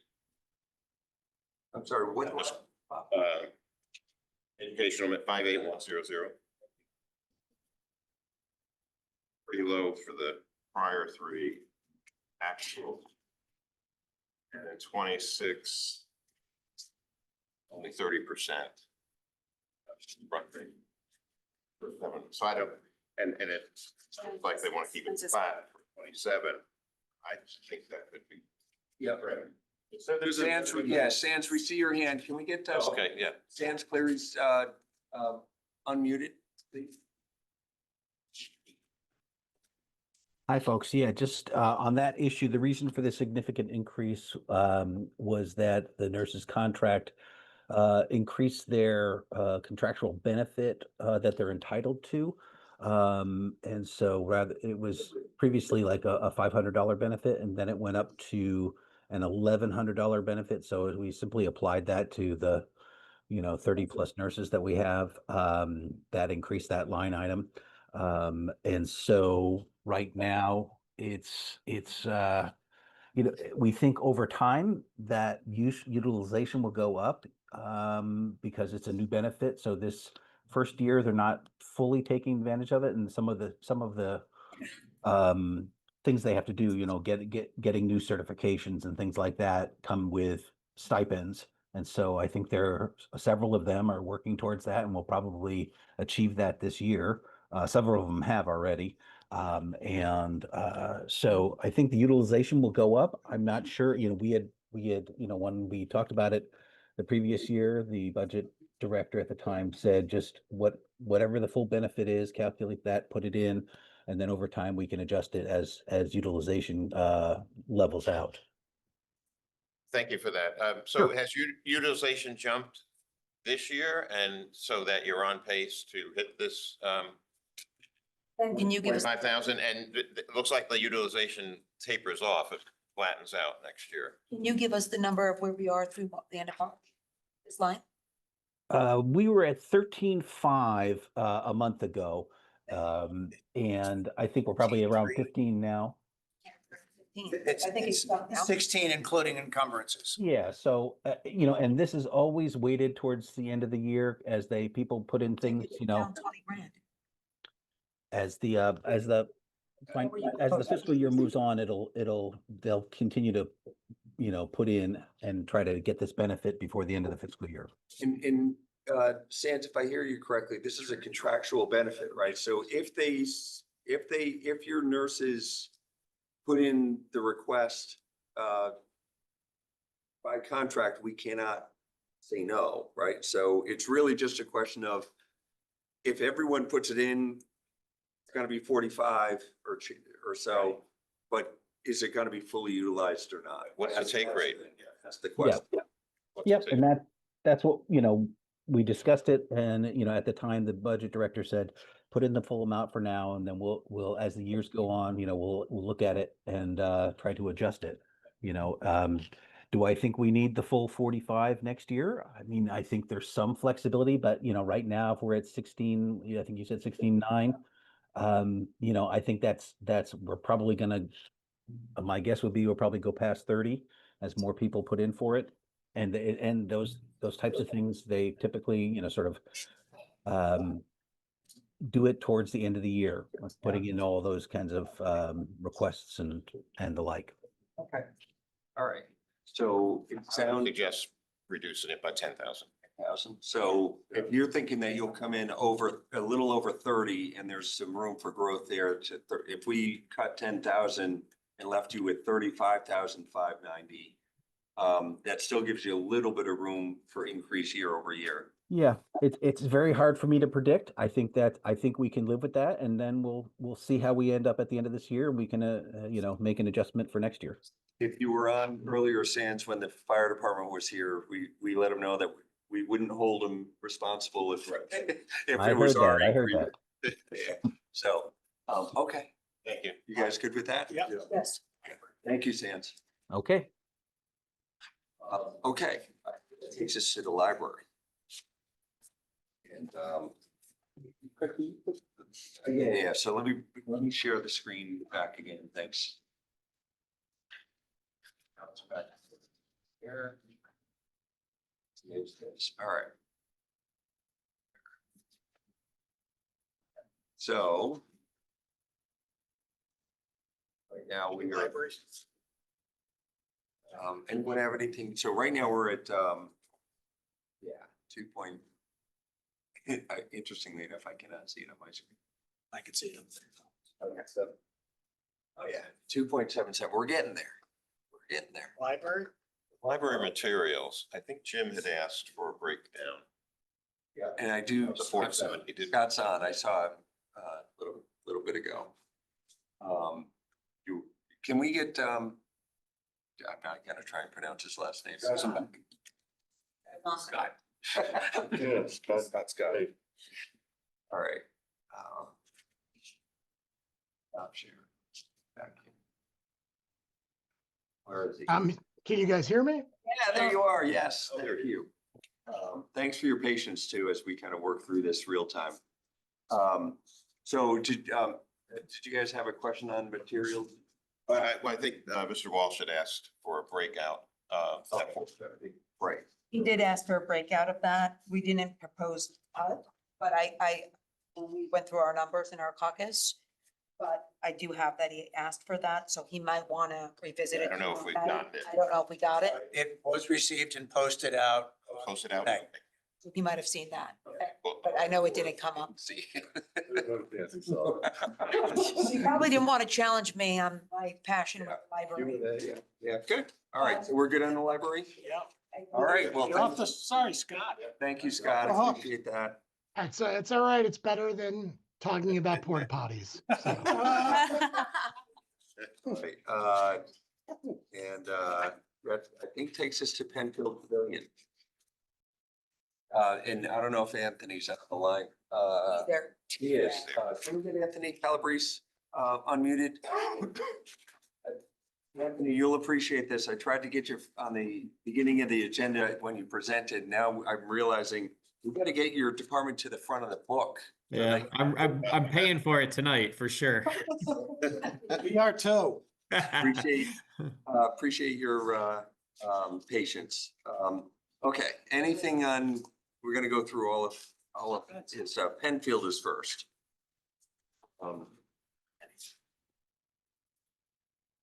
I didn't have anything for the 7050 page 178 recreation. No, Anybody have anything on? anything on Parks and Rec? waterfront, parks, I thought that he Marina. was taking a piece. golf course. So I had a question on the golf course. I think there was a discussion about spending, I guess it was at the Carl J. Dickman, spending 55,000 on the mower that had a 20-year useful life. And do we want to think about not necessarily, paraphrasing for Mr. Walsh, not necessarily handicap you by not funding that, but have you take a look at some of those automated robot mowers and before committing ourselves to 20 years with old technology. Is that something that you might be able to do? Not in time for our vote. I think we'll move forward with your request, but perhaps spend that money on a different piece of equipment. It's definitely something we can investigate. And my guess is because it's new technology, it may be more expensive.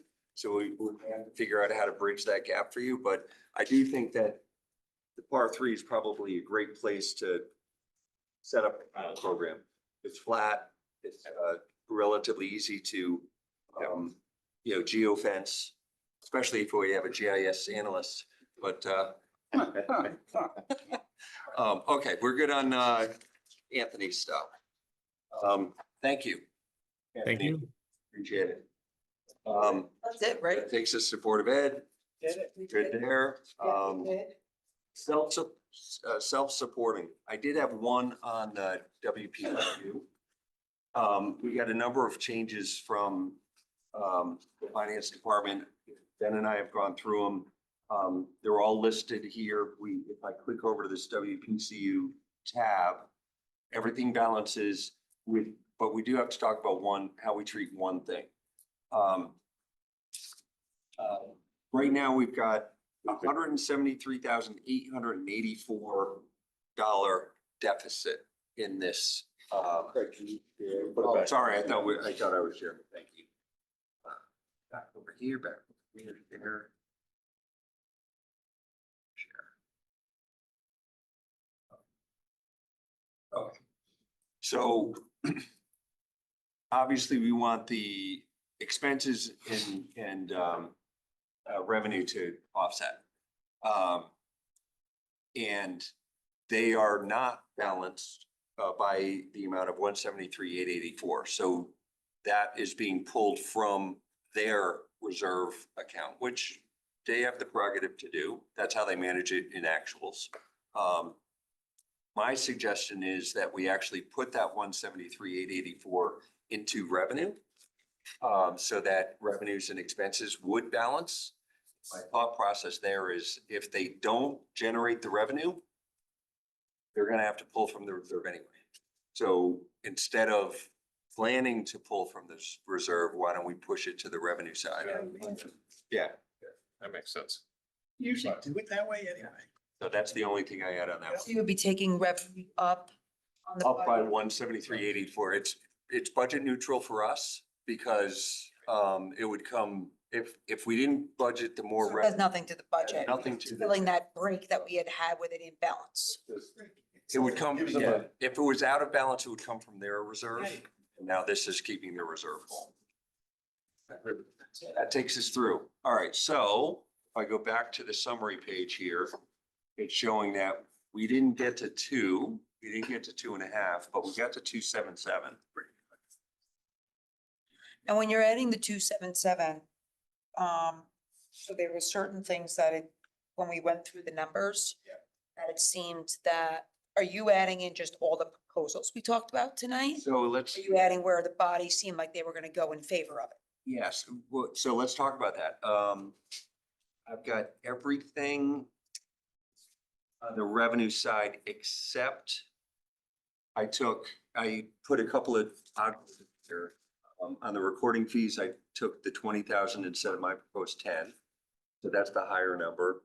On the conveyance taxes, went up to 20 instead of my 50. So on the revenue side, we are as ambitious as we could get. On the expense side, what did I not count? I did not count the GIS. So if we put the GIS in there, and I did not count the 150 for paving, and I did not count, or I should count the 10,000 for health. So the only 2 items on the expense side that I didn't count were the 150 increase for paving, because I got the sense that body didn't support that.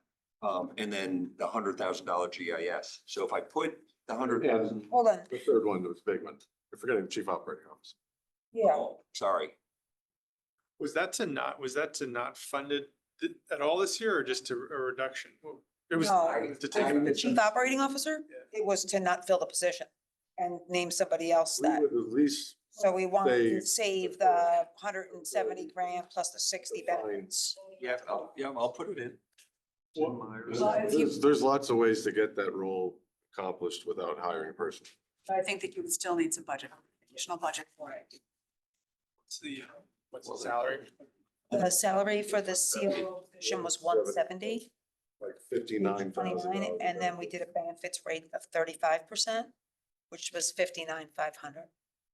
So we need to have a benefits for the GIS. We used the 35% just to be more conservative, because Tom had said 35-40, and at GE, we used 35, stuck with that. 35%. That's what we used, but we wanted to get the final number then. 510 salaries. I recall that when we were in executive session, it was a different number. Higher? It was over 40. No, for the COO, the base salary. Oh, I was going on what, I was on page 29. So that's like. What's in the book? Yeah, that's what's in the book. This is, to be clear, this is actually first selectmen's. Then it's not. Oh, sorry, thank you. What is it? 1010? So $500,000 basically. That's what's off the, or that's what's being debated. 500,000? Around 100 for GIS, 35 for benefits for GIS, 150 for saving, 170 CEO plus 59 for. Should I double that at it? No, I think that's all stuff that's certainly questionable. I think that we also, with the finance, I think that your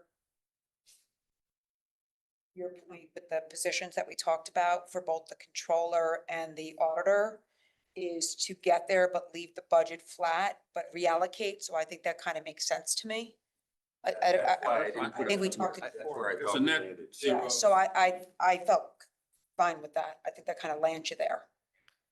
Alright, so where's Public Works? This This is is 490. All these things that are up in the air. 10.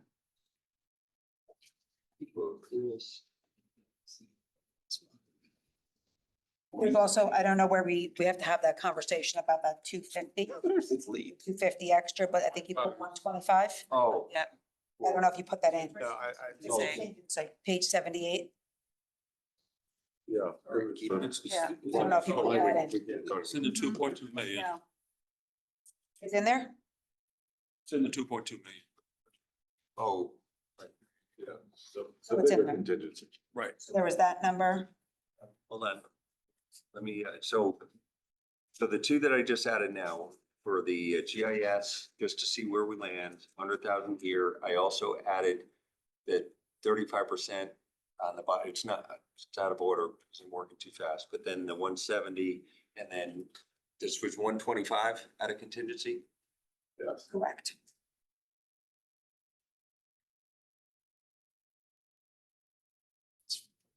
And then there was a couple other differences, like obviously we proposed the maintenance and stuff, but I think that based on the feedback we got tonight, I think that that made sense. Higher? Yeah. So I don't think that, we had proposed like taking that down based on run rate, but I think that when I was making those numbers and assumptions, I was kind of assuming like with all the new equipment we've been buying, but not recognizing that they're not even getting that yet. So I think based on what they shared tonight, I would remove that recommendation. I don't think you need to account for it because I think you answered my questions. So now I've got the cuts for GIS, the cuts for the COO. I've got the cut for the contingency. We got the benefits cut for both GIS and COO. And I guess the one that really is at risk the other way is I had the $15,000 cut for Kennedy, which we'll check tomorrow, but I'm gonna zero that for a second. What's that look like? 2.63. So.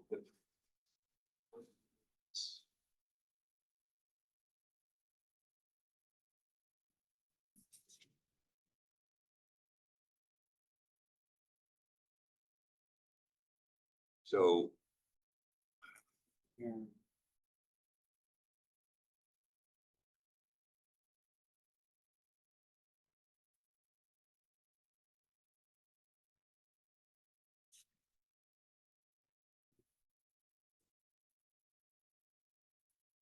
Okay, so just in terms of toggling those things.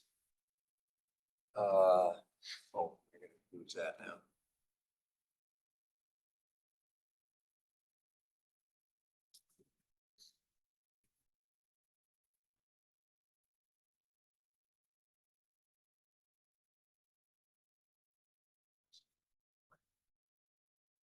Full screen.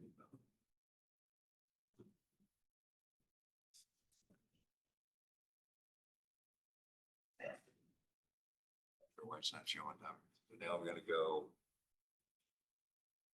Okay, summary, 2.6, maybe that, okay. That helps.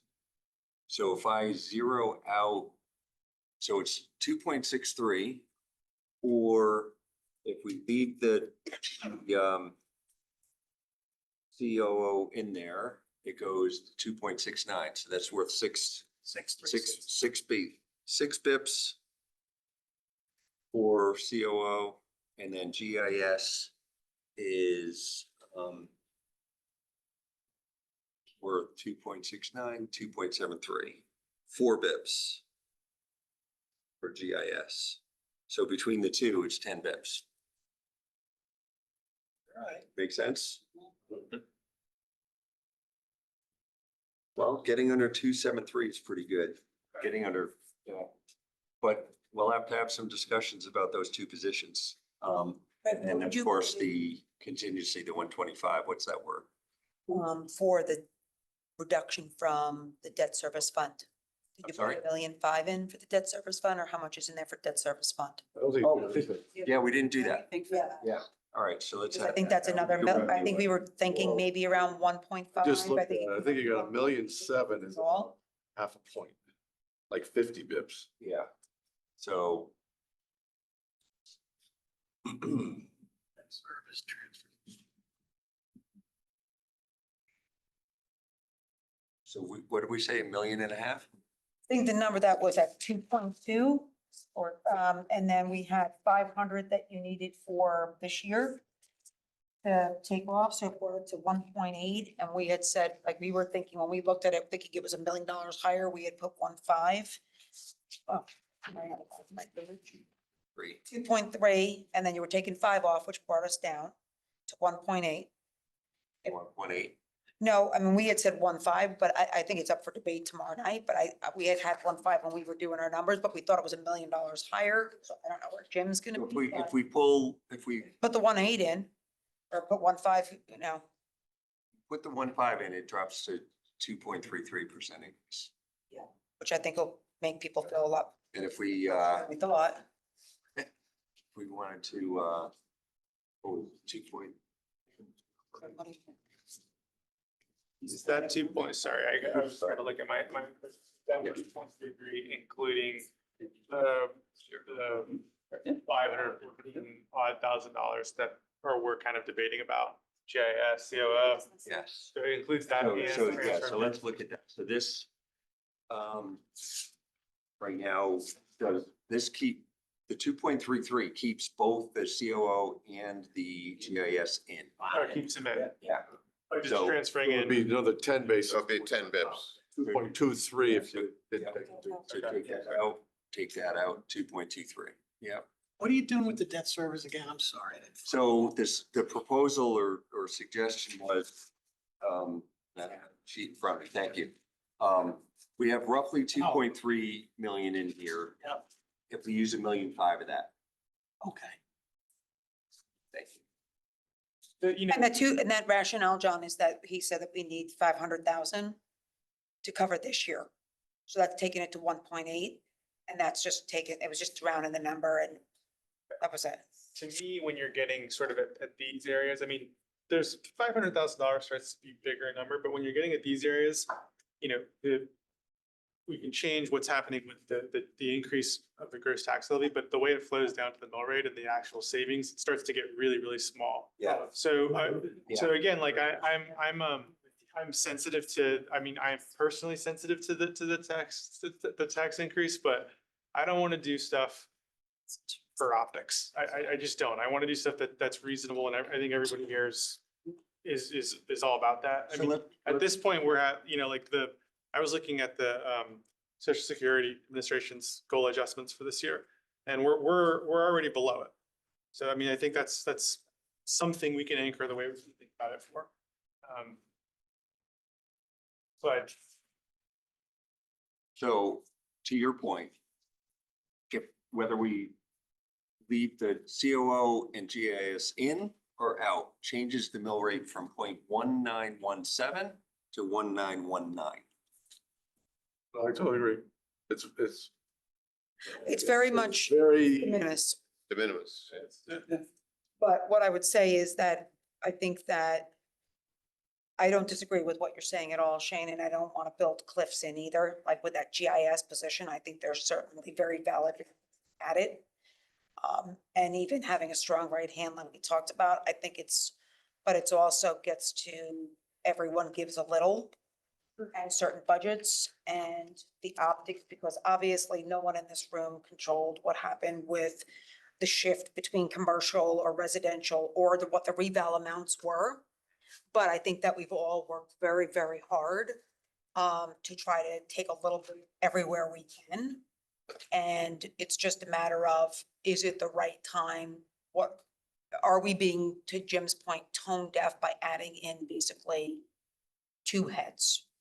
Because it's not one head, it's 2 heads, and it's just a matter of like, where do we spread it? So I think that I think that they're both very valuable positions. I think there's been I think the way that this has worked tonight and actually through all of the deliberations has been wonderful, and having new people on the board, you never know how it's gonna go, and it's been really great. You know, I feel like we've worked very closely.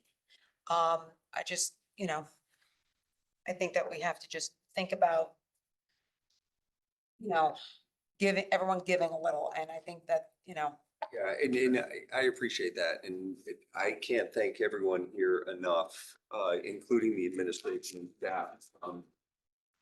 This, to me, this month has been an experience. Like I thought, we asked really good questions through all the discussions and hearings with the department heads. I think they came prepared. They did a great job. We started off a little rocky with the process, but we identified changes and this has been a good process, and I appreciate tonight a lot. Like, this has been open. very collaborative. Yeah, very collaborative. I wish Jim were here to experience it. Are you gonna brief Jim tomorrow what happened here? So tonight? my plan is, So we don't do this tomorrow night? I will show you. I've been typing. I'm serious. No, I typed. Tomorrow night should be, we should go through the budget and make our vote. I put a summary of every single thing. and I was typing away. I wasn't texting my kids. I was working. will clean the spreadsheet up, probably not tonight. I will clean the spreadsheet up in the morning. Before lunchtime, I'll get this out to everybody, including the staff. We'll ask Ben to double check my numbers. I will call him in the morning. I'm not gonna call him this evening because he has family. And I don't mean to be. Yeah. No, I will. So a couple of homework items. You're gonna inquire with someone on your staff is gonna inquire about the Kennedy Yes. Collective, right? Give them a chance. Yep. And then, if we have to do executive session for this 125,000 in the contingency, we plan for that. I don't wanna get into it now, but I think, to me, it feels like this, virtual, like, for the most part, we're right there with the exception of GIS, COO, and this contingency, which is kind of wild for us. But is everyone comfortable using $1.5 million of the 2.3 that remains in the debt service reserve? Yeah, I guess. I mean, that, to me, that, I don't want to speak for Jim on that. Yeah. Honestly, I would, Yeah, because we hate to think the number was Those are- $3 higher when we did talk. but my I point can is, get- those are the items we'll spend most of our time talking about. I will get. I agree. Yeah. And everything else should be relatively quick. I agree. I also think we're gonna have I think we're gonna have surplus this year. We because we have presented more everything. positions. We were all aligned. Yeah. And when we presented our argument, not like. Yeah. He wishes he could have been here, but I think he respected our ability to present on his behalf. Yes, yeah. Our pockets, that and our list as well, and because we were not, unanimous across our numbers either, but it's been a good process. I'll say this again, though. I am a little leery of using some of that 2.3 because we're not funding to maintain the 11.76, and that's without funding it. That's this number up here, the 2,200,001. Like, we're raising our operating expenses from 383 last year's budget to 401.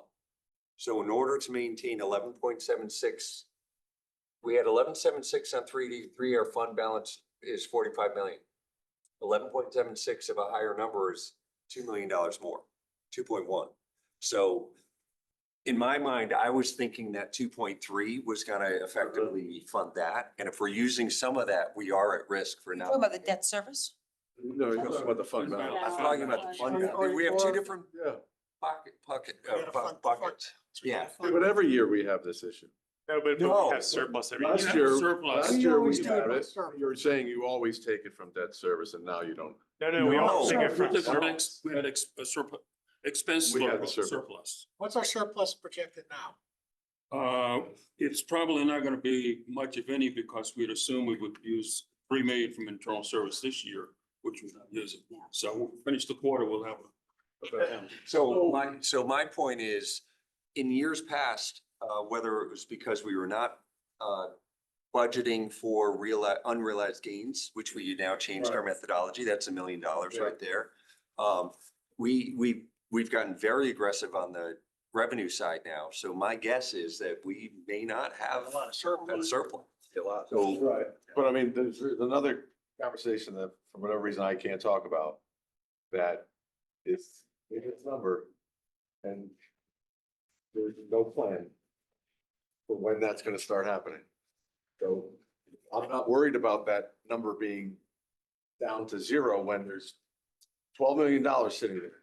you're talking about the bill. Yeah, well, I'm actually not supposed to say that, so I don't know where to stand it, like, I don't know why we can't talk about that, because it's like it's a huge number. You're worried about covering 2 million, I got $12 million. Yeah.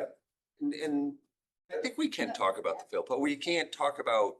I don't know what we can't talk about. We're negotiating. We're in negotiations right now and that's why we met in executive session to basically update on We this. can talk about it tomorrow. I mean, Yes. to me, We can give, Sounds like we're gonna have to go into executive session to kind of iron that out. I Possibly. would like to talk about that in executive session, Yes. because Was it- I've got an opinion on that. There will be a lot of people tuned in tomorrow, so we'll put the executive session first. And then, we'll come out and we'll be able to roll through it. Like assuming, like, I hear what you're saying. I want to understand it too. So assuming it's like the 2 million that we're working with, is there like, because what was Craig was saying there about fund balance at the end of the year, like, I'm more inclined to touch that debt service, the little dwindling balance now, if we need to make up, where people are wanting to get. Like, if we can't get an agreement on the COO, then let's like look at that. Because I mean, maybe after executive session, we're gonna look at the whole fund differently, feel like we have more flexibility, but just assuming we don't, that's kind of like what I think about it. And I don't have as much background as everyone else on why the policy was in place, but I do remember seeing the guy from Phoenix Advisors come and he puts up a Bar chart. and he shows, like, we're kind of at the low end of We are. other communities. They have like, But it doesn't matter whether we were on the low end or the middle or the high. The low end, we were AAA. we're still Still triple A. are. Fair enough, yeah. I'm not worried that Maybe just the fact that we these moves are gonna make us tax and have a high collection rate is all we need. double A, or, you know what I mean? So. Yeah, but in fairness, I do think that part of why we're able to maintain our AAA rating, even though we're on the low end of this reserve, is that even during COVID, we didn't touch this thing. And I understand your point. I'm sympathetic to your point, John, about, we should use this. It says we're allowed to smooth things out. And maybe that's what we do. We release some of this other pocket. But that's what we would have used to maintain 11.76, but we have to all be eyes wide open that we may get to the end of next year and not be able to maintain And that's 11.76. a way of smoothing it out. We're not gonna fund that for a year. maybe. As long as everyone's aware that that's a possible outcome. Yeah. To me, that's it's not an outcome that I would vote for. I'll put it that way. Like, unless we're gonna change the policy, I just don't think that's the way to do things. I mean, We can vote on changing the policy and we'll have a debate about it, but as it is right we're now. not going to change the policy tomorrow night. Yeah.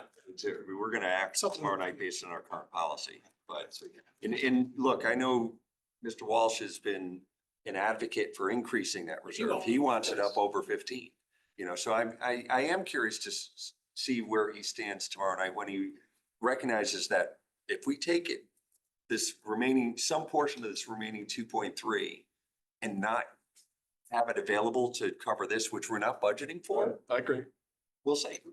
And I respect Jim. He's been on this board longer than you, right? He's our senior elder. I agree with you. All right, so let's, I think we're in a good position. Thank you all. Thank you guys very much. Motion to adjourn. Mr. Penley, seconded by Mr. Rock, all in favor. Thank you.